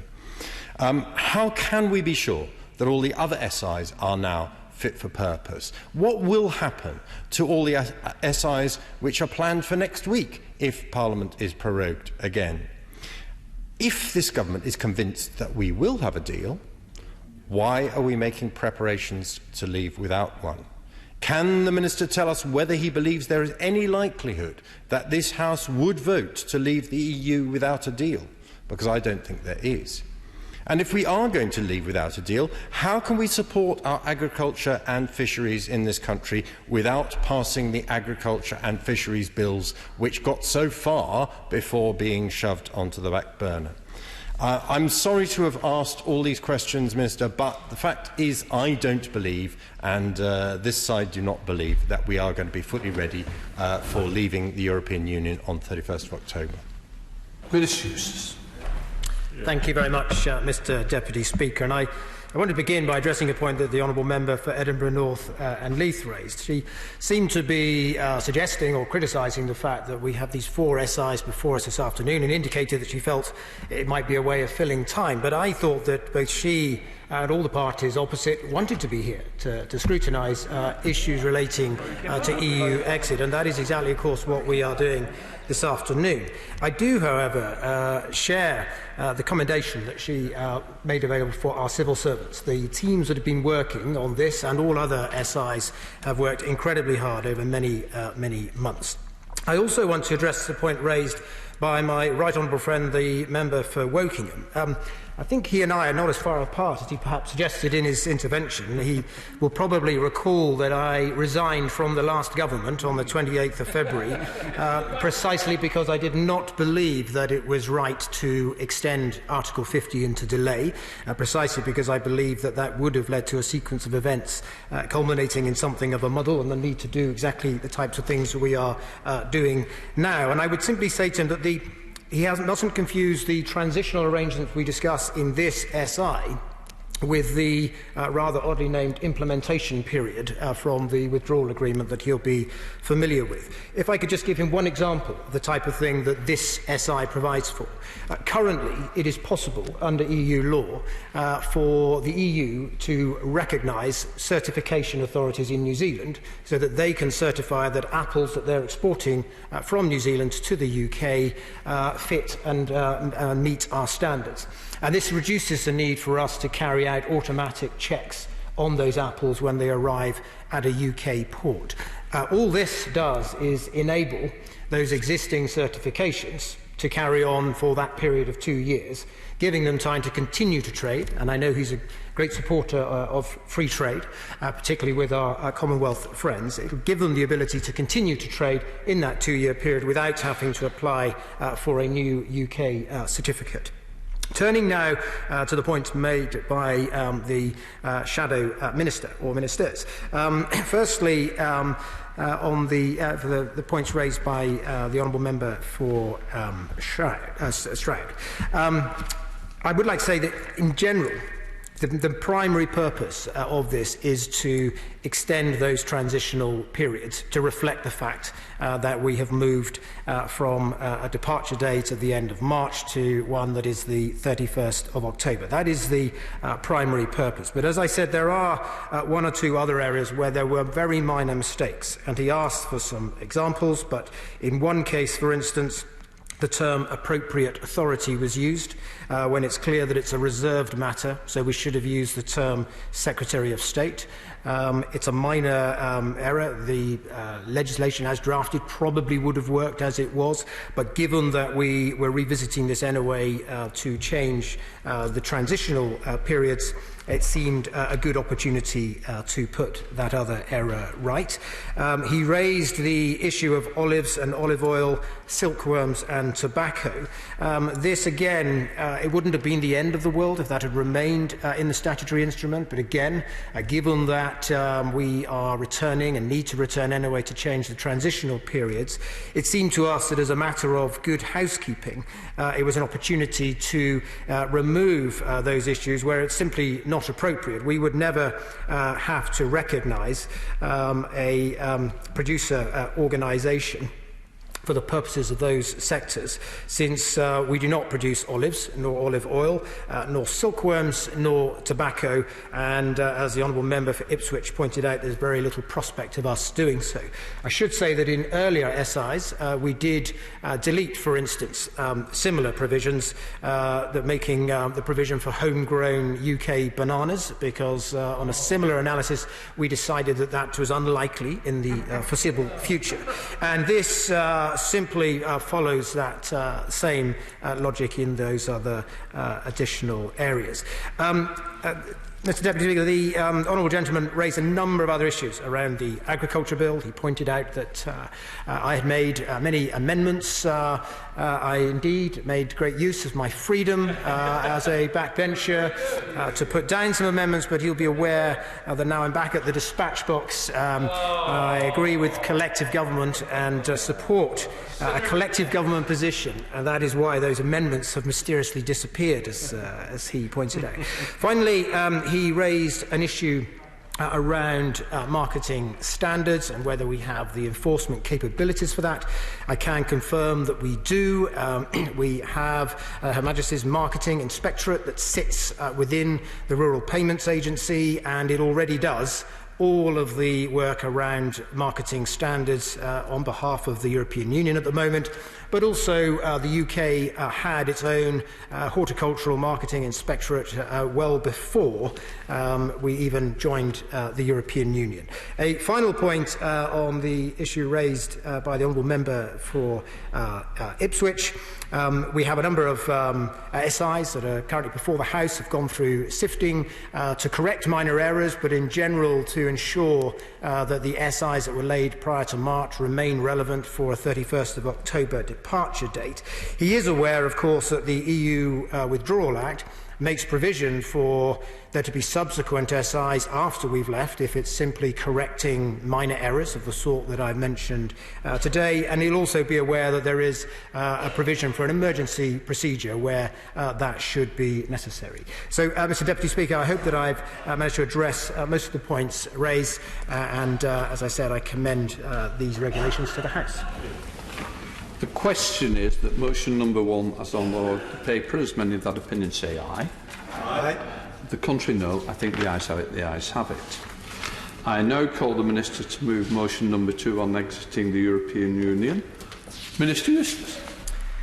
Thank you, Mr Deputy Speaker, and I beg to move that the Common Agricultural Policy and Common Organisation of the Markets in Agricultural Products Miscellaneous Amendments EU Exit Regulations 2019 be approved. This particular instrument concerns the common organisation of the agriculture markets, more commonly referred to as the CMO. And as I said previously, in March of this year, 6 EU exit operability SIs concerning the CMO were debated in this House, approved and made. These SIs made operability amendments to retained EU regulations which set out the overarching framework for the CMO and the detailed rules contained therein. The instrument under debate today amends some of the existing SIs to make simple corrections, ensuring that where provisions refer to a transitional period in common with the previous SI, this can be realised as intended, notwithstanding the fact that our delay from exiting the European Union, notwithstanding the fact that there has been a delay in EU exit to the 31st of October.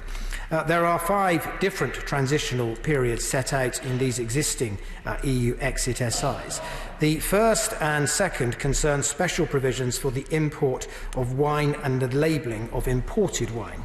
Under EU law, third countries wishing to import wine into the EU must produce that wine in accordance with specified enological practices and are required to provide key information on the content of the shipment, including a certificate evidencing compliance with EU rules and an analysis report.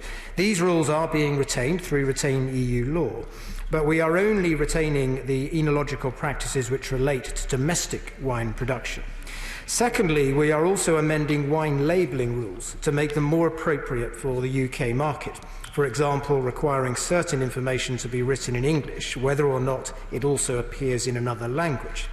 However, we are providing for a transitional period of 21 months, consistent with that on other labelling provisions, during which wine which has been labelled in accordance with the current rules and produced in accordance with the enological practices authorised under EU law may be imported into the UK for marketing to ensure there is no disruption to the import of wine from the EU. During this period, we will also accept EU forms and certificates from third countries alongside the new UK certificates. The third and fourth transitional periods concern labelling for packages of fruit and vegetables and for beef and veal. To ensure that consumers are not misled, for some products, labelling changes are required, primarily as a result of us no longer being a member of the EU. The terms EU and non-EU will be removed as options for describing the origin of the products, and pre-packaged fruit and vegetables will need to be labelled with the name and address of a UK seller after we leave the EU, rather than the information of an EU seller. We have introduced a transitional period of 21 months to mitigate the effect of these labelling changes on business. The final transition period concerns import documentation for hops. Current EU legislation, as I said earlier, requires hops imported from third countries to be accompanied by an attestation certificate of compliance with EU marketing standards. We are rolling over this legislation into UK law and providing for a transitional period of 2 years for documents that we accept from third countries, including the EU, which is about to become a third country, attesting that imported hops meet marketing standards, during which both the new UK forms and certificates and the EU versions can be accepted, provided that the EU standards remain at least as high as those standards in the UK. This will allow importers time to transition to using new forms of documentation while ensuring that we only accept produce that is assured to meet UK standards. In the original SIs, in common with the previous one, the end dates of the transitional periods are explicitly stated as a specific date. For example, a transitional period lasting 2 years is expressed as a transitional period ending on the 29th of March 2021. The extension of Article 50 to the 31st of October means that we need to change the legislation to ensure that the intended period of transition remains in place. Therefore, the instrument under debate now makes a simple amendment to existing EU operability SIs so that the transitional periods apply for the duration intended. Finally, Mr Deputy Speaker, this instrument also makes minor amendments to a series of other domestic EU exit SIs concerning marketing standards, the horizontal CAP legislation and the rural development programmes in order to remove ambiguity and inconsistencies or to simply correct typographical errors. This instrument relates to areas of devolved competence, and I can assure the House that we've consulted extensively with the devolved administrations on its contents and have received their consent to lay this statutory instrument. I therefore commend these regulations to the House. Yeah. The question is that motion number 2 as on the order paper. Dr David Drew. Thank you, Mr Deputy Speaker, and delighted to be here for the second of our 4 SIs. Really, I just want to push the Minister a bit further because he didn't manage to answer one of the things that I slipped in the first SI, which is what is the process of accountability?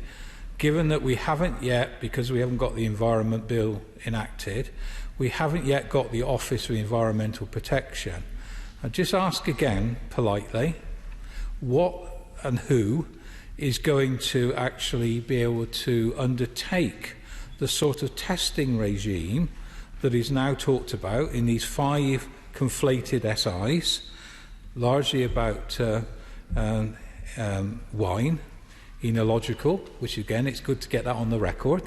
So it's important we know that there is a process whereby somebody somewhere will be able to carry out both the labelling, which he quite clearly said needs to be done in a proper scrutinised manner, but also the testing of what is coming in.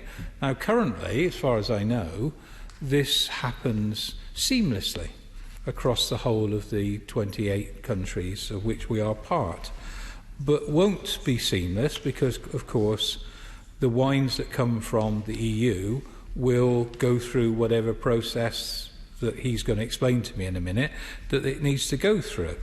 I'm not saying that at the moment that there is a clarity, because I wouldn't, for one, know exactly how wine is tested to see what people are buying is both safe, but also what they think they're buying in terms of the proof, in terms of the quality, and in terms of the labelling that tells us exactly what that wine is, and you know where it came from, and therefore they know what they're drinking. So I just push the Minister politely to say, what is the process that the government has put in place in terms of these interim arrangements? Now, I know this is about transition, and maybe we're just going to turn a blind eye for a period of time and just let come in what it comes in, although somebody is going to have to account for the tariffs if and when we get to that, because they will put tariffs on our goods and services, and we will put tariffs on their goods and services. So it would be interesting to know what the Minister has, through his department, been able to do, because presumably this is what's been going on now for the last N number of months since we've been discussing all these SIs. Somebody somewhere, because of the delay, and again, we're in the final hurdle, or are at the final hurdle, I should say, or maybe not. But the reality is somebody somewhere has to have this all ready to go from the 1st of November. So I politely push the Minister to ask, given that we haven't got the Office of Environmental Protection with all the different tentacles that that will have to undertake this type of work, we obviously have our own food standards agency, and that may be the response. But at the moment, we subsume a lot of that into the European Food Standards Agency. So somebody needs to have this type of capability, and it would be good to know who and when they come into play. Deirdre Ball. Thank you, Mr. Speaker, and it's a pleasure to appear after that crash of thunder following the Honourable Gentleman's speech. I basically refer the Chamber to my earlier remarks, Mr. Deputy Speaker. Very little seems to have changed in the intervening period. But the Minister mentioned that the intent was only to retain regulations that relate to domestic wine production. Does he mean wine made on these islands or domestic to the EU? If I heard him correctly, the UK government is accepting the rules of the EU for wine production. Is that correct? And additionally, will the requirement to provide a UK seller for meat and other products in addition to the EU's current labelling rules mean that this will actually add red tape to the UK's food market? It seems that we will be, in effect, accepting the EU's single market rules and adding a few UK rules on top. I'm not sure how that's taking back control, but I'd be delighted to have it explained. Thank you. Minister. Thank you, Mr. Deputy Speaker. And because we rehearsed a lot of issues in the first SI, I think I can be more brief, and appreciate both other honourable members have been. On the Shadow Minister's point around who will do this work. The Office for the Environment, which is obviously going to be a matter for the new environmental bill, wouldn't actually do any of this sort of work. We're talking here predominantly about marketing standards, labelling standards, and it's already the case that the Rural Payments Agency have an inspectorate who lead on all of that work, and already have, they always have done, and they have done it incredibly well. The Honourable Gentleman has to recognise that the European Union does not have an army of inspectors employed directly by it in UK ports. The European Union has a body of law, but it is already UK agencies that do all of this work. As he said, in addition to the RPA doing marketing standards, there are other organisations as well. We have organisations that monitor residues in pesticides. We have the FSA, which deals with food safety issues. We have organisations such as FERA that deal with plant health, and APHA that deal with animal health. So the technical expertise is already here in the UK in our agencies, and indeed that technical expertise is often relied upon by the European Union, not the other way round. The Honourable Member, I will give him. Thank you for that, and I accept that, and we have so many of our good people currently in the EU. But is he seriously suggesting that these people have carried out proper contingency planning to see how they're going to do this in a month's time? Yeah. How with FERA, with obviously the people they've got, with the RPA, which I do have significant doubts, but I don't know how many scientists the RPA actually employ to sit down and do the work to see what is being imported is what it says on the label. Yeah. Well, that is, in a way, the entire purpose of these regulations in having a transitional period, is to give people that time to adjust. So we will be saying to European wine exporters that they do not, on day one, have to apply for a UK certificate or to get UK certification. We are saying, very generously, not being reciprocated particularly yet, but very generously, we are saying to the European Union that because we want to prioritise continuity in the short term while people adjust to this new situation, we will recognise the certification they already have. And so to answer his question, there are no risks. Nothing new is going to happen that's not already been happening under EU law for a number of years. This is simply creating that transitional period, that transitional space to avoid UK authorities having to do unnecessary administration in the short term, and to prevent exporters having to go through unnecessary administration to continue to trade. I will give you. Very generous. So what is to stop them sending all their cheap plonk, calling it Burgundy, and sending it in the form that they may well send their good stuff? How do we actually tell that what is coming through is what it says on the label? I'm really intrigued by this. Well, the Honourable Gentleman will be aware that in a way there's nothing to stop that now, apart from EU law.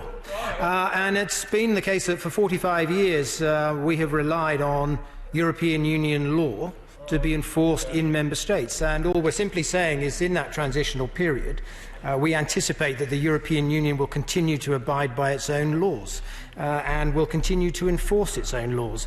If, as he says, it becomes apparent that the European Union no longer enforces its own laws, then we have the powers in here to cease to recognise them, if that should be the case, because we will maintain our standards.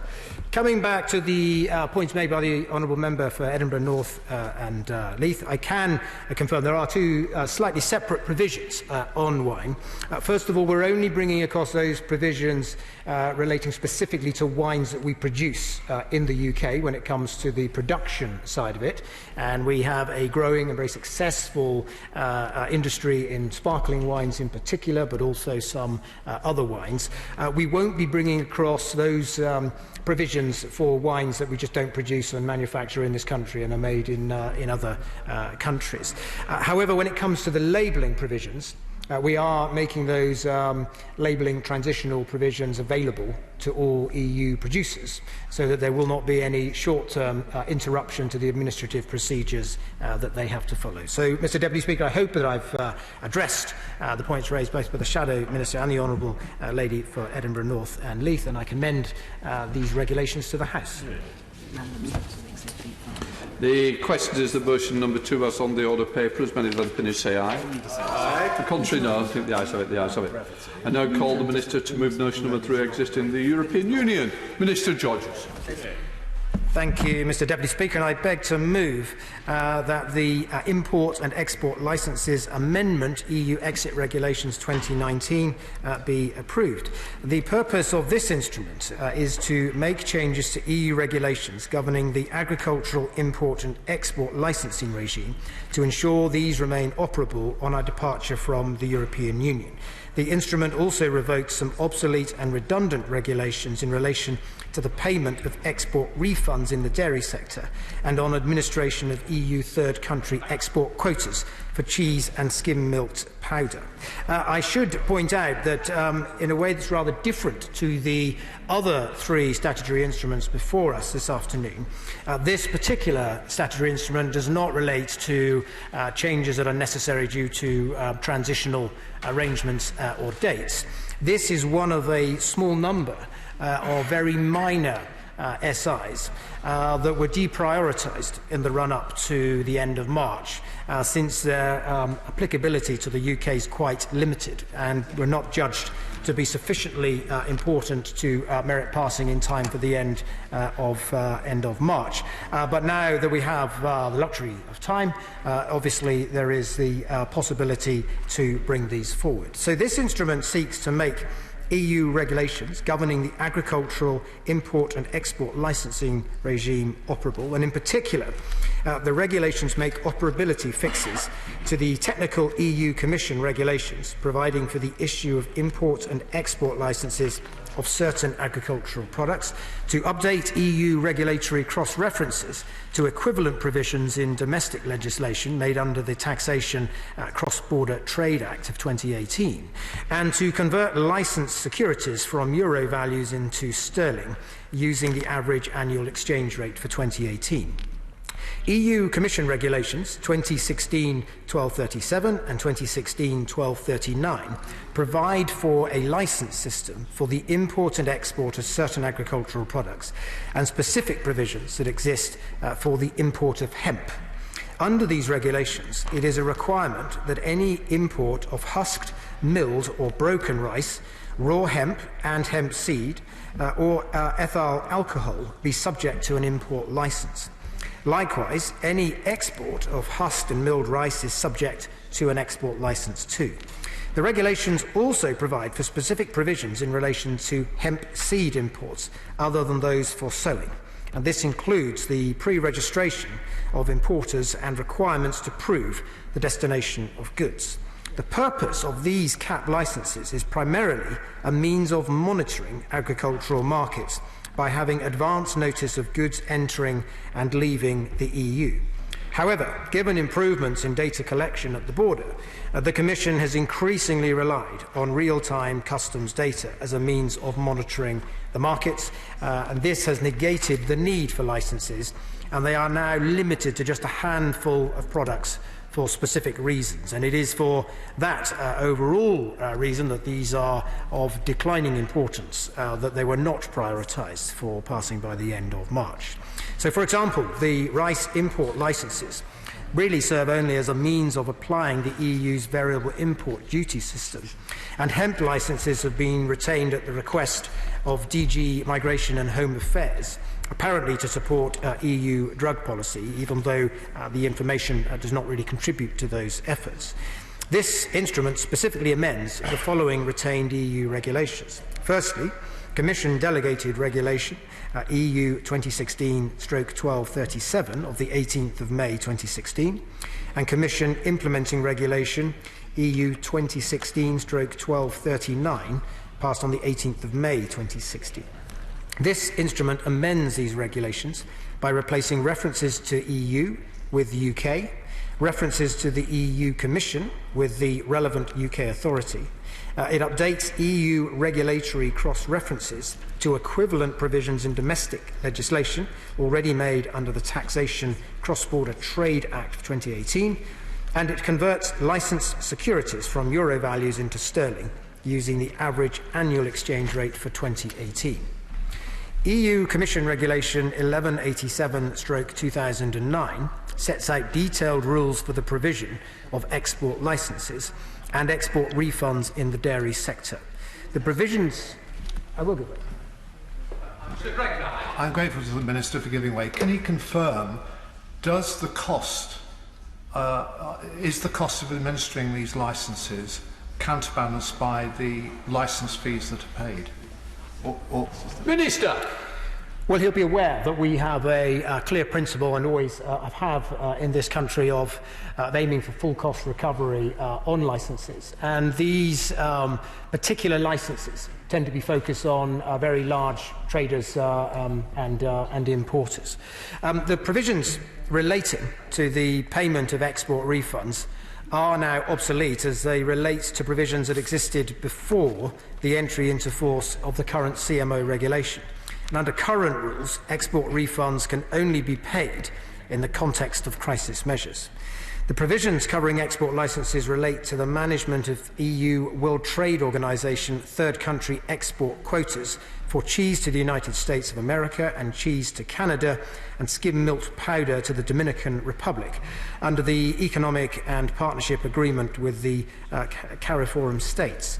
The UK access to these export quotas once we leave the EU is obviously uncertain since we'll no longer be an EU member, although negotiations with those countries over future TRQs are obviously ongoing.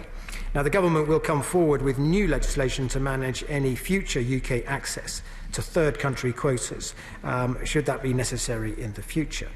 As these regulations are effectively obsolete or redundant in a UK context, this instrument revokes Commission Regulation number 1187/2009 of the 27th of November 2009. This instrument concerns only reserved areas of competence regarding import and export controls. However, DEFRA has engaged the devolved administrations on its approach to cap legislation under the European Union Withdrawal Act, including on this instrument, to familiarise them with the legislation ahead of laying. Therefore, Mr Deputy Speaker, commend these regulations to the House. Yeah. Now come to motion number 3 as on the order paper. Dr David Drew. Have we?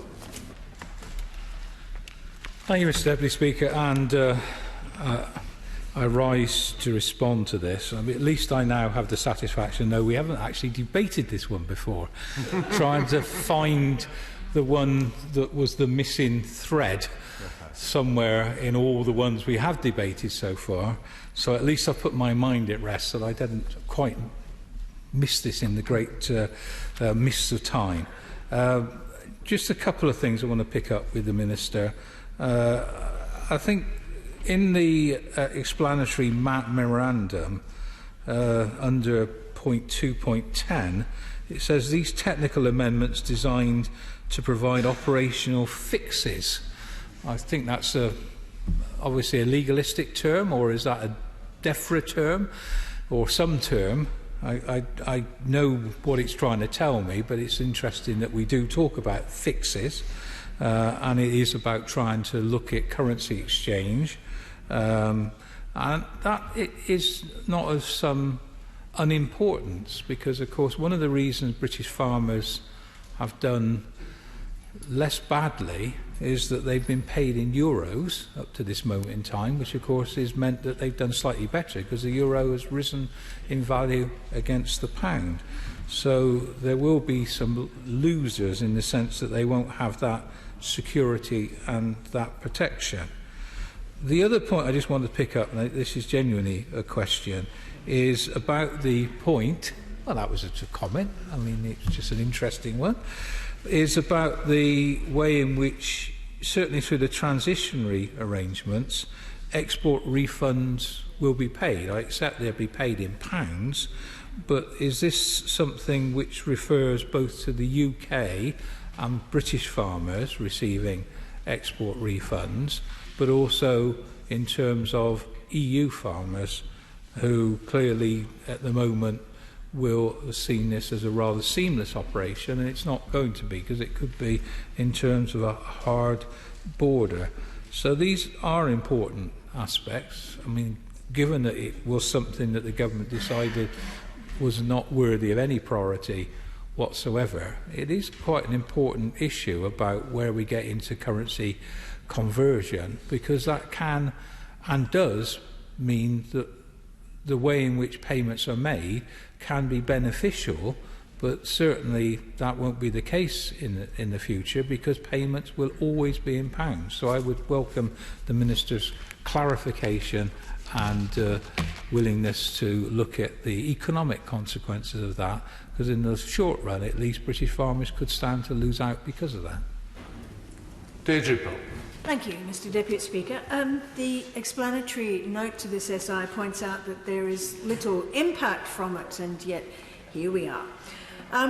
The Minister said it isn't very important too, but since it is about imports and exports, can he tell us whether tariff requirements will change some of the provisions in it? And can he tell us whether DEFRA has done any analysis of how the licence regime will impact upon businesses exporting and importing agri-products? What costs will industry have to bear? Jim Shannon. Thank you, Mr Deputy Speaker. And first of all, can I thank the Minister for bringing this forward. And in his early introduction, he referred to powdered milk as one of the products that he's referring to. And I just want to, in a very few minutes, Mr Deputy Speaker, I just make a comment in relation to that. In my constituency of Strangford, we have a large number of agri-food sectors who depend upon their export and their import licences. And one of those is Lakeland Dairies. They employ some 270 odd people in the constituency, and they're involved in the milk product coming in as a liquid. They have 2 factories in Northern Ireland, 2 factories in the Republic of Ireland. They're rather a unique position, Mr Deputy Speaker. I know I'm very encouraged by what the CEO, Michael Hanley, has said. He says whatever happens in this process of Brexit, whether it be a deal or no deal, we have to work with it. So I'm glad when the CEO of a major company has that attitude and that interpretation of what's happening. Along with the approximately 2,500 jobs that are involved in the agri-food sector in Mash Direct and Rich Sauces and Willowbrook Foods. We also have the number of farmers who feed into that process, in particular the ones who feed into Lakeland Dairies. We are the second highest milk producing area in the whole of Northern Ireland. Second, I understand, only to East Antrim. So we have a high quality product. We have a number of farmers who are committed, and I live in a farm and make that declare that as an interest. I know it's not a milking farm, it's not a dairy farm. My neighbour next door takes the land and he milks it, and therefore I suppose ultimately it's used for dairy as well. So my neighbours are dependent upon the process being easy to take forward. The milk product that Lakeland Dairies provide, the milk comes across the border, the powdered milk goes back across the border to the Republic of Ireland. It then comes across once more in the processed form because of the way the factories do it down south. And then ultimately in Newtownards, in Strangford, my constituency, the product is then packaged and then sent overseas. And just say to the former minister, forgive me for exports. My mind went blank now. Man, forgive me for that one. I know his name, but I can't remember his constituency, which is Liam Fox. So maybe that helps for the process. I'm really sorry about that. But anyway, the Hansard will correct that, and we thank them for that. And just to say that minister was responsible for ensuring that the export of the product from Northern Ireland and from the Republic of Ireland as well, ultimately, to China, and secured a contract for $250 million over 5 years. We're eternally grateful to the Minister and his department for ensuring that happened. But it's just to make sure that everything goes forward in the right way. The Minister, I think, also referred to, and I think I caught him right, that he said that his department had contacted the regional governments, and particularly when we don't have a functioning assembly, unfortunately, I presume that the contact was made with DERA, with the department. That would be the equivalent of DEFRA over here. I just want to ask, has that been done? Has contact been made with the Ulster Farmers Union as well, who represent the majority of the milk producers across Northern Ireland, and indeed has contact been made with the likes of Lakeland Dairies and others who depend upon this powdered product and the milk product crossing the border on a number of occasions. It's a high quality, great product. I just want to ask a question at the end, Mr. Deputy Speaker, and the question is this. With special reference to daily export, is the Minister aware of the onerous administrative burden that is added, and is there not only support but funding to help an interim change over a period? My company has said that they've had a number of questions. I think I've written to the department. To be fair, I think the Minister has also met them. I indeed can remember the day that the Minister did meet them on a separate occasion and a different responsibility. So I just want to make sure that Lakeland Dairies, who are an integral economic factor of progress in my constituency of Strangford, that they can retain the jobs that they have, that they can ensure that the milk producers feed in that process, and ensure when it comes to import and export licence regulation that those companies who create so many jobs, that create so much to the economy, that make my constituency of Strangford a stronger economic base for that everything will be in place for them. Thank you. For the record, North Somerset. Minister Eustace. Thank you very much, Mr. Deputy Speaker. And turning first to the points made by the Shadow Minister, he highlights the use of the term, which I think is even put in quote marks as fixes in the explanatory memorandum. In DEFRA, we like to fix things that are broken. And the truth is that in this, as in many other cases, simply bringing across retained EU law, it was always recognised that you would need to make some changes for the purposes of operability, and the types of fixes that are commonplace throughout this and all the other SIs are simply to replace the words European Union with UK, or to replace the competent authority as the European Commission with the relevant authority in the UK or the Secretary of State.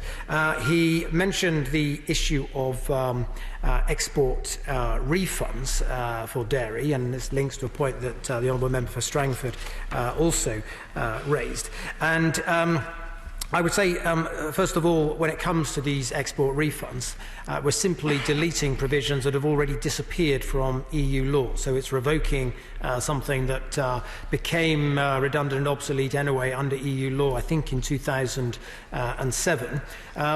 The EU thinking when it comes to export refunds has evolved in recent years, and there's a general consensus that they can only be used in extreme circumstances when you have a particular crisis, and there are other provisions in law to enable that to happen. So they would not be able to be used anyway, because the other associated legislation that would enable you to do it doesn't exist. So this is really a little more than a good housekeeping measure. Turning to the point raised by the Honourable Member for Strangford, which goes somewhat beyond the scope of the regulation, but I'll touch on it briefly, just to reassure him, the Government is absolutely fully aware of the potential problems that the Northern Ireland dairy industry in particular could experience in a no-deal scenario. It is the case that they export around 30% of their liquid milk to be processed in Ireland. That would be a problem if there were a requirement for export health certificates or indeed full tariffs applied. It would also be a problem for those cheese processors in the Irish Republic who would no longer have their supply of milk. So we hope obviously that this is something that can be resolved through negotiation, but I can reassure him that we're working very, very closely with DERA in Northern Ireland to identify all sorts of contingency arrangements and interventions that we would instigate if they were required. We'll give it, yep. Minister, again for that explanation, and thank him for all the hard work that he does in this department. It's good to see him in his place doing things that he did in the past and doing it well.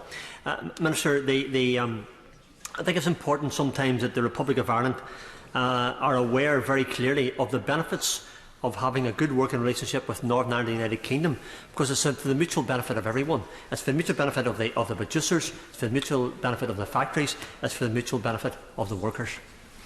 Minister.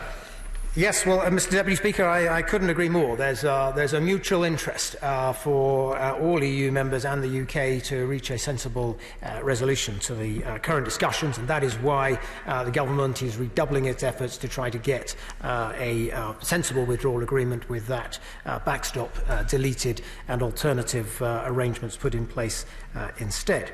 I turn now to the point raised by the Honourable Member for Edinburgh North and Leith, which also links to a point raised by my right honourable friend, the member for East Yorkshire. I'm aware my right honourable friend has raised this issue of cost recovery and charges with me in a different context, which I'm looking into. However, in this particular context, I can confirm that it's licence security that is offered, and it is returned once a licence is utilised within the specified criteria. So there are no costs to operators if they use the licence as specified, and therefore no economic implications. The Honourable Lady be aware that the impact assessment highlights the fact that any cost would be well below the threshold of 5 million, but I hope giving us additional information. We're talking here about a licence security that's returned. And of course, she must bear in mind that we're doing nothing that's not already currently done. So I know that she and others would ideally like us to remain in the European Union. She would face those costs and would be forced to have those costs and would never have the chance to be able to repeal them should she want to. We, at least, as a country about to become a properly independent, self-governing country again, would have the opportunity at a future date, if we felt it necessary, to repeal these particular provisions and save everybody the bother. Mr Deputy Speaker, I hope I've been able to address the various points raised, and I commend these regulations. The question is that motion number 3 is on the order paper. As many of that opinion say aye. Aye. On the contrary, no. I think the ayes have it. The ayes have it. I call the Minister to move motion number 4 on exiting the European Union. Minister. Thank you very much, Mr Deputy Speaker. I beg to move that the Pesticides Amendment EU Exit Regulations 2019, which were laid before this House on the 23rd of July, be approved.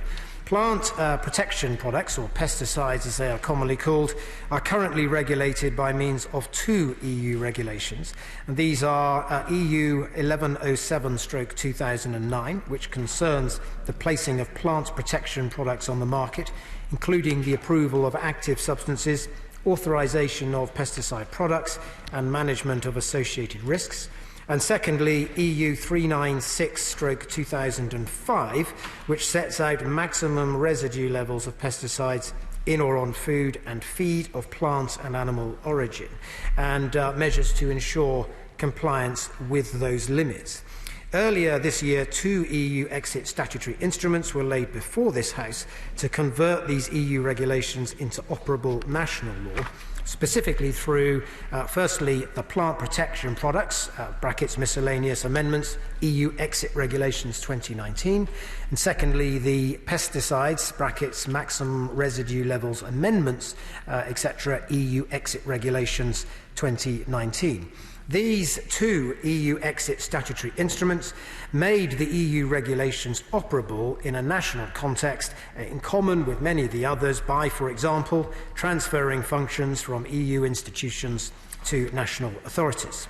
This further instrument, which we are considering today, is comparatively minor and takes forward some additional amendments which are required to ensure that the regime can continue to operate effectively.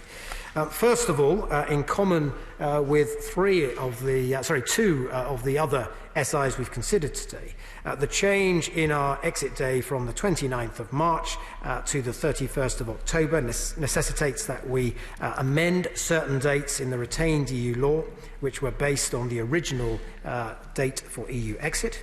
Secondly, further new EU legislation has also come into force during the extension period, after the Plant Protection Products and maximum residue limits EU exit SIs were finalised. The new EU legislation needs to be corrected, following the same approach as in the other SIs that I mentioned. Finally, this particular instrument fixes some errors within those earlier EU exit instruments, which I'll cover later. Yes. I'm most grateful to him for giving way. For the avoidance of any doubt, will he confirm that there is no measurable impact on business as a result of these particular regulations? Yes, I can confirm that, in the sense that all of these regulations are about continuity. It is about a continuity approach of simply making sure that where these authorisations are currently carried out and decisions made by the European Commission, they will in future be made either by the Secretary of State or the relevant authority. Some amendments are required, as I said, as a consequence of the change in our departure date. The plant protection product EU Exit SI in particular contained a number of transitional measures which apply until specified dates, and these have been updated in common with the approach taken on others. Given that the exit date is now the 31st of October, these transitional provisions would allow much less time to adjust than was originally intended, and this instrument therefore replaces dates that were calculated with the original exit date with a specified period of time after exit.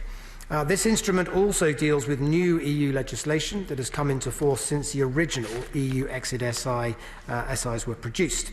The plant protection products and maximum residue level EU Exit SIs converted active substance and MRL regulations into a new national register, which gives effect to the provisions in a national context.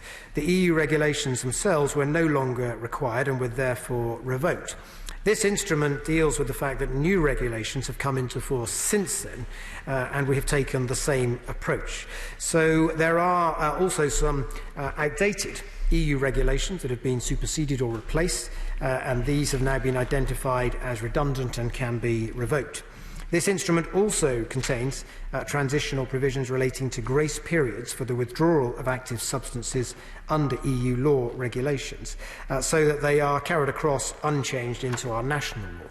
Finally, Mr Deputy Speaker, this instrument also fixes a number of technical errors that were made in the earlier EU exit instruments. The vast majority of these were very minor. However, I should draw attention to the fact that it did come to light that the earlier plant protection EU exit SI erroneously removed some provisions on the endocrine disrupting chemicals. This omission was purely unintentional, and therefore this instrument corrects that error. I will give way.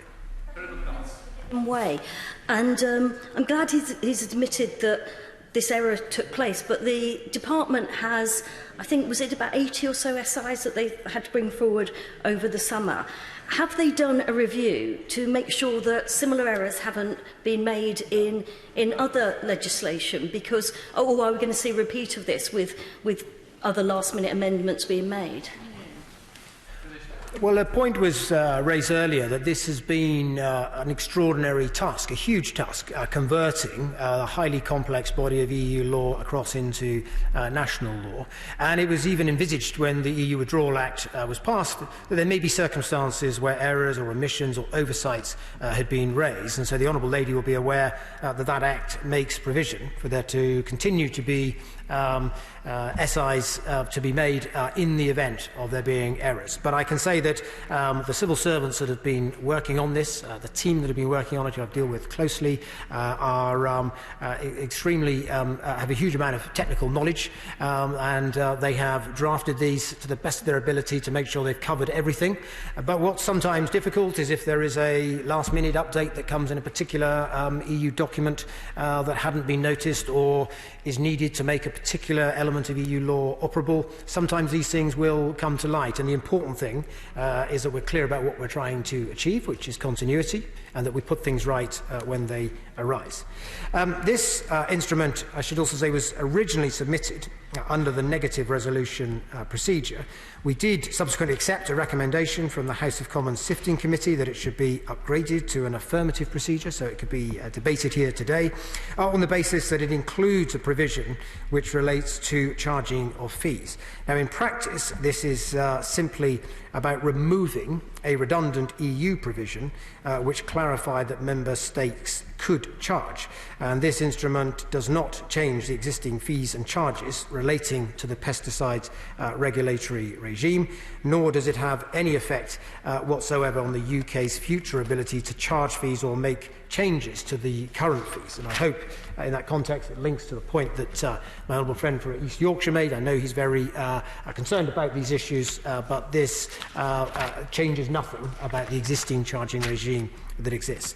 Finally, Mr Deputy Speaker, we have again on this, as in all the other statutory instruments, worked closely with the devolved administrations to develop this instrument, and they have consented to it being made on a UK-wide basis, and I therefore commend this instrument to the House.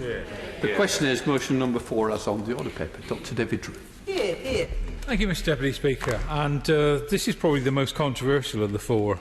What is the most controversial of the 4 SIs we'll be dealing with today? And we did have a forthright debate when this came upstairs on a previous occasion.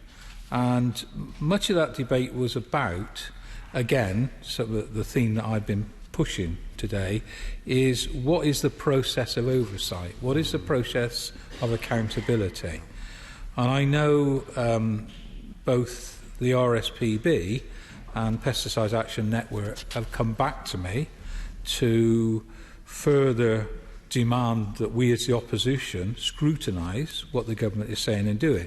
And it was at our behest that this was moved from the negative to the affirmative resolution process, and we were tempted to vote against it just on the basis that the government needs to explain better and to really be clearer how it intends to carry through, not just into legislative form, but in terms of practical applications. Because I said in an earlier intervention in these 4 SIs, this is about dissecting the parts that we have played in terms of the integration as a constituent partner within the EU, how we begin to pull away from that. And this involves 2 of our major agencies, the Food Standards Agency, but particularly the health, the HSE, health, the HSE being the agency that will almost certainly be responsible for testing this. So it's important that we know from the government what it intends to do and how it intends to do it. And the 6 points that both RSPB and PAN picked up were the loss of oversight checks and balances, a significant consolidation of power within the agency that as such does not exist at the moment. So that's why I refer back to both the FSA and the HSE, because they're going to have to certainly be responsible for this in the short run. The weakening of requirement to obtain independent scientific advice, again I've referred to previously. The weakening of other standards, the important parts regime left unclear or detailed to be filled in through guidelines. Now I accept that this today is partly about trying to clarify further where we might be in terms of those guidelines, but it isn't yet absolutely clear what is going to happen. Fifthly, the loss of capacity and lack of investment in the standalone regime. Again, keep referring to that. And as I said, and they confirm the mistakes that were made in drafting these SIs on a previous occasion. So we did have that debate, and the Minister did, I'm not sure which Minister it was now. I think it might have been his replacement, who he's now replaced. It was indeed the Honourable Member for Scarborough and Whitby. Did give me some assurances, but again, this is work in practice. This is work in progress and not necessarily something that has as yet been completely nailed down by this government. And again, it really becomes very important because I'm still not clear what's happened to the REACH directive, for example. Now, this will be a very major part of what the REACH directive, as constituted when it comes into UK law, what that then entails, because pesticides being an important part, or plant protection products, as they're properly referred to, will be an important part of where REACH, as constituted through British legislation, where that will be properly accounted for. So I would welcome the Minister has something to say about that. I mean, the chemical division of the HSE has 150 people, because it is largely operating within the framework of the EU. It won't be after the 31st of October. So it will be important to know exactly how and why this is going to be constituted in a different format, given that we still haven't got the environmental bill enacted. The other points I'd just like to make, which I think are important at this stage, is, and it is reiterating what I said at the previous committee stage, it is about some of the concerns, cost being one of them. The Honourable Gentleman opposite has looked at who is going to pay for this, because it is going to presumably be potentially more expensive because we've got a standalone regime. The nature of... I certainly give way to my honourable friend. I thank the Shadow Minister for giving way, and I share his concerns. One of my concerns is that the government may seek to recoup some of these costs or to make savings by the weakened requirement to obtain independent scientific advice. And as I understand it, it now says the assessing competent authority may obtain independent scientific advice where it considers it appropriate to do so, which is quite a bit weaker than the current requirement where it says they shall obtain advice, and that may be one way in which they would seek to save money. I thank my honourable friend, and of course that is one of the things we waxed lyrical about at the previous incarnation of this debate, where we did look at may is replacing shall and must, and that gives, dare I just say, a degree of wriggle room about how this is going to operate. So that again is something that really does need sorting out by the government, because it will be too late if we get to this stage in a month's time and it isn't at all clear what is going to happen. And this does matter because, again, farmers need clarity. I've read today the report on the ban on neonicotinoids. Now, I don't pretend to say I understand everything in it because I read it quickly, but it was quite an interesting paper to look at some of the scares that were put about, that neonicotinoids would lead to a dramatic reduction in both sugar beet and other products, whereas that doesn't seem to have been the case initially. So knowing about what pesticides are allowed, who is going to scientifically adjudicate on the safety of those pesticides, are we going to have a different regime, for example? I mean, for example, we could choose to ban glyphosates. Now, of course, that's something that the EU, largely at the instigation of British MEPs, decided not to do.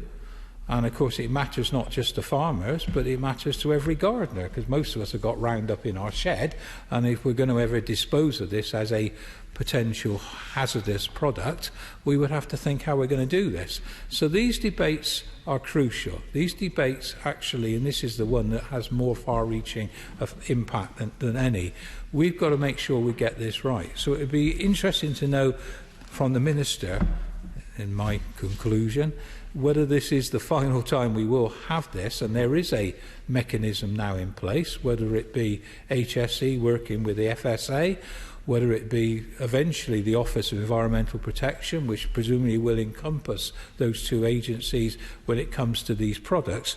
Where are we in terms of being able to really get down in detail to the way in which we are changing the nature of how the process of really looking at the scientific basis, how we deal with these potentially quite hazardous products, but products that farmers would argue are absolutely crucial to the way in which they're able to carry out their business.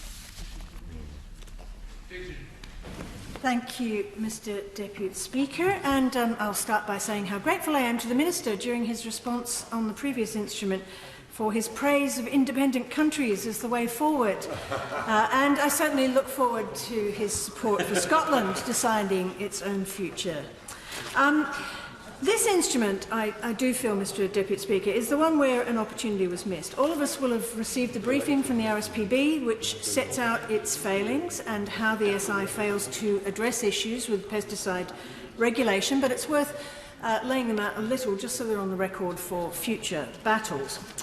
Oversight will be lost and power centralised. The new system will see new DEFRA secretaries having a great deal of say over what is considered appropriate.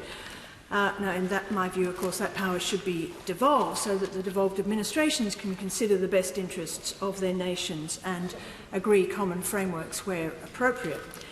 But gone will be the requirement to consult the scientists, allowing those who say experts who need them to have a free hand for dismantling sensible safeguards. That is a bad thing. We've seen the damage caused by disregarding experts. The revocation of EU regulations on pesticides without a corresponding set of safeguards being introduced seems another exercise in flinging caution to the winds. I do hope it is not part of the abandonment of the precautionary principle signalled by the previous DEFRA inhabitant, who also trumpeted the freeing up of genetically modified organisms and associated practices as one of the supposed benefits of Brexitania. And this SI also leaves big chunks of the regulatory landscape barren, with the future to be mapped out in guidelines rather than legislation. That is something that is likely to leave regulators flying by the seats of someone else's pants. Pesticides, fertilisers and GMOs will be the touchstones of the future battles on food safety, and this marks a reduction of our protections, which does not bode well for the future. It doesn't bode well either for protecting our food against low-quality imports. Can the Minister give us a guarantee now, here and now, that hormone-pumped beef and chlorine-washed chicken from the US will not be allowed onto our supermarket shelves? Well, these will be battles we will return to time and again, no doubt, and this instrument, like the others, will pass today. It will be an irony, perhaps, Mr Deputy Speaker, that this represents the first points on the board of this Prime Minister's time in office, and they are SIs which were written for his predecessor's government. Minister. I do apologise. I forgot that you're missing two, but coming in on the last. Andy Martin. Don't forget him. Thank you, Mr Deputy Speaker. Whatever the risks to food safety and to agricultural producers and retailers from any errors that might be in the other SIs dealing with markets and import and export licences are massively enhanced by the risk of any errors in any SIs pertaining to pesticides. This SI amendment identifies serious errors in the previous SI and gives us no confidence that there will not be other errors in other SIs which deal with regulations from the European Union which protect our health and protect our environment. It makes... I'm not enough of a lawyer to know whether it makes any difference to somebody who wishes to try and get away with an increased residue of 1,4-dimethyl naphthalene that it actually identifies in the previous ISI as 1,4-dimethyl naphthalene. However, there are other errors which clearly would allow the use of dangerous pesticides, dangerous quantities of pesticides, or indeed inappropriate applications of pesticides if they had not been corrected in this SI. And I direct you to Regulation 6.4, which reverses the erroneous omission of provision of an Annex 2 to Regulation EC number 1107/2009. The problem we have is that with the great, long, convoluted and dry naming of all of these SIs, it is extremely difficult to identify where the errors are going to be. However, they are really important. In this particular case, if we had not had this correction in this SI, we would not have been able to prohibit the approval of active substances, safeners and synergists, which have endocrine-disrupting properties. Endocrine-disrupting properties have a significant effect on animal and human health. There is a real risk that if there are similar errors in other SIs, we could open ourselves up to unhealthy reduction of our safeguards as part of negotiations to achieve a trade deal with the United States, where we know that environmental health and human food safety take a back seat to profitability, and in particular the United States producers' own profitability. Our food safety and health and the health of our environment should not be up for negotiation in the future, and if we leave without a deal, we have a real fear that there are other SIs which will open us up to that danger. Thank you, Mr Deputy Speaker. And on that final point raised by the Honourable Member for Ipswich, I think I've addressed previously this issue of errors. This is a vast undertaking bringing across these statutory instruments. It's inevitable that there would be a few errors, and the EU Withdrawal Act made provision to deal with those even after exit, and I've explained very clearly that there was a simple oversight in the case of endocrine disruptors in this particular statutory instrument. But I want to address predominantly, Mr Deputy Speaker, this issue of oversight, which was the principal concern raised by both the Shadow Minister and also the Honourable Member for Edinburgh North and Leith. And I would say that it's important to recognise that we, as the UK, have always been recognised as the leading country in the European Union for our chemicals and pesticide expertise. The Chemical Regulations Directorate that sits within HSE are the driving force behind most of the EU working groups where they consider issues around pesticides. We provide, through those working groups, our technical expertise to the European Union. It benefits from our technical input. Yes, there is a role as well for EFSA, the European Food Safety Authority, and also ECHA, the European Chemicals Agency. But we should not underestimate the incredible technological and technical expertise that we have in this particular field. In addition to the CRD that sits within the Health and Safety Executive, we also benefit from advice from the Expert Committee on Pesticides, which is a panel of leading academics with knowledge in this area. And we also have an Expert Committee on Pesticide Residues, which assesses all of the evidence on both imported and homegrown foods to look for trends in breaches on maximum residue limits. And when we leave the European Union, all of the existing methodologies for assessing pesticides at a European level will be brought across, including the so-called endpoints, that is the thresholds that are applied, including the precautionary approach. Indeed, that key regulation, 1107/2009, was largely drafted by British officials based in the CRD. So we will be bringing all of that across in the first instance. It is also the case that this idea that there will no longer be technical or scientific assessments is a misunderstanding. I'm told that there are, in the vast majority of cases, where there's a reference to shall in the context of requiring scientific input, where it's shall specified in the EU regulations, it remains as shall in the UK ones.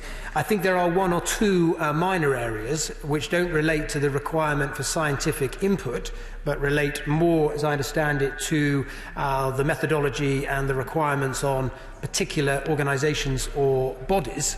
It's not appropriate to convert shall in that same way, since we don't have to have exactly the same institutions and organisational structure that the European Union has to carry out those effective scientific assessments. But I can reassure honourable members that we will continue to have scientific assessments. Science will continue to lead all of our decisions on pesticides in future, and that we have some of the best technical expertise in this field. So I hope, Mr Deputy Speaker, I've been able to provide reassurance on that point, and obviously the main purpose of these particular statutory instrument is around changing the dates for the transition. The question is motion number 4 as on the order paper. As many of that opinion say aye. Aye. I think the ayes have it. The ayes have it. We now come to petition. Valerie Vars. Thank you, Mr Deputy Speaker. Mr Deputy Speaker, the petition is from Park Hall Women's Institute, Walsall, who are residents of the United Kingdom. The petitioners are concerned that the Midlands freewheelers, which transport blood, X-rays, tissue samples, platelets, breast milk for premature babies, chemo drugs and other emergency medical supplies across Birmingham and the Black Country on behalf of the NHS, are not permitted to use designated bus lanes when transporting these emergency supplies. The petitioners therefore request that the House of Commons urges the Government to consider allowing Midlands freewheelers to use designated bus lanes so that essential emergency supplies can be delivered without delay. There are 45 signatories to the petition in similar terms. Well done.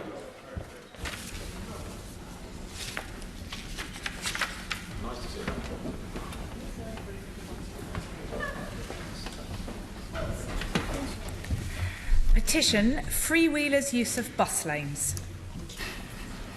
Well done, Valerie. It's great. I beg to move this House to now adjourn. The question is, this House to now adjourn. Caroline Noakes. Thank you, Mr Deputy Speaker, and I would like to start by thanking the Speaker for having granted this debate.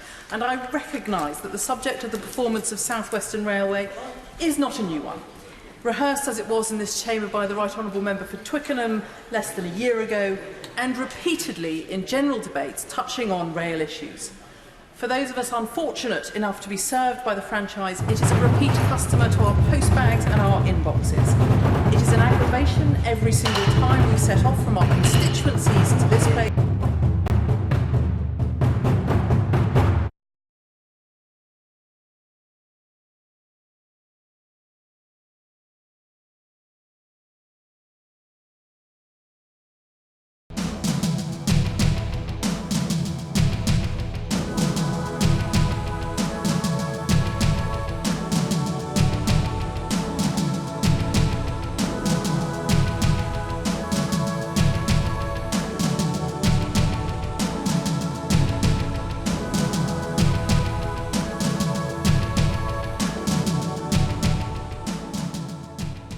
Well, it's lovely to be out on such a sunny evening in Edinburgh, but it's a shame that we have to be out tonight protesting against the two-child cap and the rate clause.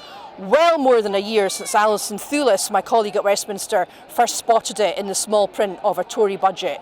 Very glad to see such a huge demonstration today and so many people still coming along 1 year after the rate clause came into force to show their opposition to this vile and despicable policy. The UK government have never been able to justify this policy, and we saw that this week with Esther McVeigh's pathetic attempts to say that the rate clause was somehow double support for women and that gives them some kind of chance to talk about the most appalling and disturbing experience of their life.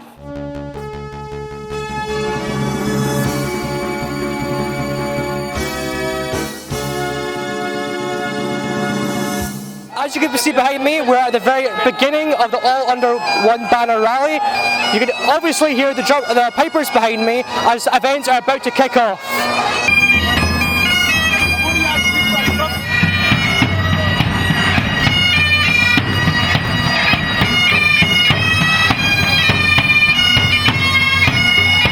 It's time to aim high, look resolutely outwards, and never, ever accept second best. Above all, it's time to believe that we can. We can build that better country we know is possible. And friends, we will. If you enjoy watching our programmes, please help us to be Scotland's independent broadcaster by signing up to become a Broadcasting Scotland supporter.